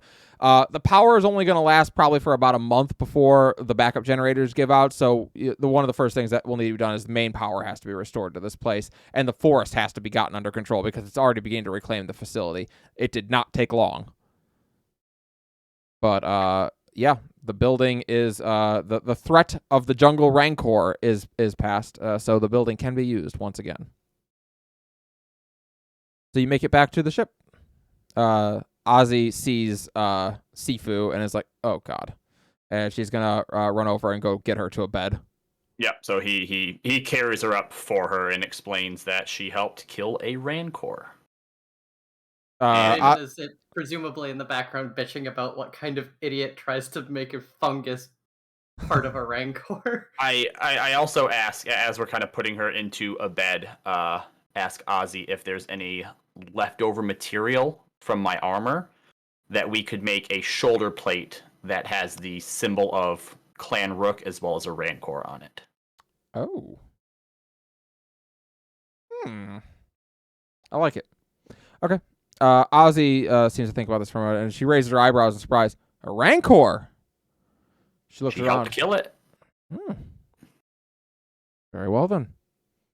By your word and by that of Mandalore's, a Rancor has been slain. You will all be given a tattoo of it.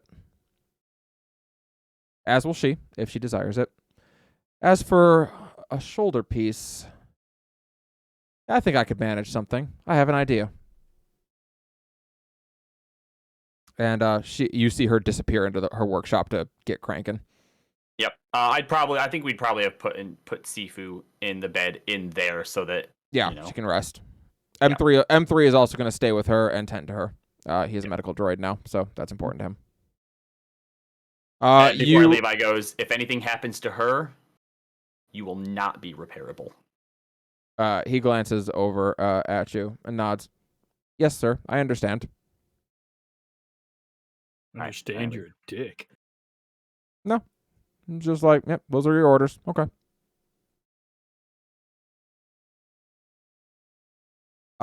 You are all able to leave the planet. Interestingly, getting off the planet, much easier than getting onto the planet. You just kind of go up. So getting off the planet, not actually as much of a concern, especially when there's nothing in space around the planet. So you get up and put into orbit around Fellucia for right now, where there's no fear of Rancors attacking.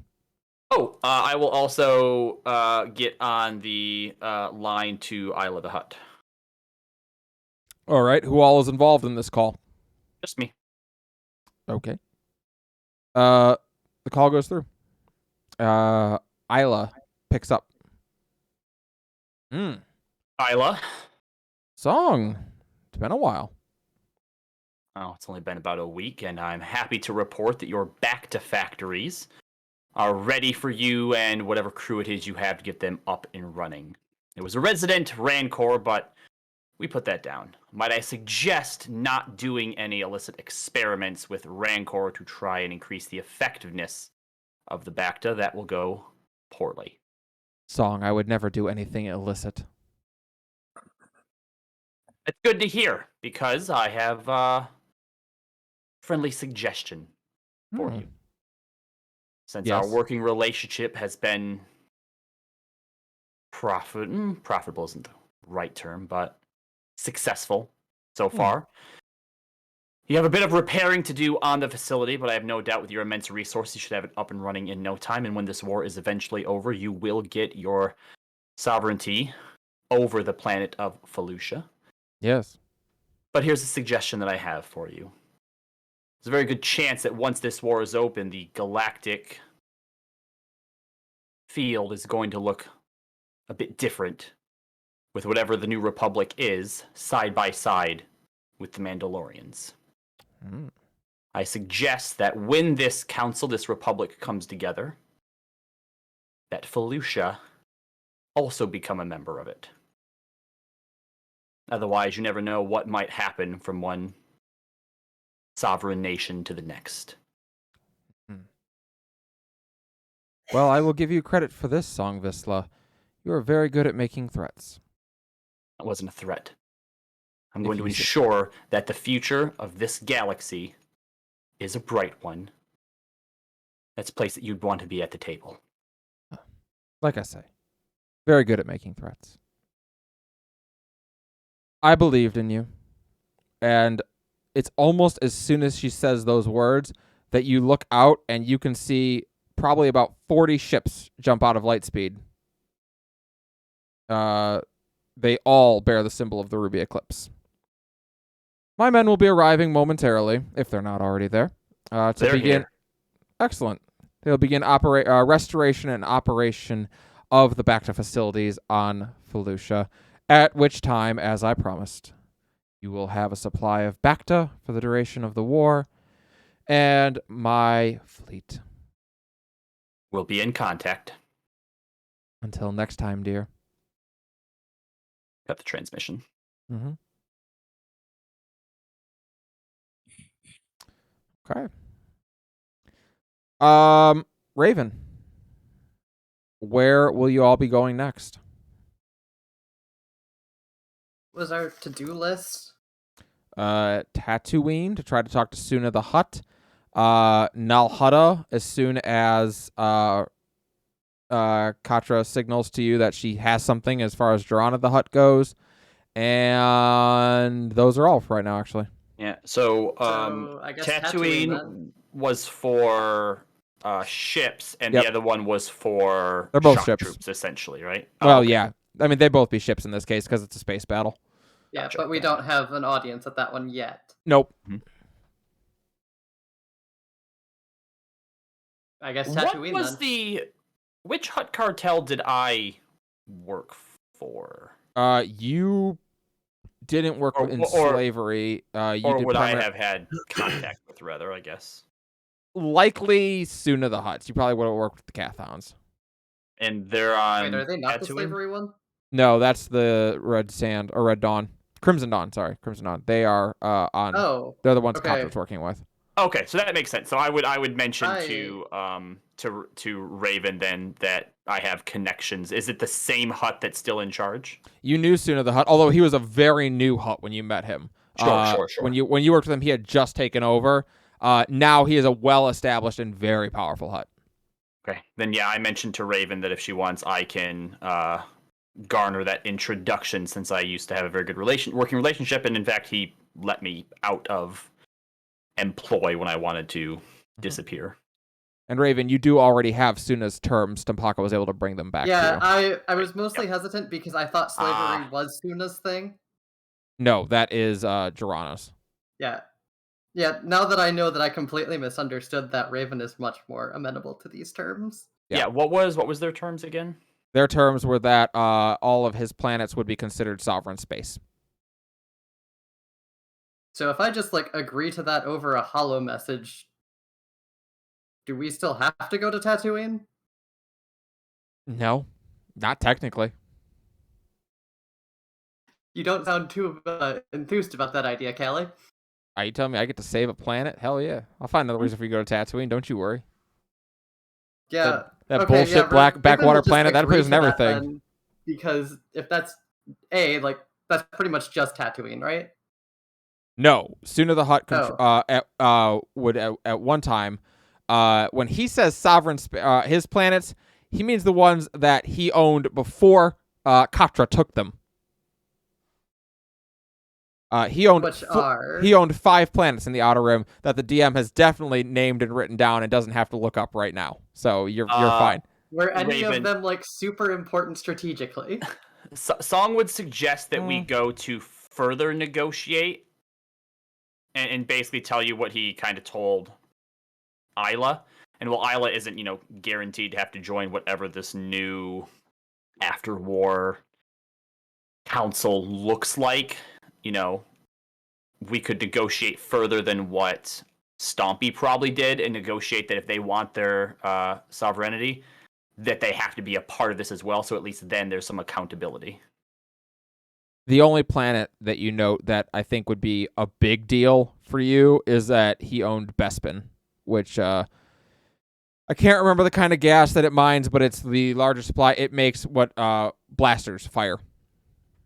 That's important. It is very important. But it has almost always been controlled by the Hutts, but Katra took it over very early in her campaign. I guess she'll look at Song. Well, you know your way around the cartels better than I do. Great. So next time, well,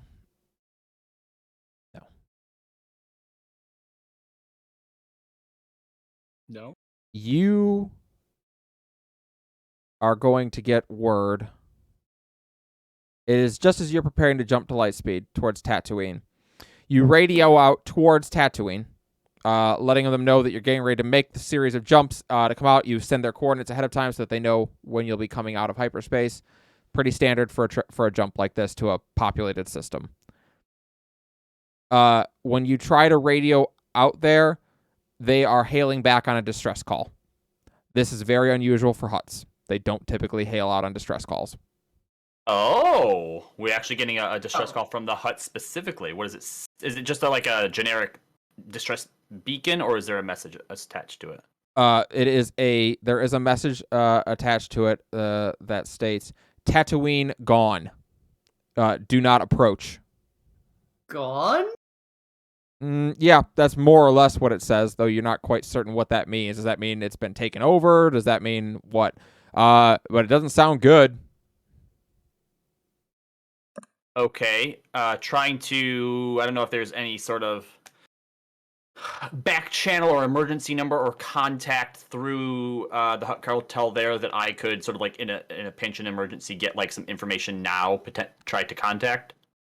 Would you have held on to a way to contact the Cathons? I don't think I would have kept up with it if it changed, but whatever sort of emergency contact I would have had while under their employ, I would attempt to try and see if it still works. You could try. You still have your old two-way communicator. Try that. I try that then. It doesn't respond for a long time, but after a good moment, someone does answer. What? This is the Black Draknar. What's happened on Tatooine? Black Draknar. Is this some kind of joke? What's happened on Tatooine? I don't know. They showed up out of nowhere. Sith Who? everywhere. What's the Hutt's name there? Suna. Is Suna still alive? No. Dead. The entirety of the cartel has basically been wiped out. Who's in control? You hear a lot of scrambling. We're not sure. Me, maybe. Who is me? I am Elric. How much of the Sith fleet is there? You hear some more scrambling as they try to get information together. I don't know. We fled Tatooine. Probably 1,000 ships strong. Hold on, to get to Tatooine, would they have had to gone through Terrace? To your knowledge, yeah. You're not quite certain how else they would have gotten there. That's how everyone goes to Tatooine. And we've just been getting like updates of everything is fine from Terrace, right? Yeah, Terrace has just been radioing back. It's quiet here. How big's your fleet, Elric? Couple hundred of us maybe left. Raven, where should I send them? Hoth? All right, Elric. You have two choices then. You can do whatever it is that you were planning on doing and probably die somewhere or cower away somewhere else. Or you can join the Mandalorians and what's left of the Vanguard. Head to planet Hoth. Yes, we'll see you at Hoth. It's definitely a sound of I don't know what the hell else to do. So their communication cuts as they jump to light speed. All right. Good news Raven and bad call news. Up Raj. Yeah.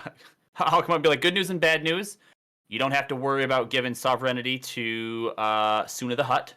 Suna the Hutt is no more. The bad news is whatever her fleet was, we have maybe 200 of them. They'll have to be organized into what we have. It shouldn't be a problem assimilating them and taking control from whoever thinks they have it now. Raven will nod like as she's punching in whatever she needs to punch in to get a hold of Raj. Raj picks up pretty quickly. Oh, hello, friends. How is it? How did it go on Fellucia? Fellucia went fine. Good. The Sith found a way around you. Less There's good. 1,000 of them on Tatooine. Not good. Very bad. Opposite of good. Gosh. Unfortunate. Okay. Okay, what are my orders? Them being at Tatooine isn't going like it sucks that they got around us. But that does that like fuck us in any way? Do they have like a back door in anywhere? It is maybe a day's journey from Tatooine to Dantooine. That's very bad. Yep. Yeah, Okay. they are in the Outer Rim. All right. So they said it's who I talked to said that they only have about 1,000 ships surrounding Tatooine. It is not the full force. Well, that seems good. What are my orders? Mandalore. Okay, just to double check some numbers. Yep. He has 2,000 at Terrace. Terrace. Yep. I have 1,500 more at the. You have about 500 at Dantooine and another Right. 1,000 at Hoth. You have, I think it was 1,200 at Hoth. No, well, when they get there, yeah. Wait, where did my 1,000 at Hoth come from? You had 1,500 at Dantooine at one point, and you moved 1,000 of them to Hoth. To start being the rally group, and then you also have, I believe, 1,500 at between Dak and Celeste that they were building and are being transported to Hoth, and the Vanguard of the Republic also came to, I think it was Celeste, to repair. So they're at Celeste. And how much was the Vanguard? The Vanguard, I think they said they escaped with they had originally 4,000 ships, and I think they escaped with 2. So yeah, 2,000 ships. And then how much do we get from Isla? Isla will provide you with 1,500 ships. Do we already have Isla's ships? Not yet. With as fast as she got her forces here, if we needed to get them somewhere, I'm sure we could. But if there's just 1,000 at Tatooine and they're coming to Dantooine, we should be able to fend them off. Especially if we know they're coming. Raj, keep your orders. Be ready to move as fast as you can if we need you at Dantooine. Raj should probably keep Terrace. This may be a plan to call out to try and get us to loosen our defenses on Terrace so the rest of their fleet can come in. That's more than pivotal right now. We should have our people at Dantooine ready to fight, but also ready to flee if need be. Well, that was the first half of what she said, but also to have him ready to move. Just gonna pull back probably half the people off of Hoth to Dantooine, and that gives us 1,000 there. Actually, question. Yeah. Instead of pulling them off right now, how long does it take to get from Hoth to Dantooine? About 3 days. Okay, I would start bringing them back. A couple hours from Tatooine? It's about a day's trip from Dantooine, 3 days from Hoth. If we can keep them away from Dantooine, make it look like our forces are smaller, then if they attack Dantooine, then those from Hoth can wait in the wings and come in and hit them from behind, basically.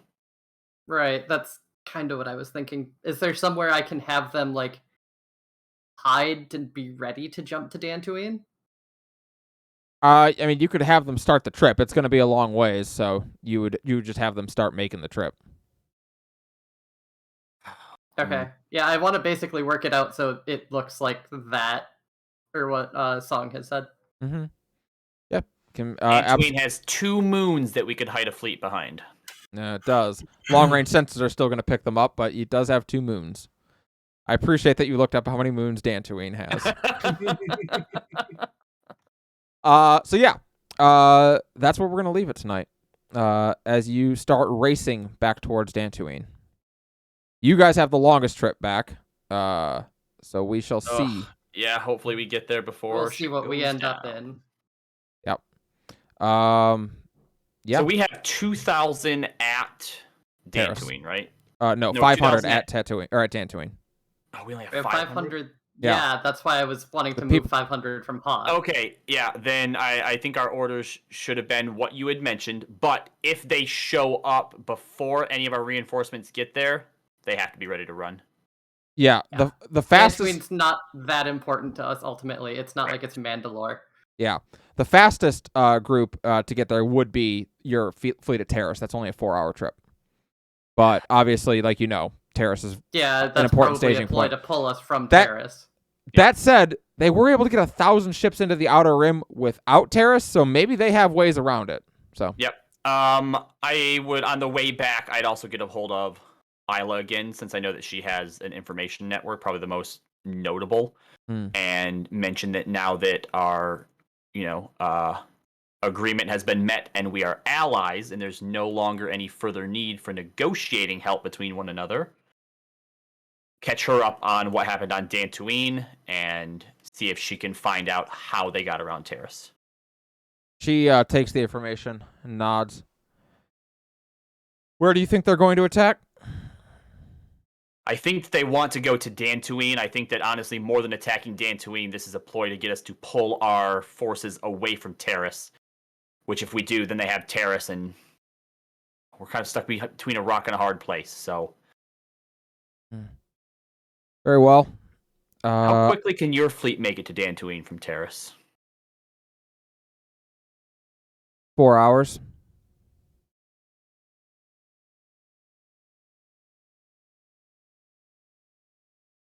Raven, do we want to send them there? That would bolster our forces there in case they did attack. Not gonna lie to you, I completely forgot that her fleet was at Terrace and not at Nelhutta, and now I feel like an idiot. Yep.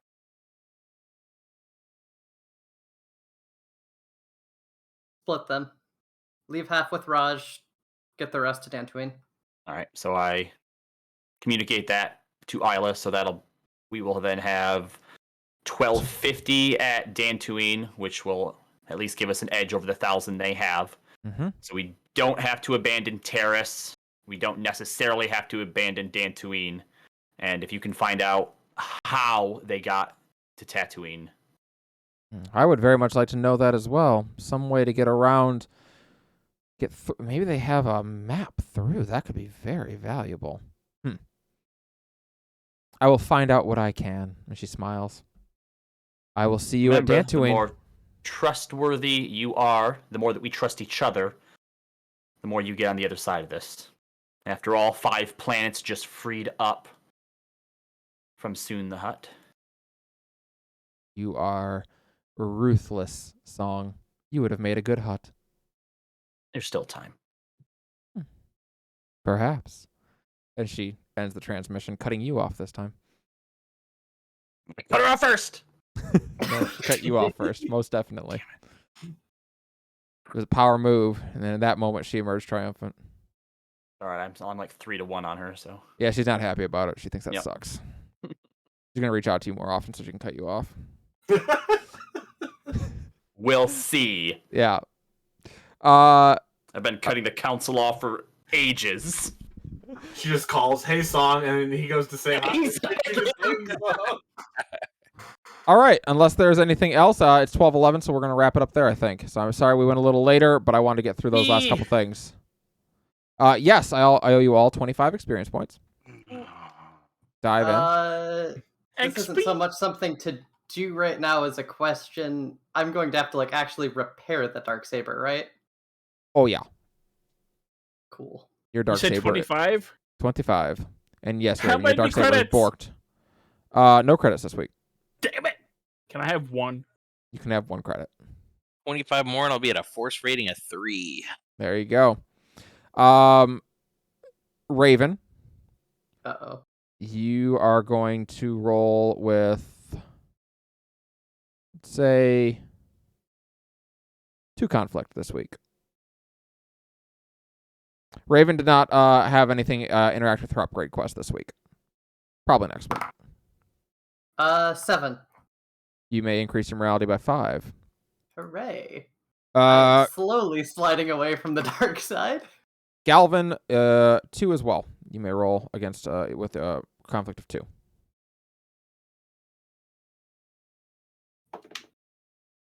It's a 6. You may increase your morality by 4. Anaris, 1 conflict. Ooh. I would What do I say need? What do I roll? I forgot. D10 10. and subtract 1 from the result. I feel like Isla the Hutt, by the way, should probably have an obligation forming towards me at this point. I got. I've been real good to her. I don't trust that it rolled on the floor. Hold on. No, never trust a floor dice. 8. So that'd be 7. Yeah, increase your morality by 7. Song Song I shoot Force Ghost Visla. You can roll. You may roll with a conflict of 4. Nice. Can I just get 1 extra morality? Ooh, that's a 3. -1 morality. You may you lose 1 morality. Oh, I shot a former Sith ghost, so I'm just. Well, I he was a put that out redeemed there. Force user when you shot him. Hold on. Can I just take Song's lost morality and give it to myself because then I'd be at 70? Well, you need to get to 71 anyway, so Ah, damn it. Oh, well. you're 2 to go. Probably next session you'll get there. Stampaka, I 0. didn't do very 0 conflict. conflicting- No, you Yeah. really didn't. Like you were I thought in your conversation with Sifu I'd be able to get like some conflict out of you, but not really. You were pretty good with Sifu. Stompy is kind of maturing after the fact that, all the Jedi are dead. Yeah, took him And she's 700 13, years. so... that's fair. right. D10 it. Ooh, 8. You may increase your morality by 8. Ask, was it the Force Ghost conversation or the one with Ozzy that got me the conflict? Yes. Owned. Indirect answer. It is. I mean, it's a very conflicting thing, right? It's designed to be. I'm not trying to present you an easy answer here, Raven. I'm trying to tell you, like, the situation you're in is not enviable. That is what Ozzy said. The situation Katra was in was not enviable. It was a horribly difficult situation that does not have an easy, clear, this is the right answer. It's gonna be ugly, and that's what Tor Visla was trying to get through to you. Is like the answer, no matter what you do, is going to be ugly. Some people are going to disagree, and it is up to you to own it and say, "Yup, but that's the way it is. Deal with it." So what did I take 1 conflict for? I don't know. I felt you deserved it. Okay. Wait. That's a valid answer. I'll take that. No, I straight up. You actually did really good. It's just it's a conflict literally for your Force vision and just trying to symbolize the doubt that you're going through with whether you can teach a Padawan in this time and age. Fair enough. Okay, so like conflict isn't always we did something against our character's morality. No. It's in fact more often than not it won't be. It is to symbolize your actual ongoing conflict within yourself. Now, for Force users, often it is like straight up like the morality against their code. Like that's how it is for Jedi. For you, Galvin, Raven, and Song, though, I have to extend it out a little more than that because a lot of the time the Jedi code doesn't really come into your line of thinking much. So I use it to more represent the conflict your characters are experiencing. Yeah, so I'm gonna shoot a Force Ghost every chance I get. You're going to slide towards the dark side. Well, Well, if you roll bad. I do hope you all enjoyed getting to meet the Force Ghosts that I had planned for you. I was very excited to reveal them. I had decided it had been planned from the very beginning of this campaign that it was going to be a game that was meant to look like it was way in the distant past, but actually was way in the distant future. This game takes place roughly 50,000 years after the destruction of the second Death Star. And so long has it been that most of those names and events are... I mean, it'd be like if we tried to remember human civilization 50,000 years ago. Yes, the most in-depth, hardcore archaeologists might know bits and pieces of what happened, but the average person, we don't know anything about that time period. So you lied to us. I did. I lied to you. I definitely you did straight up lie to me because I asked about the dark did. saber and you straight up said it wasn't invented yet. I did. I take 8 conflict. And It's okay. I would have known that being so close to the top. My morality slides down 6 points. Yeah, and you know what? Your DM is making a note of that. But you know what? It's fine because now I'm the ancestor of Chewbacca.